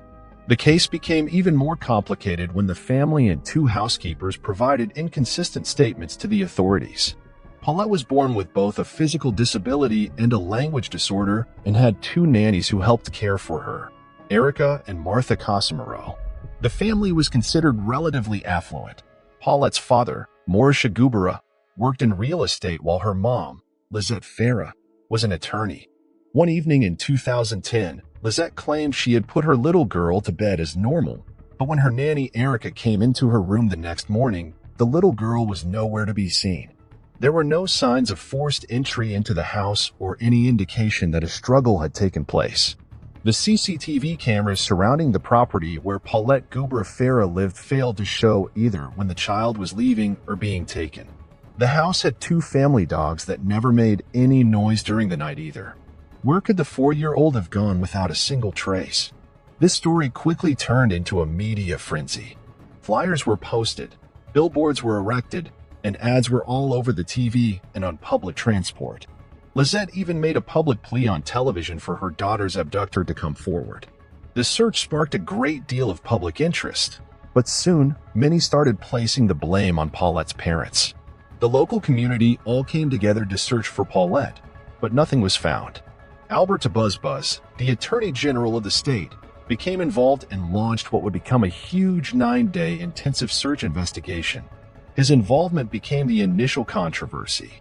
Many children are said to be reported missing in Mexico, but it wasn't until Paulette Gebra Farah, from a richer family, went missing that authorities put all their resources into finding her. Ultimately, police were baffled and found it very difficult to find the lead.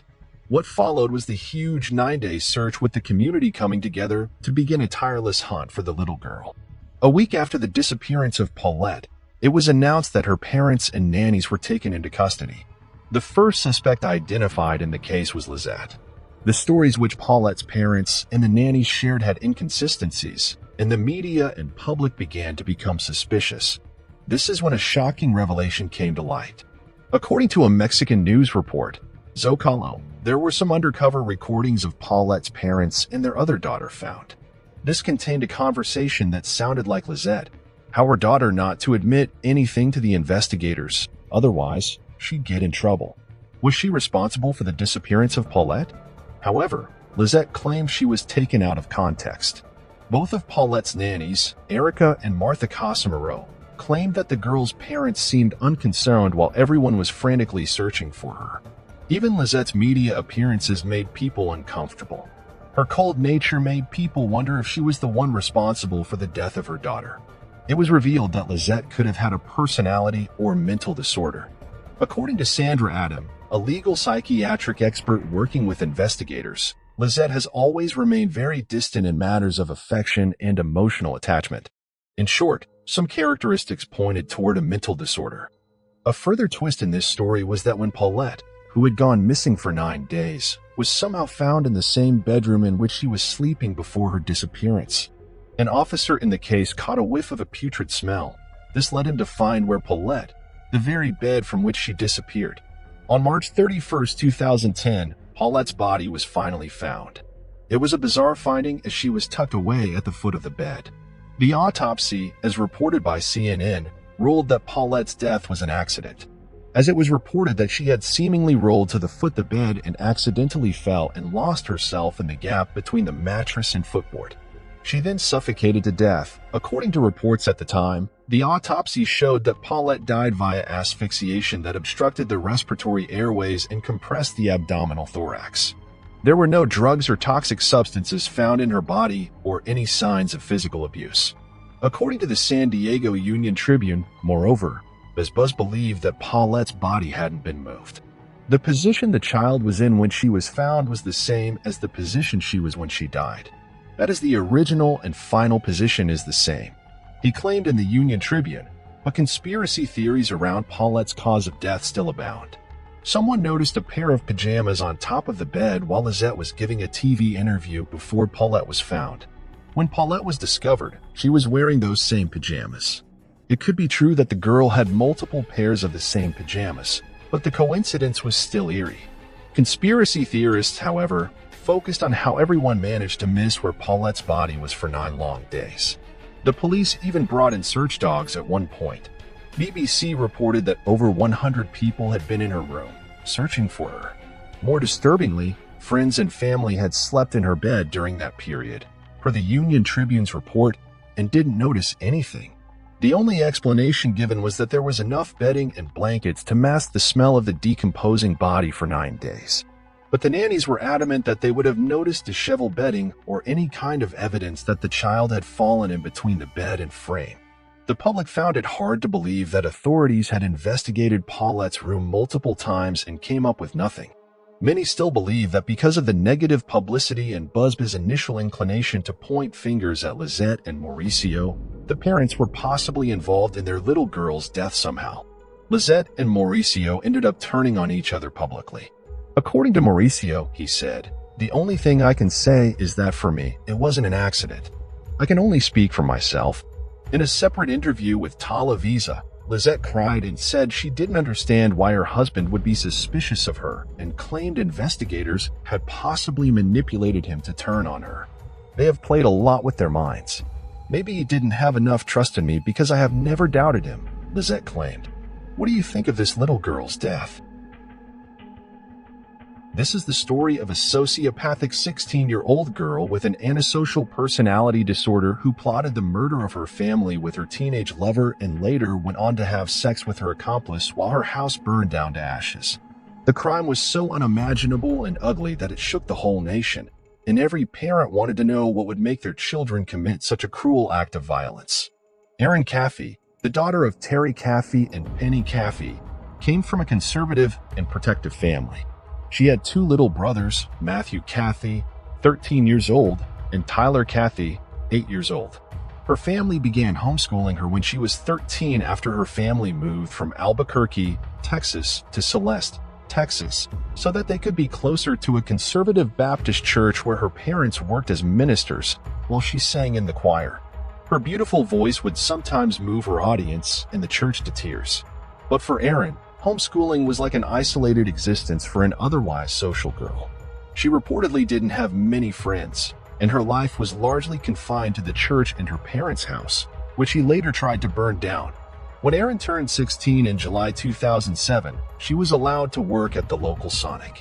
One of her co-workers observed that she was so sheltered, it was like she was seeing the world for the first time, and that was where she met her soon-to-be boyfriend, 18-year-old Charlie Wilkinson.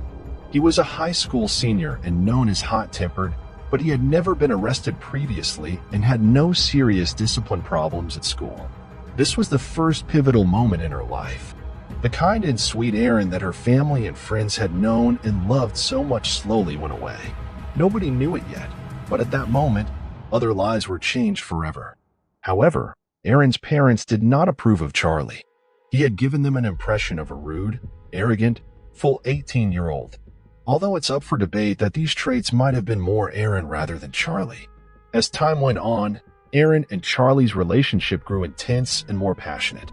They didn't care what anybody else thought in regards to their relationship. They started spending more and more time together. It was almost like they became parts of each other. In fact, they had only been dating for a few months when Charlie presented Erin with his grandmother's engagement ring. You know how it is to be young and in love. Your brain gets foggy. All common sense goes out of the window, and sometimes it's hard to see what is so clear to everyone else around you. As Erin began to shut off everyone from her life except Charlie, secluded herself from the rest of the church, and started to engage in inappropriate PDA, her parents also began picking these changes in her behavior. This absolutely infuriated Terry and Penny. And from then on, the Caffeys limited Erin's time with Charlie to once a week, in their home and under their watch. Charlie had to leave home by 9 p.m., and Erin could use her cell phone to talk to him only until 10 p.m. These restrictions made Erin very furious, and she planned to run away with Charlie. In February, Erin was grounded for talking to Charlie without permission and got her keys and phone taken away. Eventually, it all became clear to her parents that this relationship will continue to cause problems as long as it will go on. Penny put her foot down and asked Erin to stop seeing Charlie. Allegedly, this was the moment when she decided that drastic steps were needed to be taken so that she and Charlie could finally be together with nobody around to disrupt them. Maybe this was the moment when seeds of a highly dangerous idea had taken root in Erin's mind, and her parents, unaware of all these barbaric ideas that were making a home in Erin's consciousness. Terry and Penny thought that with the imposition of grounding restrictions and ending their relationship, they had fulfilled their parental responsibilities. But they had no idea they were totally ignoring Erin's increasing obsessive antisocial behavior and what it was going to lead to. And so came the early morning of March 1st, 2008, when the Caffey family could not see the sunrise. It was 2 a.m. in the morning when a loud bang of their bedroom door opening woke up Terry and Penny. The two little kids, Matthew and Tyler, were asleep in the rooms upstairs. The two intruders burst into the couple's bedroom and opened fire, shooting them several times. Bullets showered the bedroom, and before Terry and Penny could make out what was happening, they were shot multiple times on their bodies. It was a horror that they had not even thought of in their lives. To save Penny from the shots, Terry jumped on her and took 2 bullets straight on his face. Not only did they break and start shooting hysterically, but they also came in carrying 2 samurai-style swords. After Terry took blows on his face, he flung out of the bed, and the intruder shot Penny several times more. Then they shot Terry 3 more times in the back and once in the back of the leg. All in all, Terry took 11 shots on his body. Terry could not feel the right side of his body, and even when he tried to speak, nothing came out of his mouth. Then one of the killers took a sword and stabbed Penny in the neck, nearly decapitating her. This is the harrowing account of Terry Caffey's experience as he faced a horrific attack on his family. Terry began to panic as he thought of his children who were asleep, knowing that they would wake up to a nightmare. His attempt to get up was thwarted when he heard his son Matthew cry out, pleading with someone named Charlie.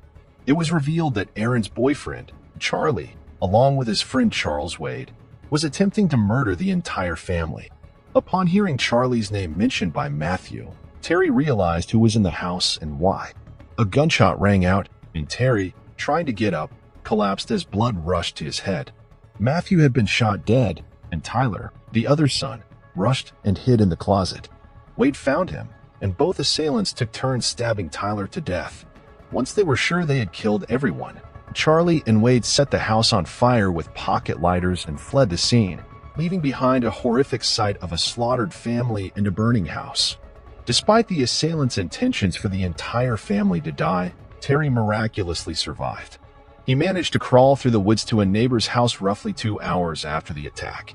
When the neighbor, Tommy Gaston, called 911, Terry, bleeding from various wounds, was taken to East Texas Medical Center in Tyler and admitted to the critical care unit. In the ambulance, Terry named his daughter's boyfriend, Charlie Wilkinson, as the killer. Chief Deputy Commissioner Kurt Fisher realized that Charlie was a friend of his son and had even gone fishing and four-wheeling with him many times before. Fisher spotted Charlie's car parked outside Matthew Wade's trailer, the brother of Charlie's accomplice, Charles Wade. The detectives rushed to Matthew Wade's trailer, where they encountered a teenager named Grugley. As the officers entered the trailer, they discovered Wade and his girlfriend, both of whom were woken up by the officers.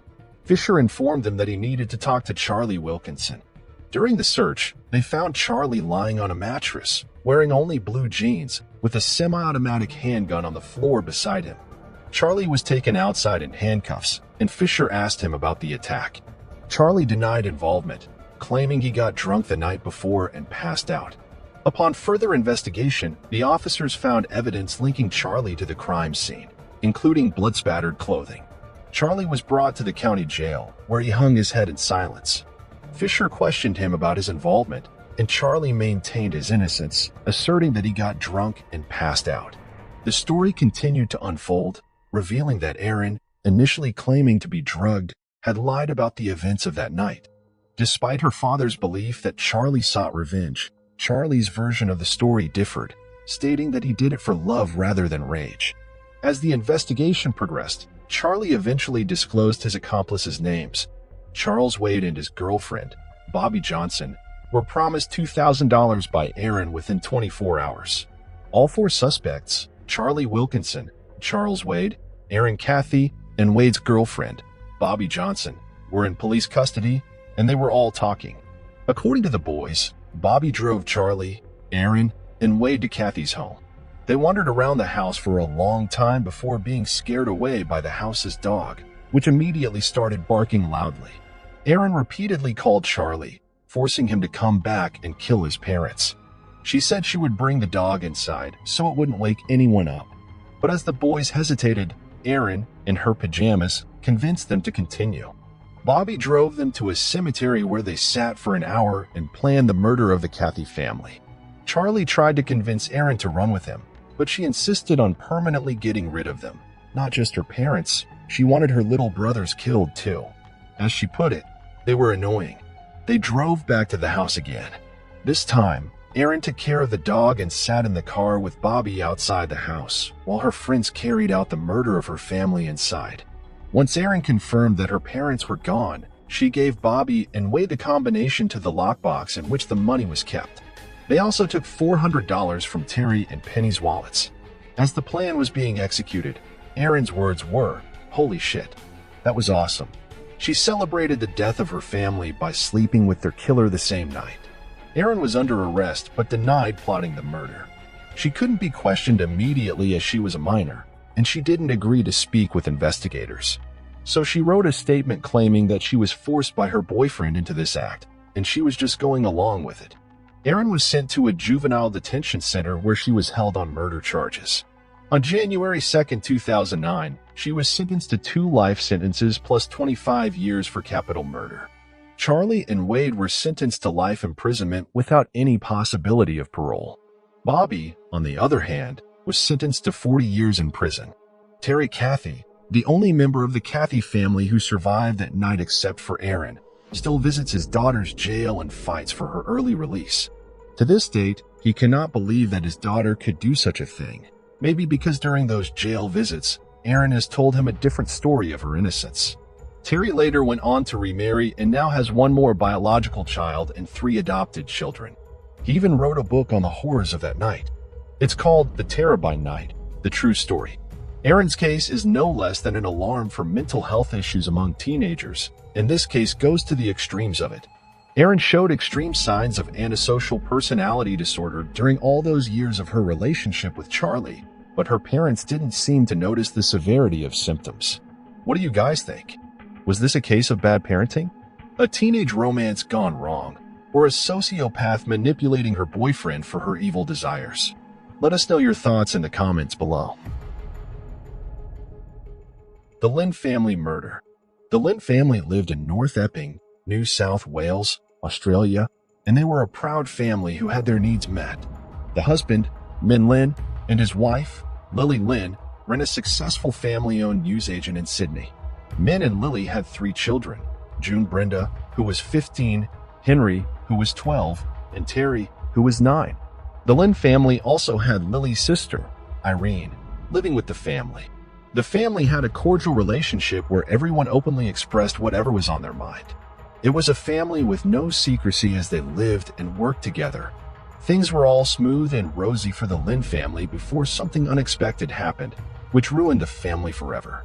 During the early hours of one Saturday morning in July 2009, when the busy shop of Lin's family didn't open for business, it was odd for almost everyone who knew the shop. However, Kathy, who was also Lily's sister and happened to work in the news agency, began to receive calls from curious customers about why the shop was locked. Upon hearing the situation, Kathy began to suspect something wasn't right with the shop being locked. This prompted Kathy and her husband, Robert Shi, to go check the home of Min and Lily. As they arrived at the Lin family residence in the quiet suburb of North Epping, the front door, which was usually locked, was unlocked. Kathy was beginning to feel frightened about the development. As she and her husband took steps forward, they could see sprinkles of blood here and there. They took a bold decision to be sure of whatever was happening or might have happened. They went upstairs to the bedroom, and what she found next was a horrifying scene that kept her shivering for some minutes. Both Min and Lily were drenched in a pool of blood, bludgeoned to death by a weapon later described as hammer-like. In the next room, they found Kathy and Lily's sister, Irene, with the same awful fate. Both Henry and Terry, Lily's young sons of 12 and 9 years old, were not spared either of this gruesome attack. They too were brutally murdered similarly to every other person in the house, in their bedroom. Blood splattered all over the walls of Lin's house suggested that a great struggle had taken place before the gruesome attack. Kathy placed a call to the local police, informing them about the gruesome situation at the residence of the Lins. She could not utter her words fluently as she was shivering about her extended family who had just been horrifically murdered. The situation had a little twist here. Brenda, who was the only member of the Lins family, was spared as she was away on a school excursion in New Caledonia at the time of the gruesome attack. Brenda is still on the school excursion when she learned about the gruesome killing of her family through Facebook. The police and paramedics did arrive at the scene, but it was so gruesome that they had to implore forensic analysts to help identify the members since the faces of the family were beyond recognition. They later concluded that the weapon that was used was likely to be a hammer. It only went from bad to worse as Brenda and the extended family had to live with a new harsh reality. Days after the incident, Kathy and her husband were finally composed enough to make emotional public pleas, calling for support to help solve the murders. Brenda, the only daughter and sole surviving child of Lin from the gruesome attack, went on to live with the Shis. They initiated the idea for her to come live with them and be a part of their new family, as she had no other place to go at the time. However, the lack of strong leads, as well as the nature of the vicious attack, suggested a more personal motive than a simple burglary gone wrong. The authorities turned to family members and possible connections for their investigation. Robert Shi, a former ear, nose, and throat specialist in China before moving to Melbourne in 2006, was one of the early suspects, as many indications pointed to him. According to the Daily Telegraph, he had opened a restaurant in Melbourne, but when his new venture soon failed, he and his wife, Kathy, moved to Sydney and had been unemployed ever since. Various reports also suggested that he was close to his extended family. It would take over a year for any breakthrough evidence to surface. During a forensic examination of Shi's garage in May 2010, experts found a tiny stain on the floor of the unkempt garage known as TY91. According to The Australian, one of the forensic experts trained in blood-taint pattern analysis was convinced that TY91 looked like a transfer stain, the kind produced from coming into contact with an object such as clothing, a weapon, or a bag wet with blood. Lab tests, however, proved that the tiny mark was consistent with the DNA of the Lin family members. She was subsequently arrested in May 2011, while his wife Kathy maintained his innocence. As all these new developments were happening, Brenda was still living with her new family. It took 4 trials spanning over 7.5 years before he was convicted. The first trial was aborted when a possible sexual motive emerged, but the court refused to identify the victim as she was still a minor at that point. She later opened up on how Robert has been sexually assaulting her in her home while her parents were still alive, and how he continued to assault her after Kathy and Robert took her in as a new family. The second trial was halted when the judge fell ill, while the third trial ended in the hung jury. Finally, in 2017, she was found guilty of murder. After the verdict was announced, she proclaimed, "I did not murder the Lynn family. I am innocent." In a recount by Brenda, the only surviving child of the gruesome incident that claimed the lives of the Lynn family, she said that it was 2009, and the high school student was preparing to fly to New California for an excursion, and looked around a departure gate to see her classmates kissing their families goodbye. Being a prideful teenager, I did not say anything to my father. I just stood there awkwardly and thought to myself, it's just going to be a week. I am going to see them again really soon. Miss Lynn, now in her 20s, told the sentencing hearing for her Uncle Robert she last week. But while she was overseas, she murdered her entire family. Her father, Norman Lynn, her mother, Lily Lynn, her aunt Yoon bin Irene Lynn, and her two little brothers Henry and Terry in the bedrooms of their North Epping home on July 18, 2009. To this day, my biggest regret was not hugging my father and telling him I loved him too. Say thank you for being an amazingly loving and caring parent. This is a story of love gone bad. Ryan Poston was born on December 30th, 1982 in Fort Mitchell, Kentucky, to Lisa Carter and Jay Poston.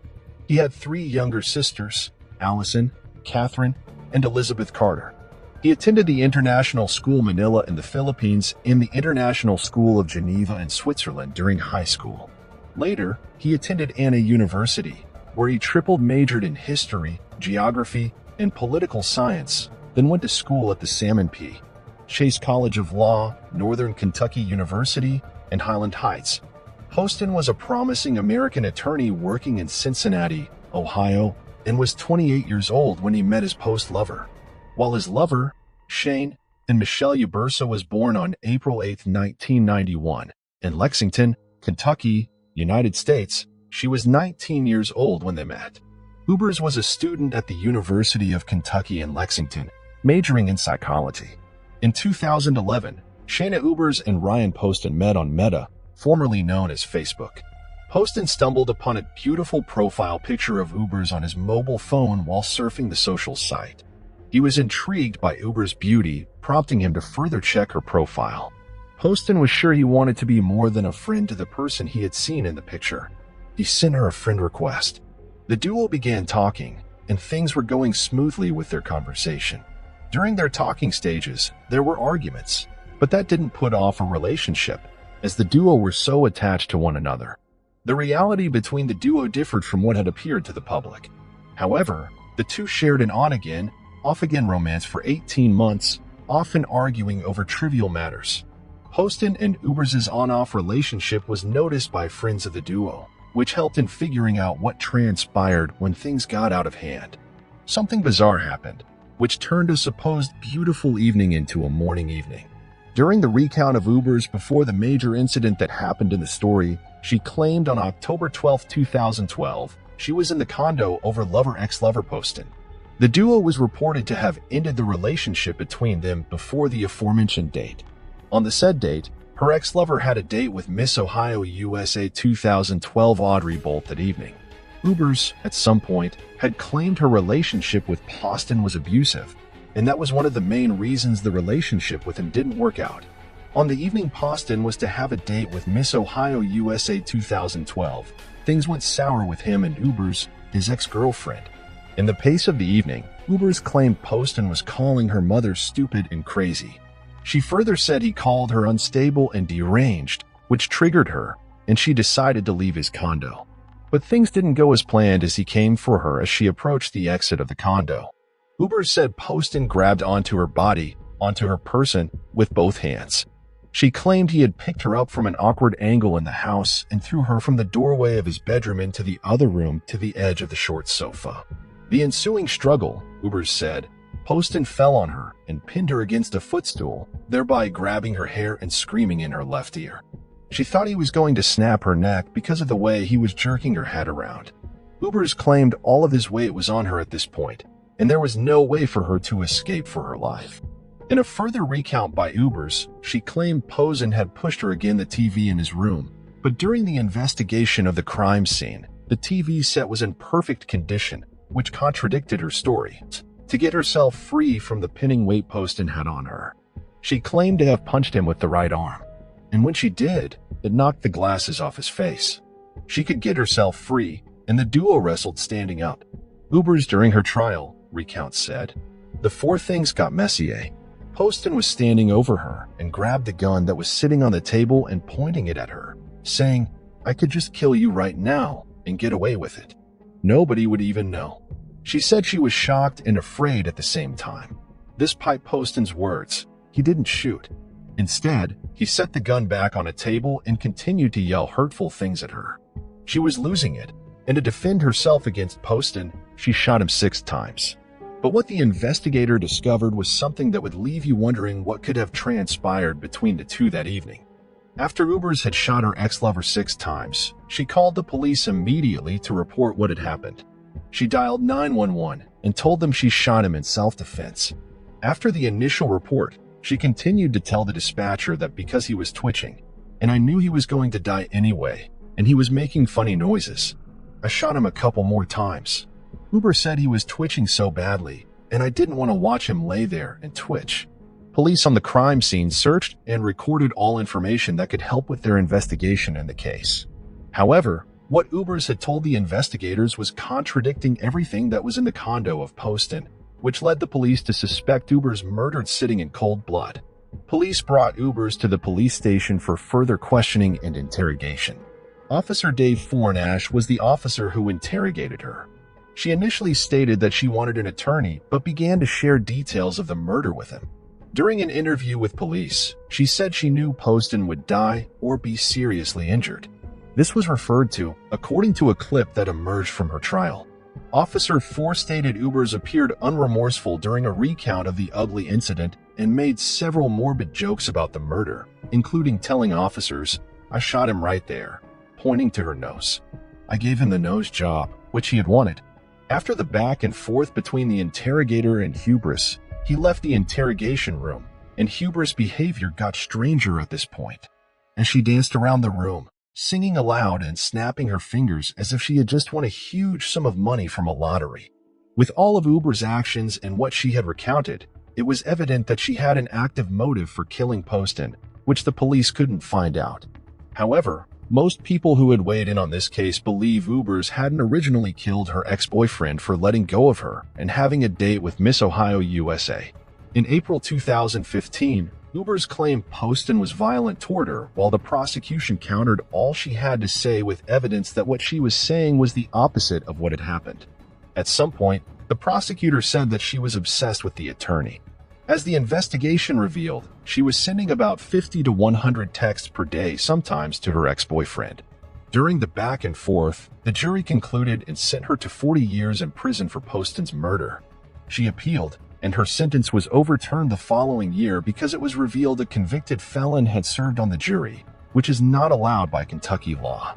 While she was still in prison awaiting a conclusion to the case, Ubers was granted a second trial. Nivens and other former cellmates testified about her behavior behind bars and what she allegedly told them about Posten and his killing. One inmate, Cicely Miller, discusses Hubert's behavior after being arrested and how she never pressed remorse about killing her boyfriend. During Shane Uber's second trial in 2018, the then 21-year-old senator of France before she murdered Ryan Posten seemed to display an escalation in violent ID, one that by all appearances went virtually unnoticed at the time. The prosecution brought forward witnesses who testified that Uber sent them a text message, joking that you wanted to accidentally shoot Posten at a gun range. Another witness testified that she had heard Ubers telling a co-worker that she was going to kill her boyfriend. Some text read, "When I go to the shooting range with Ryan tonight, I want to turn around, shoot and kill him, and play like it's an accident," read the text, which was received by Uber's friend Christy Euler. Another one described Uber's growing rage at Posten, with Uber's state belief in a thin line between love and hate, and that her love for Posten had turned into hate. Toward the end of their relationship, Shauna Ubers had conducted many internet searches for a woman, which her ex-boyfriend had fronted on Facebook in January 2012 named Adri Belt. Belt, who was named Miss Ohio USA the same year, eventually agreed to meet up for a date with Poston, having ended things with Ubers at that time. In an interview with a local Kentucky station via CBS, Bolt recalled her impression of Poston. "He was very funny and very smart, and I found him very entertaining, and that led me to accept an invitation to go on a date with him," she recalled. Poston, it seemed, was also as excited and enthusiastic about the proposed date, but he reportedly told his stepfather, Peter Carter, that he was struggling over how to tell Ubers about it, effectively putting the final nail in the coffin to their year-and-a-half-long relationship. "I told them to make sure that he was kind to Shayna, and that he told her honestly what was going on," said Carter at Heber's second trial in 28 per CBS before recounting how Poston had also expressed worry that Ubers would ultimately sabotage Tajit, describing her as always around. Tragically, Post would be murdered by Ubers only hours before he was due to meet Bolt in person. A psychologist testified that she suffered from PTSD and borderline personality disorder and claimed the emotional abuse and distress caused by Posting led to her violent act of murder. Ubers was convicted of murder again in 2018. This time on August 28, 2018, she was sentenced to life in prison with the possibility of parole in 2032. In her most recent mugshot taken in 2019, she is smiling. What do you think about this cold case? Let me have your thoughts or opinions in the comments section. Patricia Colombo. Having been sentenced to 200 to 300 years in prison means a lot. And that is what this case is all about. 20-year-old Patricia had left her family home 2 years earlier to live with DeLuca, a 36-year-old married man. When Patricia was 16 years old, she worked in a suburban coffee shop where she met pharmacist Frank DeLuca, who managed the pharmacy next door to the coffee shop where she worked. DeLuca and Patricia developed some sort of chemistry, and with the duo, things led to another in which he hired her to work in a store, and the two began an unusual sexual relationship. Patricia showed classmates pictures of her having sex with DeLuca's dog. DeLuca and Patricia's relationship was growing so deep and out of hand at the same time, considering the fact that her lover was a married man, and the relationship was made public. In April 1974, DeLuca brought Patricia to stay in his own home, even though he still lived with his wife and 5 kids. However, she accepted to move into her lover's home, but she simply told her parents she was moving to her apartment. Her parents were relieved when she told them she was going to move into her apartment and not some random person's home, which prompted her parents to give her money for upkeep. Patricia wasn't able to keep up with the lies that she had told her parents, and soon they found out that DeLuca had left his wife and moved in with her daughter, prompting Patricia's father to beat DeLuca severely. The situation triggered some sort of hatred from the duo towards Columbus's family, which made them come up with a plan that changed things from bad to worse. On May 4, 1976, Patricia Colombo, who was 19 then, and Frank DeLuca, 39, decided to carry out a plan on Columbus's family. After several deliberations on how to carry out the plan, the duo came up with a plan. The duo was ready to execute their much-deliberated plan. They observed the environment and later crept into the home of Columbus and shot every living creature found therein. On May 7, 1976, Chicago police found a car belonging to one Elk Grove resident, Frank Colombo, abandoned after apparently being stolen. The Chicago police informed counterparts in Elk Grove, however. The bodies of everyone killed weren't discovered until 3 days later on May 7th, when a village police officer showed up to inform Frank that one of the family cars had been found in a poor black neighborhood on the city's west side. The responding officer, who went to Frank Columbus's residence to inquire about the car, noticed the front door ajar and delivered newspapers piled up on the front step of the otherwise immaculately landscaped home. The patrolman pushed open the door and saw Frank's bodies piled across the living room stairs with a piece of the bowling trophy sticking out of his gashed skull, and immediately radioed for backup. Even though the family's car had been found miles away in Chicago, there were no indications that anything else in the house had been disturbed or taken. What he had seen was no ordinary crime. The Elk Grove community was thrown into confusion when the family was discovered dead. Police began investigation upon investigation to connect the dots of the murder, but there was no lead. Frank, 43 years old, who was the father, had been shot 4 times in the hat. Before he died, however, he had been cruelly tortured and beaten. Police reported he had been beaten with a bone trophy and the lamb so severely that the back of his head was disintegrated. There were several cigarette burns on his body, and he had also been stabbed in the throat and chest. His wife Mary, who was 41 years, was shot once between the eyes. It was reported that her throat had been slashed, and she also had been beaten, this time with a glass face. She was clad in a nightgown, and her underwear had been pulled down to her ankles. However, an autopsy later revealed there were no signs of sexual assault. Their son, Michael, who was 13 years old, was also killed. He had also been shot, beaten with a bowling trophy, and stabbed over 80 times, mostly in the neck with a pair of sewing scissors. There were indications that he had been sleeping when the attack occurred and was awakened and forced out of bed by his killers. The only surviving member of the family was the Columbus' 19-year-old daughter, Patricia, who was living apart from her family with a 37-year-old co-worker, Frank DeLuca. Police questioned Patricia but had no reason to back her until the following week, as some of her behavior raised red flags to investigators. Ray Rose, the investigating detective, said that he has never forgotten what he saw that day. Evil, death, tragedy were his initial thoughts when he saw the carnage. What I saw was very curious. Rose saw the Sun-Times in May 2006. If you had just found out your whole family had been killed, you'd run to the scene. Patricia and DeLuca had initially wanted staged murders to make them look like mob hits or the work of black street gangs. Patricia went to the police stage and began suggesting possible motives and leads. One, which was quickly ruled out, was that Frank Columbus was the target of a mob hit. There was never any sign that he was in any way connected to organized crime. Lying to police in the course of a murder investigation is never a good idea. And when you're the sole surviving member of the family, it's an even worse decision. As a result of Patricia's statements and behavior after the crimes, Patricia Colombo became the chief suspect. In all bids to unravel the true case of the murder of Columbus's family, a hint came in. Inspired by the promise of reward money, a friend led police to the men who had discussed killing the Columbia family with Patricia. The detectives quickly established roles for themselves to make Patricia crack. Instead of good cop, bad cop, one detective described as looking like Tom Jones assumed the role of a boyfriend. At her family's wake and funeral, Patty flirted openly with the detective, to the point where her grieving relatives thought he was the displaced DeLuca, who had alienated her from her family. DeLuca's caught a notice in the corner of the funeral home.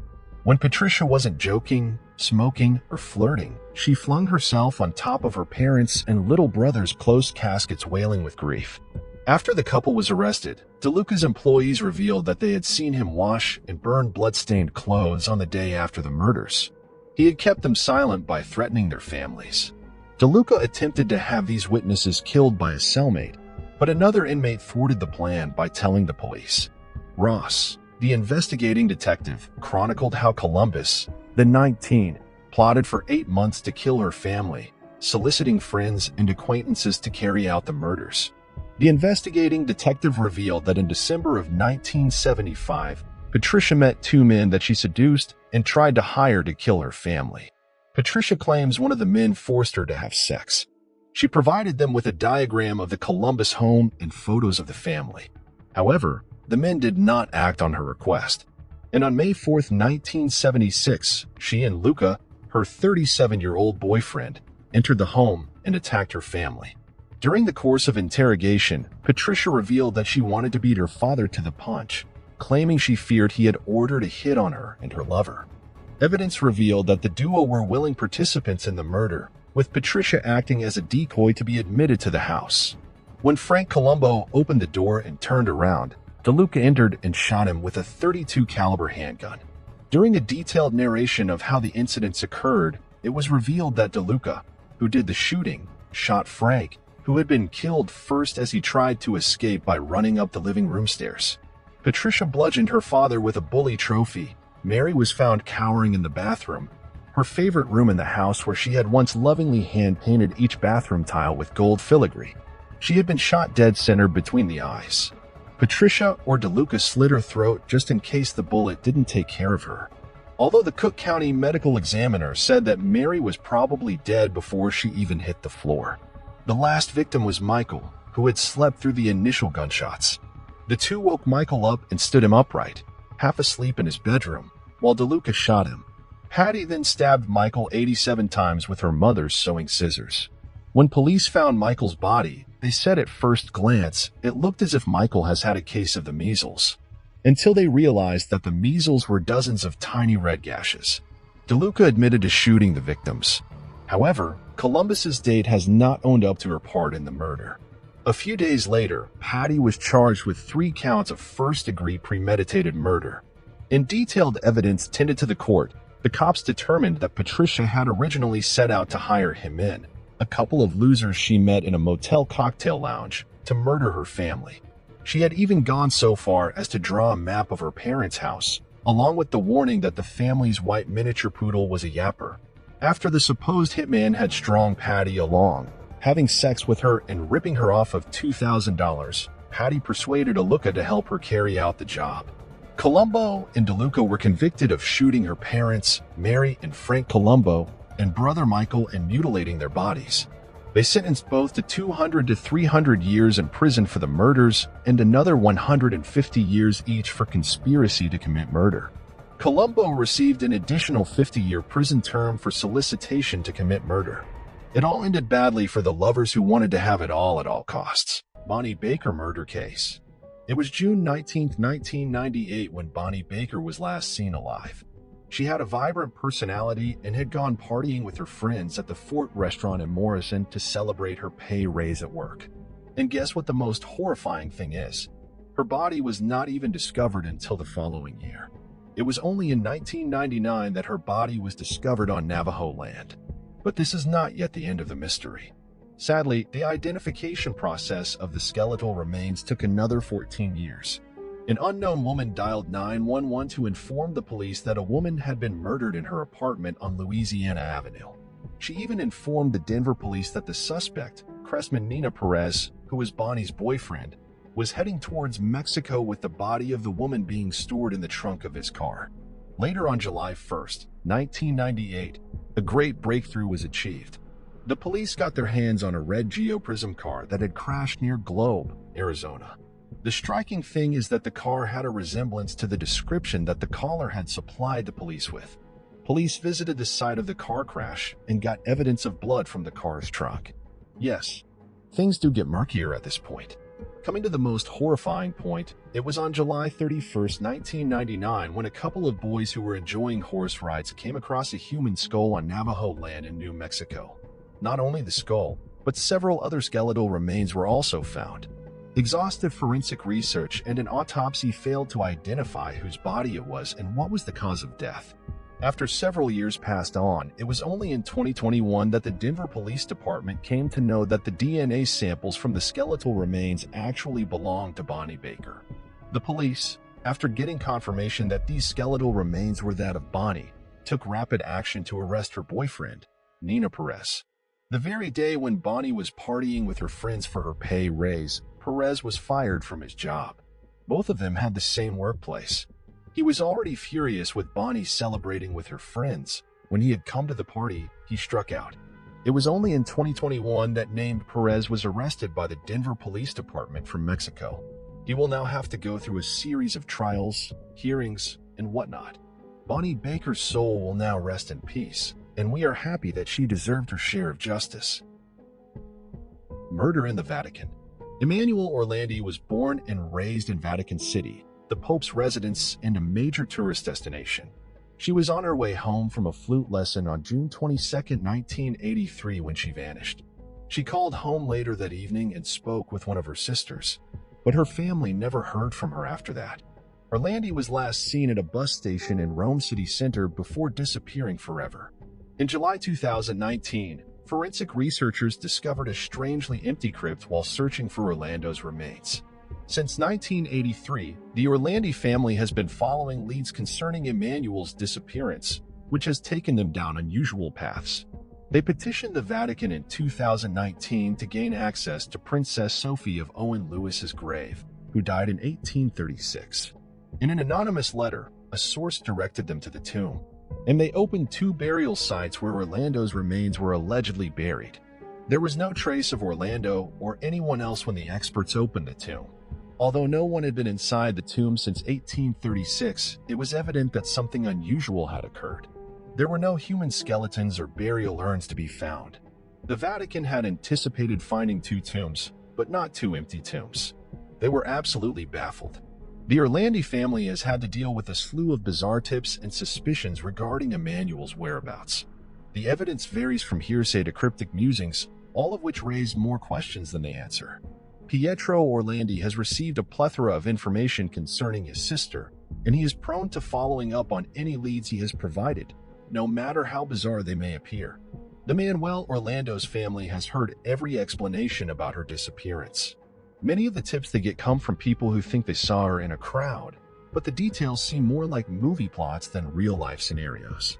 Regardless of how bizarre some of these leads are, the family investigates them in the hopes of learning more about Orlando's disappearance. In 2008, Sabrina Minardi, who dated mobster Enrico De Pettis, claimed that Orlandi had been kidnapped by American Archbishop Palmer Chinkus, the former president of the Vatican Bank. But it's unclear why he allegedly wanted her off the streets. Marcin Cass died in 2006, and despite his involvement in an Italian banking crisis in the 1980s, no allegations of kidnapping or child endangerment were ever made. The Vatican simply stated that Minardi's claims came from a source whose value is exceedingly doubtful. Some have claimed to have seen Orlando alive over the years. The Orlandi family is still hoping to find her alive after 3 decades of searching, no matter how unlikely it seems. Some of those who claim to have seen Orlando believe they've run into her on the street, with tales coming in from as far as Turkey and England. Others, on the other hand, appeared to be more interested in personal gain. An anonymous phone call was made to a television show about Orlando's disappearance in 2005, alerting the family to a local mobster's tomb. To solve the case, Gosai, who's buried in the crypt of the Basilica of Santa Apollinare, the caller stated, referring to the burial of former mobster Enrico De Pettis, who died in a gun duel in 1990. The same caller stated that Cardinal Ugo Paletti, Rome's vicar general at the time, ordered Orlandi to be taken off the streets. The tipper, however, did not provide any additional information on Paletti's involvement, nor did he provide any evidence to back up his claim. When forensic experts explored the grave, they discovered not just Petty's remains, but also numerous more bones. The police claimed they'd analyzed the remains to see if any belonged to Orlando at the time, but no findings have been released. Despite all of the hints that have been thrown out to the press since Orlandi's disappearance in the early 1980s, no one has ever been arrested. Anonymous sources have mentioned several Italian mobsters in the news, but none have ever been officially linked to Orlando. Mammoth Elias Lucre's assertions were essential in hindering further investigation into the issue. Bulgaria and Spice and the KGB have also been blamed for the crime, in addition to the Grey Wolves and a nebulous Masonic organization. Roberto Calvi, one of the suspects, was discovered hanging in London just before Orlandi vanished. Everyone, including prominent members of the Vatican, seems to have an opinion about Emmanuel Orlandi's disappearance. The Vatican's leading exorcist, Father Gabriel Amorth, believes Orlandi was kidnapped to be shuttled around sex parties and used as a slave. The allegation is debatable, and Amorth has no evidence to back it up, but he is adamant in his conviction. In addition to his theories concerning Orlando's presumed captivity, Amorth is convinced that someone from the Vatican assisted in her abduction and that she has since died. He told the publication Les Tampa this was a sexually motivated crime. Parties were planned with the Vatican gendarmerie serving as the girl's recruiter. Diplomatic staff from a foreign embassy to the Holy See were participating in the network. Emanuela, I feel, became a victim of the circle. Emmanuel Orlandi's family has concluded that more than one person is responsible for her abduction. Decades after she went missing, they haven't indicated whether they believe the death was caused by a government or religious organization. But her brother Pietro Orlandi finds it inexplicable that no one has come forward with concrete evidence. I'm incapable of accepting injustices, especially when it involves my sister, especially knowing that there are people who know what transpired throughout the years. Their right to know the truth and their right to be treated fairly are precious rights to me that no one can ever take away. Ricky McCormick's last and only cipher. Ricky McCormick was discovered dead in a cornfield in West Alton, Missouri, on June 30, 1999. 2 pages of handwritten notes in McCormick's front pocket included a complicated cipher that the FBI, the American Cryptogram Association, and countless amateur code breakers have yet to decode. According to a family relative, McCormick was a high school dropout who could not write in code. He couldn't spell a word and could only doodle. Authorities had to use fingerprints to make a definitive ID because McCormick's body had been rotting in the field for several days before being discovered. Even after an autopsy and a toxicology report, the medical examiner struggled to pinpoint a cause of death due to the rate of decomposition. However, detectives classified his death as a homicide after considering the suspicious aspect of where his body was discovered, as the region has previously been used to dump murder victims. The 2 notes discovered in McCormick's pocket had 30 lines of seemingly random letters and numbers on them. Some of the code is enclosed in parentheses, while others are circled. McCormick was an ex-con who worked part-time at a gas station and went back and forth between staying with relatives and living on the streets. He also had heart and lung problems and was receiving disability benefits at the time of his death. He had a slew of offenses on his record, as well as a spell in prison for statutory rape. Even though McCormick did not own a car and public transportation did not serve the region where he was discovered, his body was found 50 miles from his home. According to his ex-girlfriend, McCormick traveled by bus to Florida sometimes, where he allegedly served as a mule for drug dealers, transporting marijuana back to Missouri. McCormick's mental state has been the subject of various reports. McCormick's public attorney claimed he was suffering from some mental sickness or defect while awaiting trial for statutory rape. They had him evaluated by a local psychologist who determined that McCormick was mentally capable of standing trial. McCormick was described as street smart, with an active imagination and a naive, childlike attitude toward the world, while never having been diagnosed with any mental illnesses. McCormick's fiancée reported a few days before his death that he was agitated and apprehensive after returning from a cocaine smuggling job in Florida. In the days leading up to his death, he visited various hospitals for treatment of chest problems and asthma. Some investigators believe he wasn't asking for medical help, but rather a safe place to remain since he feared his life was in danger. The FBI's Cryptanalysis and Racketeering Records Unit had spent all of its efforts cracking the encryption by 2011. In a 2011 statement, the FBI stated, "Breaking the code could expose the victim's whereabouts before his death and potentially lead to the solution of a homicide." According to some family members, Ricky had been writing in code since he was a child. The notes are said to be real by experts, including the FBI agent in charge of the case. Small characteristics in the handwriting, such as circles around sections of the code, suggest it was a personal document, potentially a to-do list. According to the FBI, the most difficult aspect of this case is that McCormick most likely wanted the notes to be read only by him. Unlike other well-known ciphers, such as the Zodiac Killer, who wish for their codes to be solved at some point. Of course, there's a chance McCormick didn't develop the code.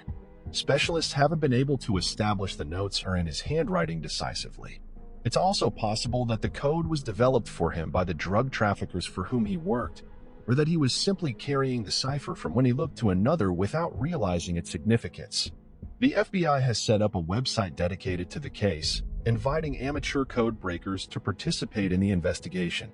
Ultimately, it is thought that the code contains information that will aid in the capture of McCormick's killers. Gail Barrett, rape and murder case. A 30-year-old woman named Gail Barrett from Battle Creek did not return home after she was last seen at Speed's coffee shop. Battle Creek got shaken to its core by this brutal homicide of the 30-year-old woman. Almost 2 weeks after Gail's disappearance, her body was found by the investigating team. It was on River Road in Emmett Township where the police got their hands on the remains of the lady. And that was exactly when they learned that Mrs. Barrett was raped and then stabbed to death. There was one person who had not lost hope through this entire ordeal of investigations and inquiries. It was Mrs. Barrett's son, James Barrett. He had relentlessly tried to help the police in every way he could. Ultimately, on January 25, 2021, James received the call he had been waiting for several years. He said, Sergeant Marshall called and informed me that it had just come through from Michigan State Police labs. In fact, some of the early tests ruled Plato out. DNA was still in its infancy, and I have documents that indicated he had been ruled out. However, there were subsequent tests conducted on other pieces of evidence, including blood, that came back inconclusive. The police investigated the family and a couple of Gail Barrett's friends to see if they could provide any leads. Out of the two friends of Mrs. Barrett, there was a person called Mr. Roger Plato, who was already killed after being shot by the police during a violent confrontation, which occurred 3 days before the police came across the remains of Mrs. Barrett. Although Plato's body was cremated, the police had collected his blood sample. This very blood sample helped them trace the murder of Mrs. Barrett. The rapist and murderer was none other than Gail Barrett's friend, Roger Plato. The murder of Mrs. Barrett went unsolved for a long span of 30 years. Eventually, the case turned cold and nothing came out of it. Now, 30 years is a long period, and we can't even imagine how James and his family went through such a tormenting time. The lives of the Barrett family changed forever since that traumatic incident, and all they had been hoping for was to see the murderer brought to justice. Destiny has its way of punishing people for their deeds, and probably that is why Roger Plato died in that confrontation, long before Mrs. Barrett's body was even found. I think it is a relief for most of us and a weight off our shoulders, having an answer. And that, to me, was the biggest thing, said Barrett. He even said, I think if somebody was around today, now we've got to endure a trial, which then creates a lot of other issues. And then we potentially don't get a conviction. And then what? Even with a DNA match, because so much time has elapsed, eyewitnesses have either passed away or they can't be relied upon for their statements 32 years later. So I'm kinda glad it wound up the way it is. Stephanie Isaacson. The discovery of Stephanie Isaacson's school books was the first clue that she had been murdered.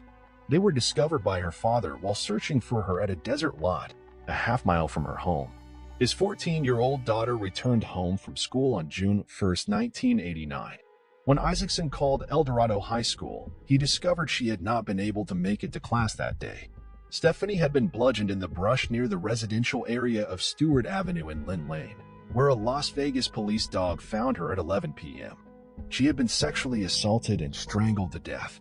Isaacson went home after the coroner had departed the parking lot and dialed a local radio station, and he told them to play her favorite song, Wind Beneath My Wings by Bette Midler. The case would remain unsolved for the next 32 years.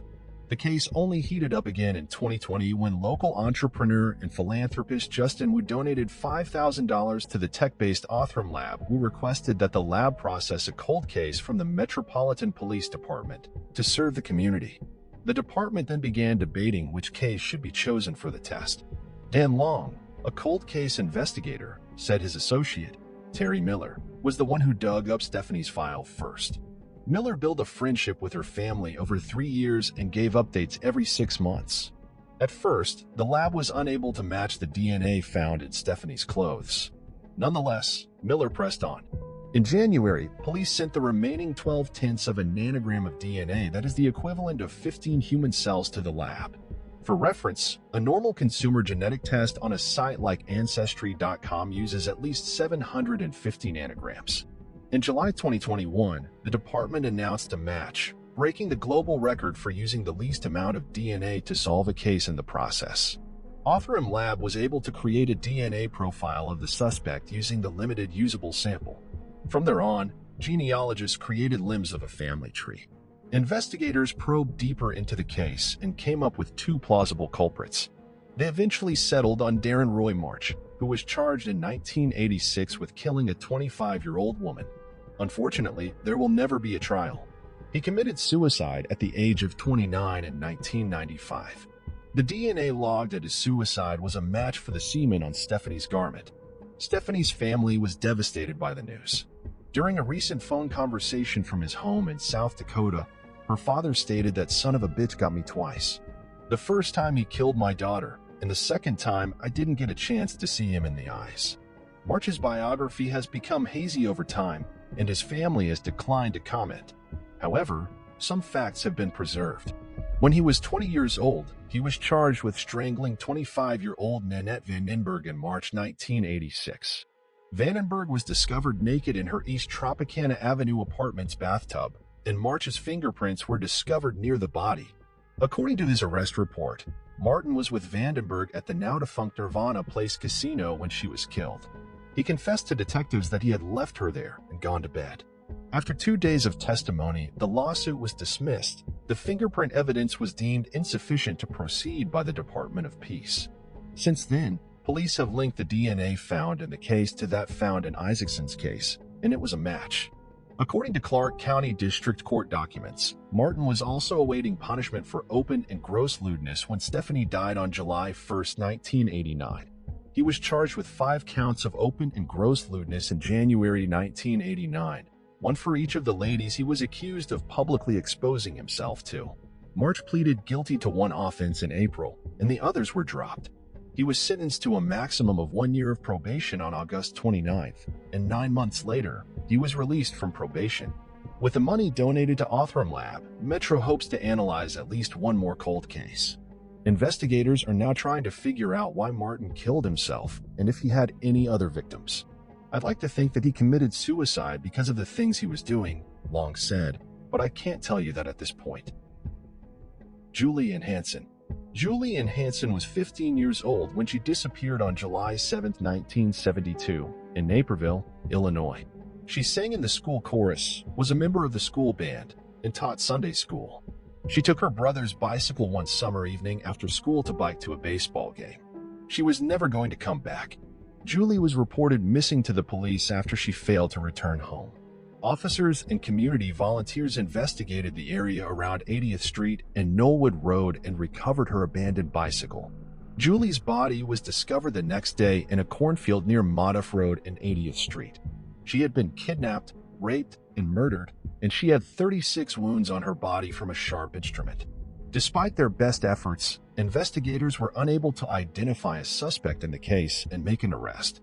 Major Morris, a convicted killer, was a suspect in the murder, but there was no evidence linking him to the crime scene. Morris assassinated Roberta Bobby Anderson, a 16-year-old girl, on September 1973.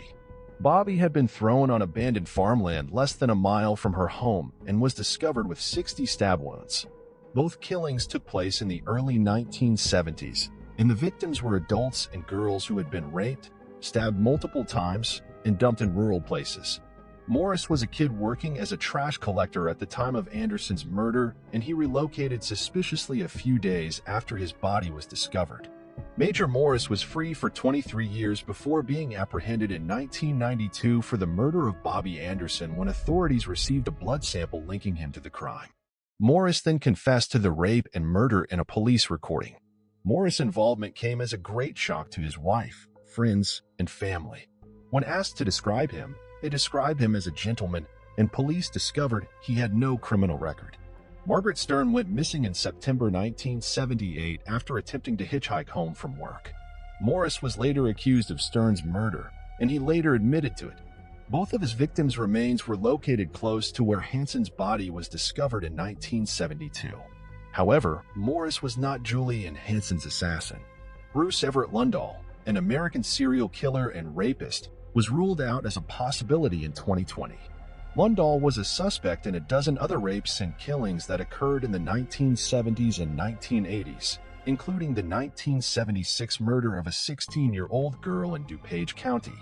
In April 1981, while stabbing a teenage kid to death in his flat, the attacker accidentally stabbed himself in the thigh. Lundahl's injury was fatal, and he succumbed to his injuries immediately. Bruce Everett Lundahl was active around the time of Julie Ann Hansen's murder and used a similar method to her killer. He raped his victims and repeatedly stabbed them to death. He also lived in Illinois. His DNA was compared to that found at the Hansen crime site in 2020 and determined to be unmatched, ruling him out as the perpetrator. In 2021, a suspect was finally found and charged for Julie's murder. Mary Lee Welle, aged 76, was arrested in Mankato, Minnesota. Hansen was in his late 20s at the time of her murder and lived less than a mile from the victim's family home. The key to cracking the case was genetic genealogy, and Hansen's assassination was never regarded as a cold case.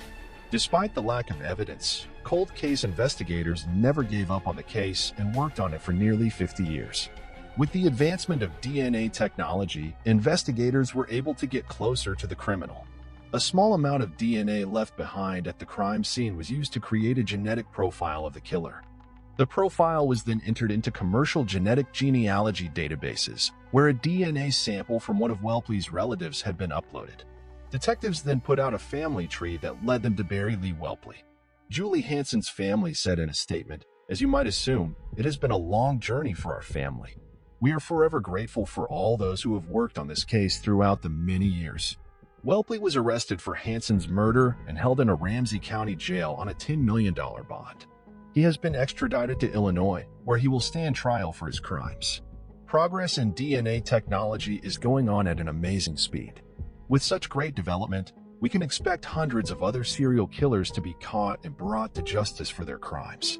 Here's to hoping that the victims' families finally find peace and closure. She should not be forgotten, and neither should the failure of the legal system. Hubert Alive East Dow Women. In 1970, at the height of the Cold War, a burnt body of a woman was discovered in a remote part of Norway. She had taken sleeping pills, ingested carbon monoxide, and had been burned alive. According to an autopsy, luggage belonging to the woman was later discovered containing money from several different countries. She was eventually detected traveling around Europe with several fraudulent passports using various aliases. A family trekking in the East Dow Valley near Bergen in western Norway came across the woman's burnt body. She was badly burned in the front and discovered with her hands lifted to her chest in a defensive stance. Personal items such as a watch, an umbrella, some jewelry, and many empty bottles were strewn about the body. Authorities believe the items were unusually positioned around the body, almost as if they were part of a ceremony. Her clothes were composed of synthetic fibers and didn't have any tags on them. Initially, it was assumed that she was in her 30s. She had ingested between 50 and 70 tablets of phenobarbital and had bruises around her neck. She had also inhaled carbon monoxide, suggesting that she had been burned alive. Her death was considered suicide by Norwegian officials due to the lack of identifying documents and the presence of a substantial amount of sleeping tablets in her system. A few days later, a pair of luggage containing fingerprints matching the murdered woman was discovered at a train station in Bergen. Inside were wigs, makeup, clothing, eczema ointment, non-prescription eyeglasses, maps, and small sums of money from Norway, the United Kingdom, Switzerland, and Belgium. 100 Deutsche Marks were also hidden inside the case's lining. Any identifying information had been removed, cut out, or rubbed off. Even the eczema cream, which usually included the name of the prescribing doctor on the packaging, couldn't provide a clue. The sophisticated dental work of the Istel woman was unheard of in Norway at the time. According to stable isotope research of her teeth, she was born in Nuremberg and grew up on the German-French border. Inside a luggage, the investigation detectives discovered a shopping bag, which they used to trace the woman's movements before she died.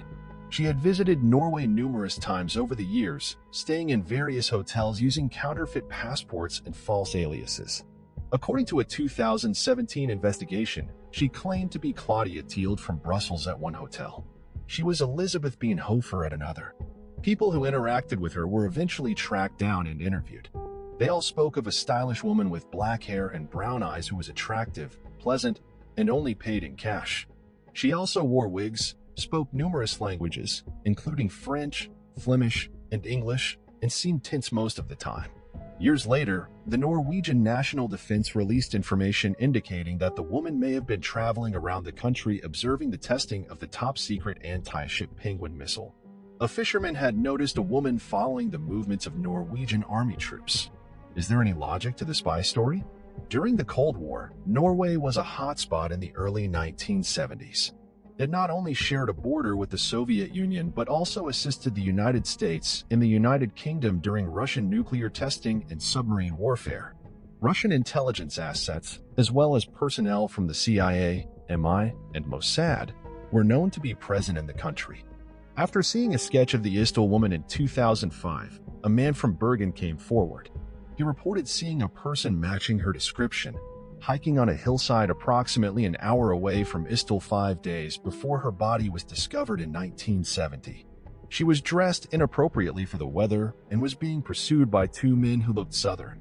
According to him, he told the police what he observed, but they dismissed his claim. A section of the lower jaw of the Istil woman was removed and saved before she was buried. Her teeth showed traces of extensive dental surgery, which was unusual for Norway at the time. In 2017, a stable isotope examination of her teeth revealed that she was born in Nuremberg around 1930 and grew up near the French-German border. Her dental work was found to have been done in Central Asia, East Asia, Southern Europe, and South America. The case continues to pique people's interests. In 2018, the BBC World Service and the Norwegian Broadcast Corporation released a podcast called Death in Ice Valley, which delves into the death of the Istil women in great detail. While the stable isotope study provided answers to some questions, such as the woman's age and birth country, many more remain unanswered. Was she a saboteur? If that's the case, who killed her and why? Who was she employed by? What's more, why haven't any friends, family, or loved ones come forward? This is a case that might remain shrouded in mystery forever. Lam Hoy, better known to her fellow peers at the University of British Columbia and popular culture at large as Elisa Lam, was a bright, thoughtful, and imaginative student. Her interests in fashion and talents for writing were weighed down by the unfortunate demons of bipolar disorder and mental suppression, clouding the circumstances that most assume led to her initial vanishing and tragic death. Amateur slinks and professional investigators have spent the better part of almost 6 years digging theoretical tunnel and holding magnifying glasses up to anything and everything that might shed the one decisive clue and the ultimate reason behind Lisa Lam's demise. These probes and perusals combined with assorted observational evidence have only created headaches more than they've solved questions, leaving the uncracked mystery up for grabs by anyone willing to tackle such a brain-bending mind twister as a hope to provide a more substantial reasoning built upon observable evidence and situational analysis. This is an examination of the bizarre circumstances surrounding Elisa Lam's confusing death. Elisa Lam was born on April 30th, 1991, in Vancouver, British Columbia, to two immigrants from Hong Kong, David and Yina Lam. Her parents opened up a restaurant in Burnaby, Canada, and the family helped operate the popular dining spot called Paul's Restaurant for years. In 2010, Elisa started her first blog on the internet titled Atherfields. Throughout the next couple of years, she used the platform to showcase her love for fashion and clothing, often posting magazine articles and fashion-related photography. She also would openly speak about her struggles with mental illness, constantly fearing her transcript would show her frequently dropped classes and sporadic college attendance. However, she also wrote honestly about her thoughts and ideas about psychology, emotion, and the human spirit. Throughout these blogs, she kept records of her own musings while sharing stories that reflected a bright mind and an intelligent thinker. Writing in a final blog on Atherfields, Elisa announced that she would be transferring her energy and social media presence to Tumblr, starting a page titled Naval Navo, translated as News Nil. On her page, Elisa shared thousands of pieces of writing, both her own and of various authors. It was apparent on Tumblr that she held deep-rooted interests in classical books and films, experimental art and design, and fashion and culture. Sprinkled amongst these fascinating were bits of dark, brooding images, hinting at a more personal sadness and a conflicted mind full of monsters, melancholy, and misery. In fact, Elisa did have a history with a couple of psychological disorders. This narrative kept under wraps by her family for months after her disappearance and death. Specifically, she was diagnosed for bipolar disorder and depression. Bipolar disorder is a mental ill that causes depression itself, in addition to instances of abnormal and elevated mood called mania or hypomania. To treat these disorders, Elisa took multiple medications such as dextrine, Wellbutrin, and mood stabilizers. For most of her life, Elisa functioned without major ramifications as a result of these struggles. And until the fateful trip to Los Angeles in 2013, she had shown zero signs of breakdown or danger to both herself and others. Despite these characteristics, it's important to remember Elisa Lam as a human being just as we all are. She was a promising student at the University of British Columbia and obviously had author of ideas about the world. She had a family, a faction of hobbies, and most importantly, a future. Unfortunately, it was cut short of her potential as the mystery of her fate began to unravel in December of 2012.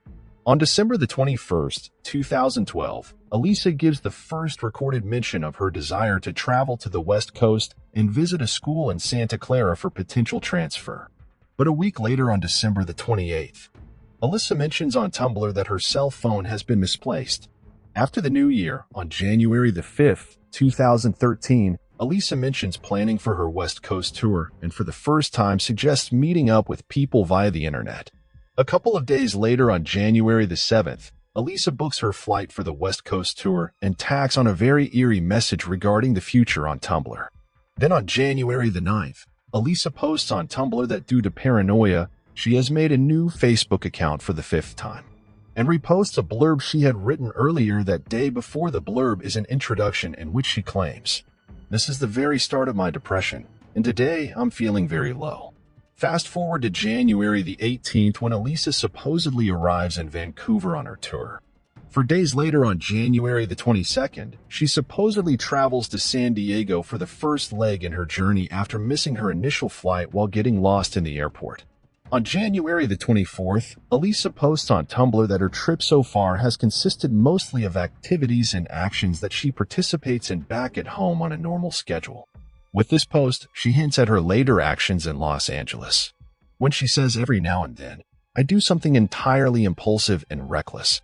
A few days later, on January the 27th, she posts again on Tumblr that she was out with friends at a speakeasy and had in fact lost another phone.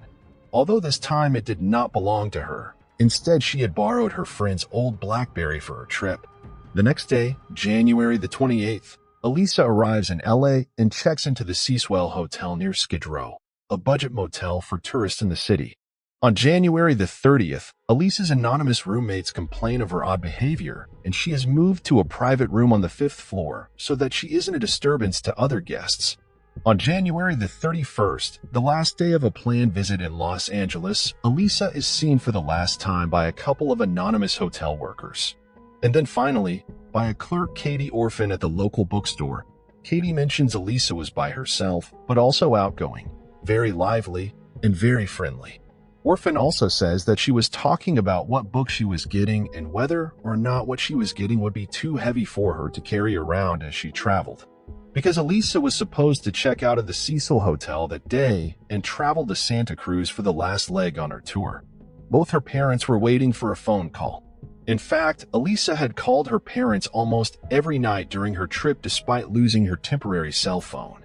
After they heard nothing from their daughter, Mr. and Mrs. Lamb flew to Los Angeles to file a missing persons report and assist the Los Angeles Police Department in their search. Throughout the first week of February, both the Lamb couple and Ollie PD scoured the Cecil and the surrounding areas for any trace of Elisa. Police dogs were unable to pick up on her scent, and for the first few days, no clues were uncovered. Elisa's room that she stayed in prior to her disappearance was void of any suspicious items or sign of disturbances, an unsettling occurrence for such a strange vanishing. On February the 6th, the LAPD released an official statement online regarding Elisa Lamb's disappearance and details surrounding the case, urging citizens to keep an eye out for her profile. A day later, they hold a press conference on February the 7th, but again received no leads or calls from the general public. Then on February the 14th, LAPD releases the biggest bombshell in the entire case. An elevator surveillance clip from February the 1st showing Elisa Lamb walk in the elevator, press a series of buttons, and proceed to act in a bizarre manner. The clip was unsettling to say the least, but gave investigators one more glimpse into Lamb's final sighting, and brought the case to worldwide interests. The missing person search would soon come to an end, however, when on February the 19th, Cecil Hotel workers responded to multiple guest complaints about funny-smelling water and low faucet pressure. The employee went up to the rooftop water system, peered into an open tank, and discovered Elisa Lamb's naked body floating face up. LAPD was immediately notified, and the water tank soon became a crime scene.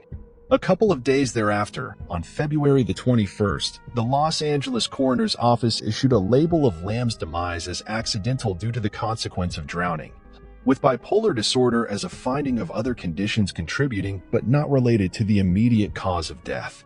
In June of 2013, the full coroner's report along with the toxic results were released to the public as well. While not revealing any massive twist to the mystery, it did note that Elisa Lam's body was indeed found naked, with her clothes also found in the water tank, discovered in a sandy particulate, along with her keys and watch.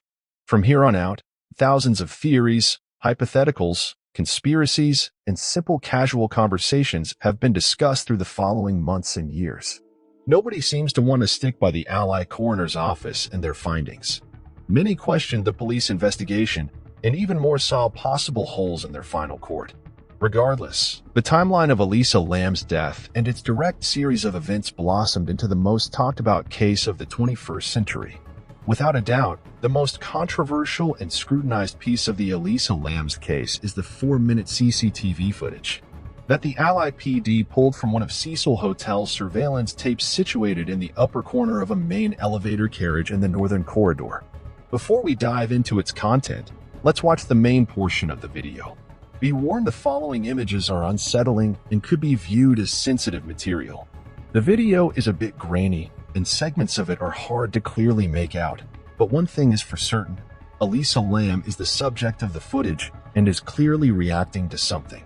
Now, what that something is will probably never be accounted for with 100% certainty, but it sure does make the clip that much stranger. It really makes you wonder, is Elisa appearing out of the elevator with the sense that she's been followed? One could argue she's talking out loud at certain points, possibly just to herself. Between the random buttons pressed upon her entrance to the emptiness of the hallways, to the undistinguished hand gestures and body positions she makes, the rhyme and reason to the video is impossible to explain upon the first watch. There has also been some controversy revolving around the tape's origins. Some people across the internet claim the footage skips 1 minute of the time code, but because of its low quality, it's not easy to point out. Others say that the footage itself has been tampered with, purposefully pixelating Elisa's mouth at various points.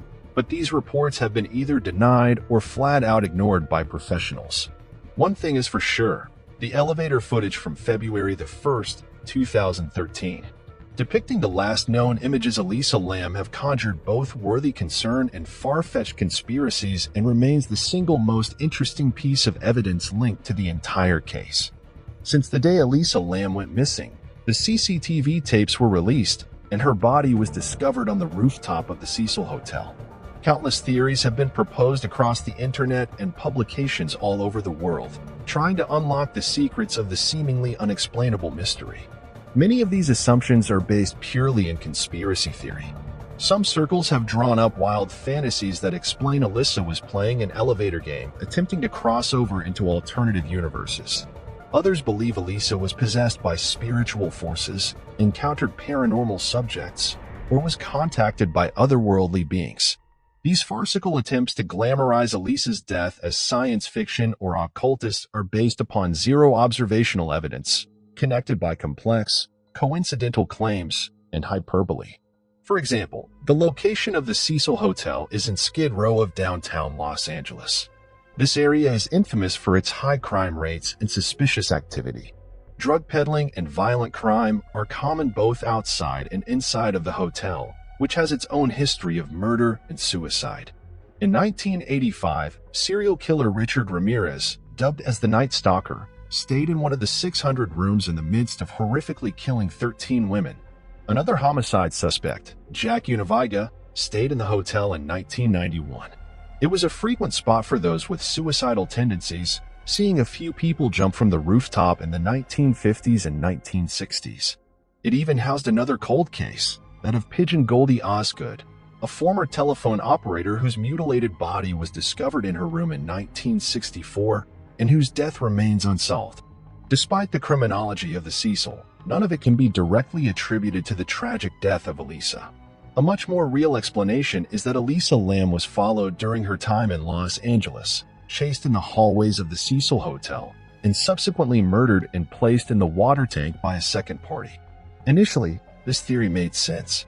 If you go back to multiple Tumblr posts that Elisa made throughout the end of 2012 and beginning of 2013, she was conscious about her outspoken nature and feared that one day her mouth would get her into trouble. At various points, she wrote about unsettling anxieties. One post read, "I'm going out tonight. I really hope no creeper comes near me." And twice, Elisa was convinced trouble was lurking around the corner at the fault of her tongue, saying, "I really need to be removed from society before my big mouth gets in trouble and I get beaten up," as well as, "My mouth is my downfall and it will get me in trouble. I already do so many stupid things. I have troubles knowing where the boundaries are, and it seems I always make the biggest mistakes at the worst possible moments and get caught and face consequences for getting caught the one time I wasn't thinking and did something stupid to cut corners." So, taking into consideration, she repeatedly sparked the fuses of strangers around her. It's plausible she did it in the wrong place at the wrong time that winter. In addition to Lisa's worries is the manner and how she acted during the elevator footage. After she enters for the first time and presses the floor buttons, she waits a few moments before quickly approaching the elevator's door frame. She then quickly sticks her head out into the hallway and glances from side to side in a hurried manner, then pulling back into the elevator. She pins herself against the wall and then into the corner, acting as if she was avoiding the vision of someone from outside. She goes back to the door frame once more and again cautiously sticks her head into the open. From here, she makes a series of random movements before pressing more buttons. When she returns outside for the final time, it appears as if she is communicating either orally or with her hands. Regardless, number 1 is seen, and Elisa disappears from view. The first part of her movement could indicate she was hiding from another person, but her random footwork and dazed demeanor in the second part of the footage just doesn't make sense if she truly was on the run. The Tumblr post concerns, combined with a suspicious video, make you wonder if there was someone involved with Elisa's death, but there are too many rebuttals to the argument that her cause of death was a homicide. For instance, there were 0 bruises or signs of bodily harm on Elisa's figure, ruling out an assault. All of her belongings were accounted for besides the long-lost cell phone, ruling out robbery or attempted robbery. The eyewitness testimonies by hotel employees and the bookstore clerk claimed she was completely alone and showed no sign of struggle or distress regarding another person. Cameras captured no other suspects around the time of Elisa's recording, and her lack of relationships in a new territory helped rule out a planned or guest-dated murder was unlikely as Elisa had very few friends back at home, let alone in Los Angeles. In the end, there was 0 evidence confirming the theories about murder or foul play, leading both the LAPD and us to rule it out. All of that being said, the official opinion of the Allied Chief Coroner and assigned medical examiners presents a catch-22. They preface their final hypothesis with a warning that the interpretation of the evidence is limited because of the small sample size, particularly the lack of blood samples tested due to low levels. However, they then contradicted themselves when they say that the police investigation ruled that foul play, but also stated a full review of the circumstances of the case and appropriate consultation do not support intent to harm oneself. The manner of death is classified as an accident. So, if there was no harmful intention either by Lamb herself or a second suspect, then how exactly did Elisa Lamb accidentally climb up a massive cylinder, discover it was the water tank, lift up an incredibly heavy lid, and jump into the dark water? And if the lid was already opened, why did she choose to climb in as a response? Murder and suicide are polar opposites that have been deemed inapplicable. Elisa was killed by someone else. Linger over the fact that the rooftop access was protected by alarms on the doors and the fact that accessing the water tanks required agility and strength. However, it's been repeatedly explained that the hotel has 4 different access points to the roof, 3 by fire escape that have no alarms, and that the water tank lids were either opened or lighter than originally assumed, easily operated by a woman of Elisa's size. So now we must find the middle ground between the 2 explanations and justifiably theorize how such a specific, unsearchable set of circumstances can be regarded as an accident. The most plausible and evidential theory is that Elisa Lamb suffered from a manic episode due to her struggles with bipolar disorder both leading up to and on the day of February the 1st. To start, we must consider the toxicology reports. 2 different antidepressant medicines prescribed to Elisa were either traced directly or metabolites were traced to her heart, blood, and liver enzymes. One of these drugs was bupropion, known to sometimes cause mania in bipolar disorder. Another mood-stabilizing medicine had metabolized traces to her enzymes, but Elisa's antipsychotic medicine was not found in her system. So in review, Elisa had only taken one of her prescribed medicines the day she passed, and had only taken the others recently, if not at all, in the days leading up to her death. The toxicology report also confirmed that Elisa had no alcohol in her system or other recreational drugs.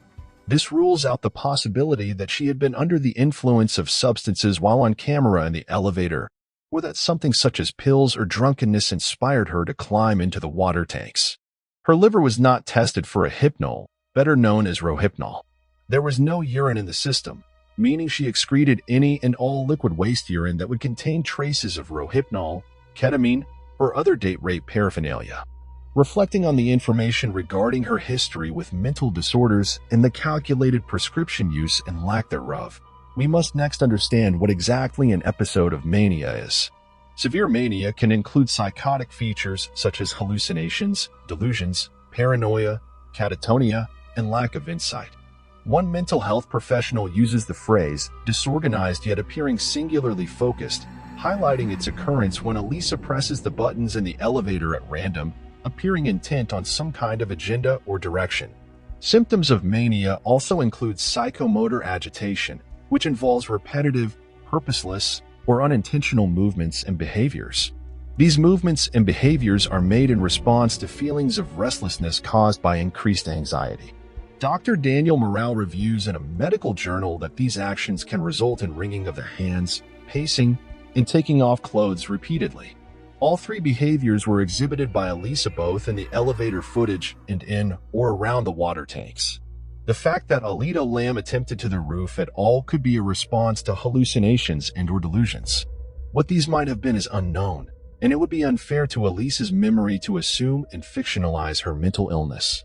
It's important to note that manic hallucinations are not just visual but can be manifestations of sound, smell, taste, and touch, another possible explanation for her removal of clothing. In combination with the inconsistent prescription upkeep, the pure fact that Elisa was in a foreign location with a lack of communication back home could have set off a manic episode. The people Elisa had been staying with since she booked a shared room with fellow guests stated that Elisa was acting strangely, to the point she was bothering the others and had to be moved to another room by herself. The additional trigger of isolation could have initiated mania, as well as playing a role in why she was by herself for the remainder of her time in LA. The last bit of promising evidence supporting this theory is a testimony received by us from a confidential resident, to be referenced as Resident A from Los Angeles, California, who wishes for both them and their family to be kept anonymous. After hearing about our investigation into the case of Elisa Lamb and having little to no prior knowledge of this scenario, Resident A told us that a few years ago, they had a family member in Mexico commit suicide as a result of manic depression or bipolar disorder. Resident A stated that this family member died from drowning after plunging into the death of a similar industrial water tank. Resident A also stated that this was a common occurrence for the family member, who is a result of their bipolar disorder, seeks out bodies of water whenever suffering from a bout of mania. Resident A confirmed that this family member was about 35 years old when they passed away but had been suffering from mental illness for over a decade and had an inclination to run away and find attraction to water throughout the years. While this case has no direct relation to Elisa Lamb, it's peculiar that both instances involve a confined bipolar subject who, as a result of their condition, drowned because of an unconscious gravitation to water. There is hardly any research done in the medical or psychological field regarding this phenomena, but we are incredibly interested if there are other situations like this one. If anything, it further confirms that Elisa's reason for selecting the Cecil Hotel's water tank to not be a mystery but a tragic symptom of her psychological illness. In the end, taking all evidence, scientific research, and societal patterns into account, we've determined that the initial report from the chief coroner is accurate. In that, Elisa Lamb died accidentally due to drowning as an indirect result of bipolar disorder.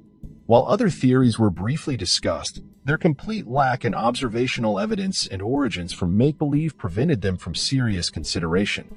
The reason this case fascinates followers all over the world and produced incessant gossip and conspiracies is the fact that it's hard for people to accept simple, innocent explanations for complex and unsettling situations. Psychological disorders are heavily stigmatized but also very misunderstood. People do not want to accept that Elisa Lam was suffering from hallucinations due to bipolar disorder because that's only in her mind, and they struggle to accept such distinctions. Instead, it's much easier to tell our own versions of what we want to have happened, something far more fantastical or intriguing than mental illness. For example, people believe another party was involved because Lam's cell phone was missing, and her Tumblr remained active for months following her death. Yet the simple answer is her original phone was lost weeks before her trip, and Tumblr will populate active accounts with posts in the likeness of their previous content for a brief time after they go dark. People also couldn't wrap their brains around the fact that Elisa made it to the rooftop and into the water tanks undetected. However, it's quite simply laid out in the undisputed material facts and supporting evidence section of the motion for summary judgment document after the Cecil Hotel was sued for its role in Elisa's death. In Box 10, it states that the rooftop access door is equipped with an electronic alarm system, which alerts hotel employees when the rooftop access door has been opened, followed by Box 14, which states that the alarm for the rooftop access door was not activated at any point in January or February 2013. This means that Elisa used one of the 3 fire escapes to reach the rooftop, proven possibly by an intentional guest at the Cecil Hotel via YouTube demonstration. In addition, the motion for summary judgment reports in Box 20 that someone could theoretically access the water tank by climbing to the top of an elevator utility room and jumping down upon the water tank from above. This photo depicts the elevator utility room in question, which allows easy access from a red set of stairs and a joined ladder. The leap from that structure to the water tanks is also quite negligible as seen put to scale with the size of a human portrayed here. In terms of the elevator video, our story-centric minds want to fill in the hallways on either side of that elevator full of monsters, perpetrators, and supernatural phenomena. But in reality, there was nothing of the sort the night of February the 1st, 2013. Only Elisa Lam truly knows what she saw and what she felt the day she died, and it's up to us to trust that it was the unfortunate unpredictability of mental illness that caused those emotions and the resulting actions. After all, Elisa was a young woman who had recently gone through intense emotional roller coasters with an identity crisis and building anxieties revolving around her purpose.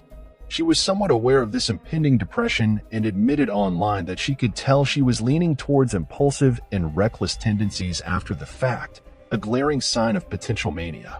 She was about the age that many young people start to experience what are called breakthrough symptoms of both bipolar spectrum and schizophrenia spectrum tendencies. The unfamiliar surroundings of Skid Row in Los Angeles, potential insomnia, mixed with an absence of proper medicine compounded her confusion and eventual mania. There is no single ruling factor that led to Elisa Lam's harrowing misfortunate death. Instead, it was a combination of nature and circumstance heightened by coincidental video recordings that cultivated a gross amount of inconsiderate internet conspiracy. Let this examination of the bizarre circumstances surrounding Elisa Lam's death be a step in the process of ending stigmatization around struggles with disorder and mental illness in general. Elisa was a beautiful human being with unlimited potential. She had interests, hobbies, and dislikes like all of us do. She has a family who still honor her memory. It's time for us to do the same and take lessons from her illustration. Look after those with mental health issues and speak up about it before it creates another confusing saga like that of Elisa. Duke Pearson, 31-year-old Dorothy Fielding went missing in August 1967. Her body was found buried in a shallow grave 8 months later near the 7 Mile Vehicle Park in Spokane, Washington State. 47-year-old Ruby Lamson was reported missing in June 1967, but her remains were not found until 1971. The shallow grave where she had been hidden was also in the 7 Mile Park, not far from Dorothy's grave. In September of the same year, a suicide was reported by Duke Pearson, who was a sheriff's deputy at the time. His wife, 33-year-old Sandra Pearson, was found dead in a car at their family home. Her body was inside the vehicle in the garage. Tin foil had been stuffed into the exhaust pipe before a connecting hose had been fed through the car's rear window. The ignition was armed, then the fuel tank was at least half full. The garage was filled with fumes, but strangely, the engine was not running. This so-called suicide happened 3 months after Ruby's disappearance and just 1 month after Dorothy's. Sandra was 5 months pregnant and left behind her other 2 children. In April 2018, the Major Crimes Unit received a tip from someone who said that Dorothy used to be a member of the Falls View Taven bowling team. It turned out that Ruby was also a member, and the 2 women were friends. It was also rumored that at the time, Dorothy was having an affair with Duke Pearson. Pearson worked for the sheriff's office from 1959 until 1966 when he abruptly quit his job. His colleagues stated that his attitude and behavior became unstable. He even threatened to kill one coworker who asked why he wasn't coming into work anymore. All 3 cold cases were reopened, and Pearson was questioned in April 2018. Although he denied ever knowing Dorothy or Ruby, following further investigation, detectives were finally able to get an arrest warrant 51 years after the crimes had been committed. They made a move to arrest Pearson on the 25th of January 2019, only to find that the 85-year-old had died 3 days earlier. Henry McCabe. 32-year-old Henry McCabe worked as an auditor in Minnesota and was described as an outgoing and open man. He had 2 children whom he adored and a happy marriage. And the only thing that seemed to be a bit off in his life were reports that some recent bad reviews at work had taken place. On Labor Day, September the 7th, 2015, Henry spent the night out with friends, drinking and having fun at a club. Henry's friend, William Kennedy, claimed he dropped Henry off at a gas station convenience store, Super America, that night near his home after they'd finished partying, and that he'd taken Henry's keys from him while another friend took his wallet to stop him buying more drinks. Reportedly, Henry was in a bad state from drinking too much alcohol. He was last seen alive around 2 a.m. However, when police found that neither Kennedy nor his car were on CCTV that night, they questioned his story about what happened on September the 7th. Kennedy then clarified that he dropped Henry off at a different gas station, a Holiday gas station, and this was verified by surveillance footage. That night at around 2:23 a.m., Henry's wife, who was in California at the time, received an unsettling phone call from her husband.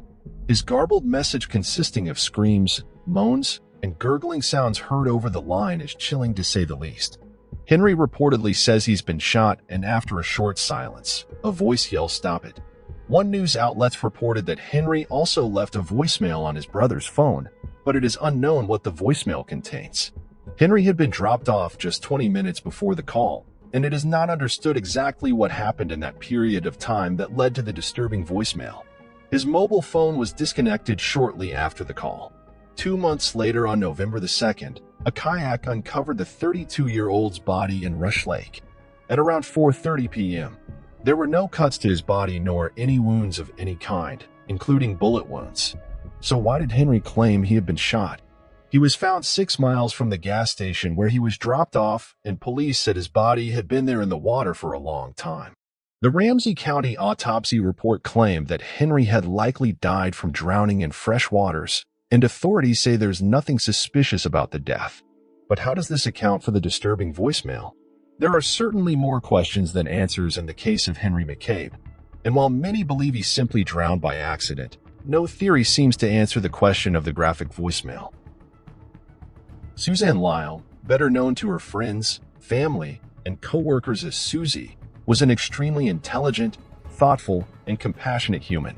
Her interest in technology and talents for computer science were cut short by an unexplainable, untraceable vanishing in March of 1998, leaving all who knew her, both in life and through the World Wide Web, grasping for answers in a sea of evidence that drowned us all in doubt. Amateur sleuths and professional investigators have spent the better part of almost 2 decades digging theoretical tunnels, holding magnifying glasses up to anything and everything that might shed that one decisive clue in the ultimate reasons behind Susie's disappearance. These probes and pursuits, combined with assorted observable evidence, have only created headaches more than they've solved questions, leaving the uncracked mystery up for grabs for anyone willing to tackle it.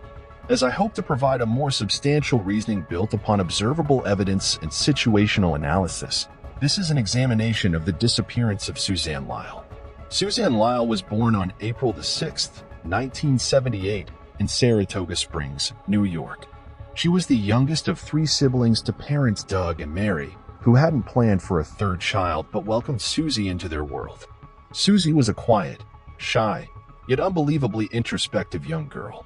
Growing up close to her older brother, Stefan, Susie would stick to herself at school instead of forming many social relationships.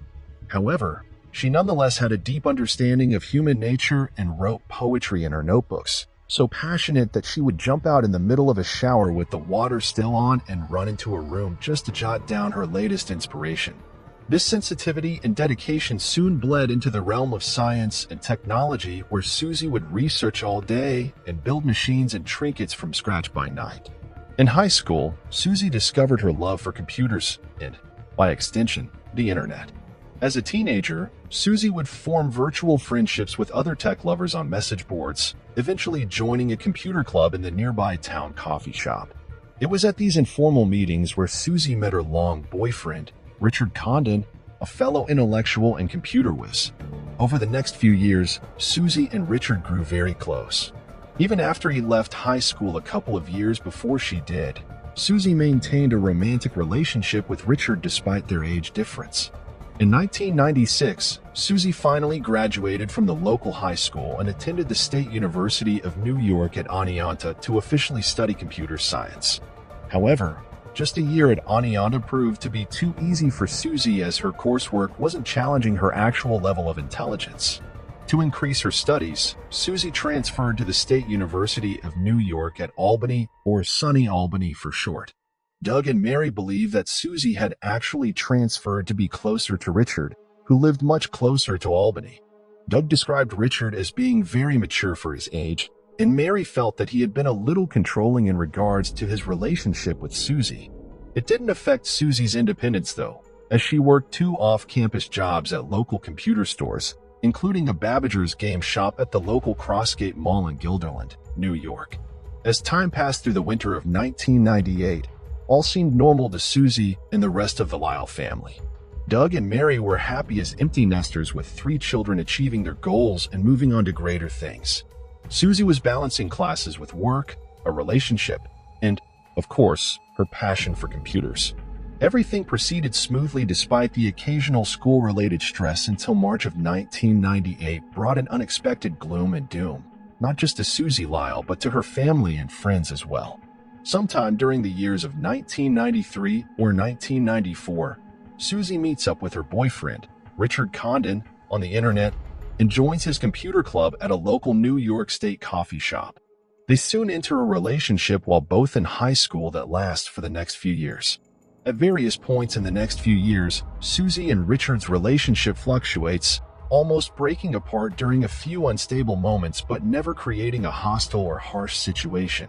In the summer of 1997, Susie transfers to a state university in Oneonta to SUNY Albany to engage in more demanding courses and supposedly be closer to Richard. Later that year, in the autumn of 1997, Susie supplements her in with a couple of jobs. Not long after the turn of the new year in the winter of 1998, Susie tells an anonymous coworker at the mall that she feels as if she's being stalked by someone she doesn't recognize.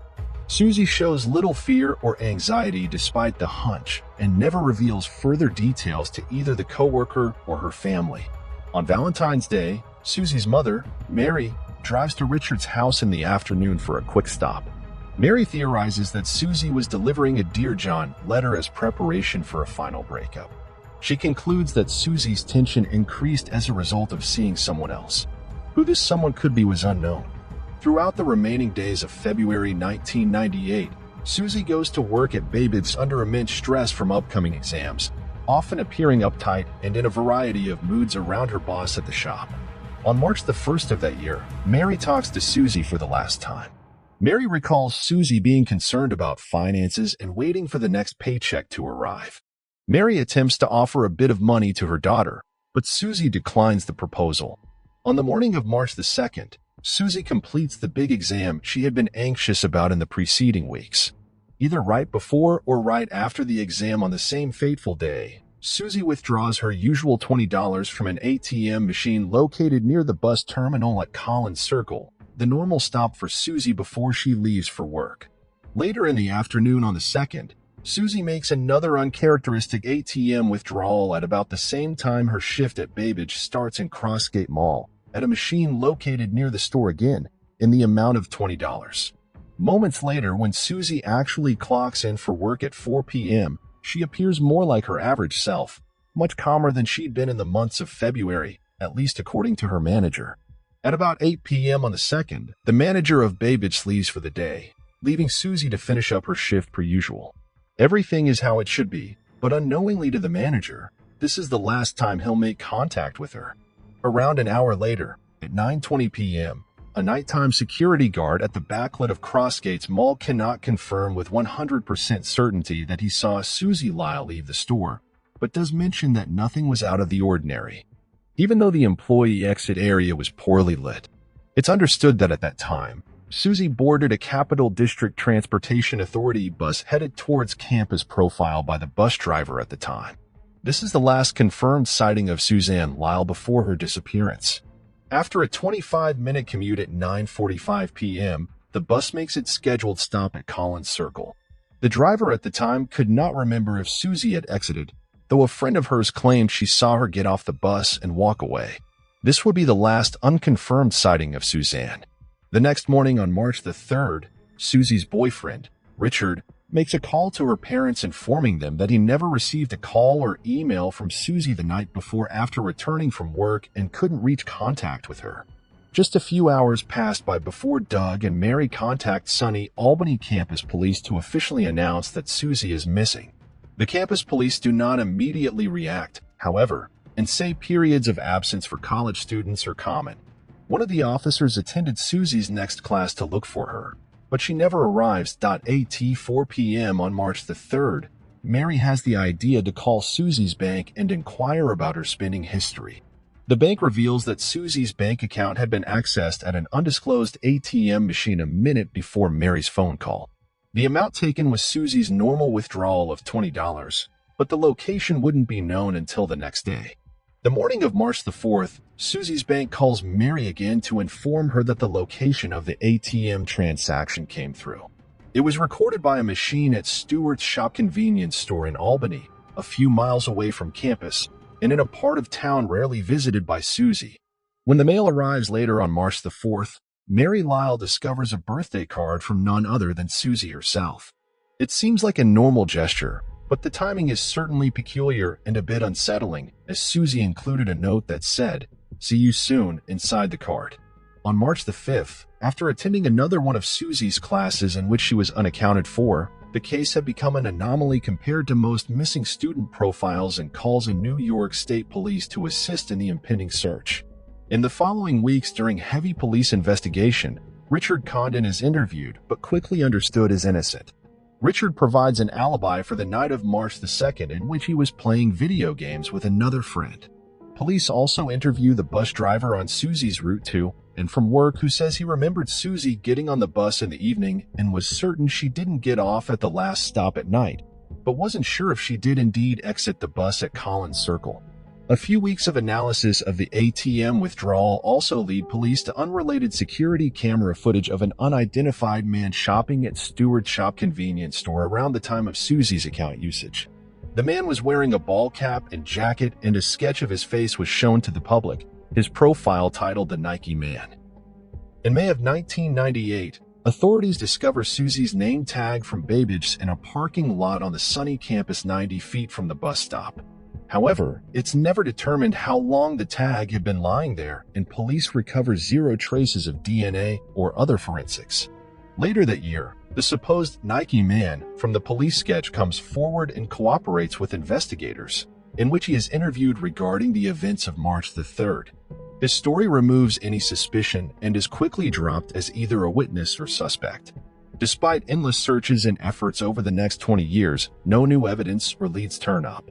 The most recent development in the case is in 2016 when Mary Lyle teams up with local experts in detailed underwater mapping after she repeatedly felt odd feelings while driving over the Crescent Bridge on top of Mohawk River. Unfortunately, nothing of significance is reported, and the disappearance of Suzanne Lyle remains cold as of this moment.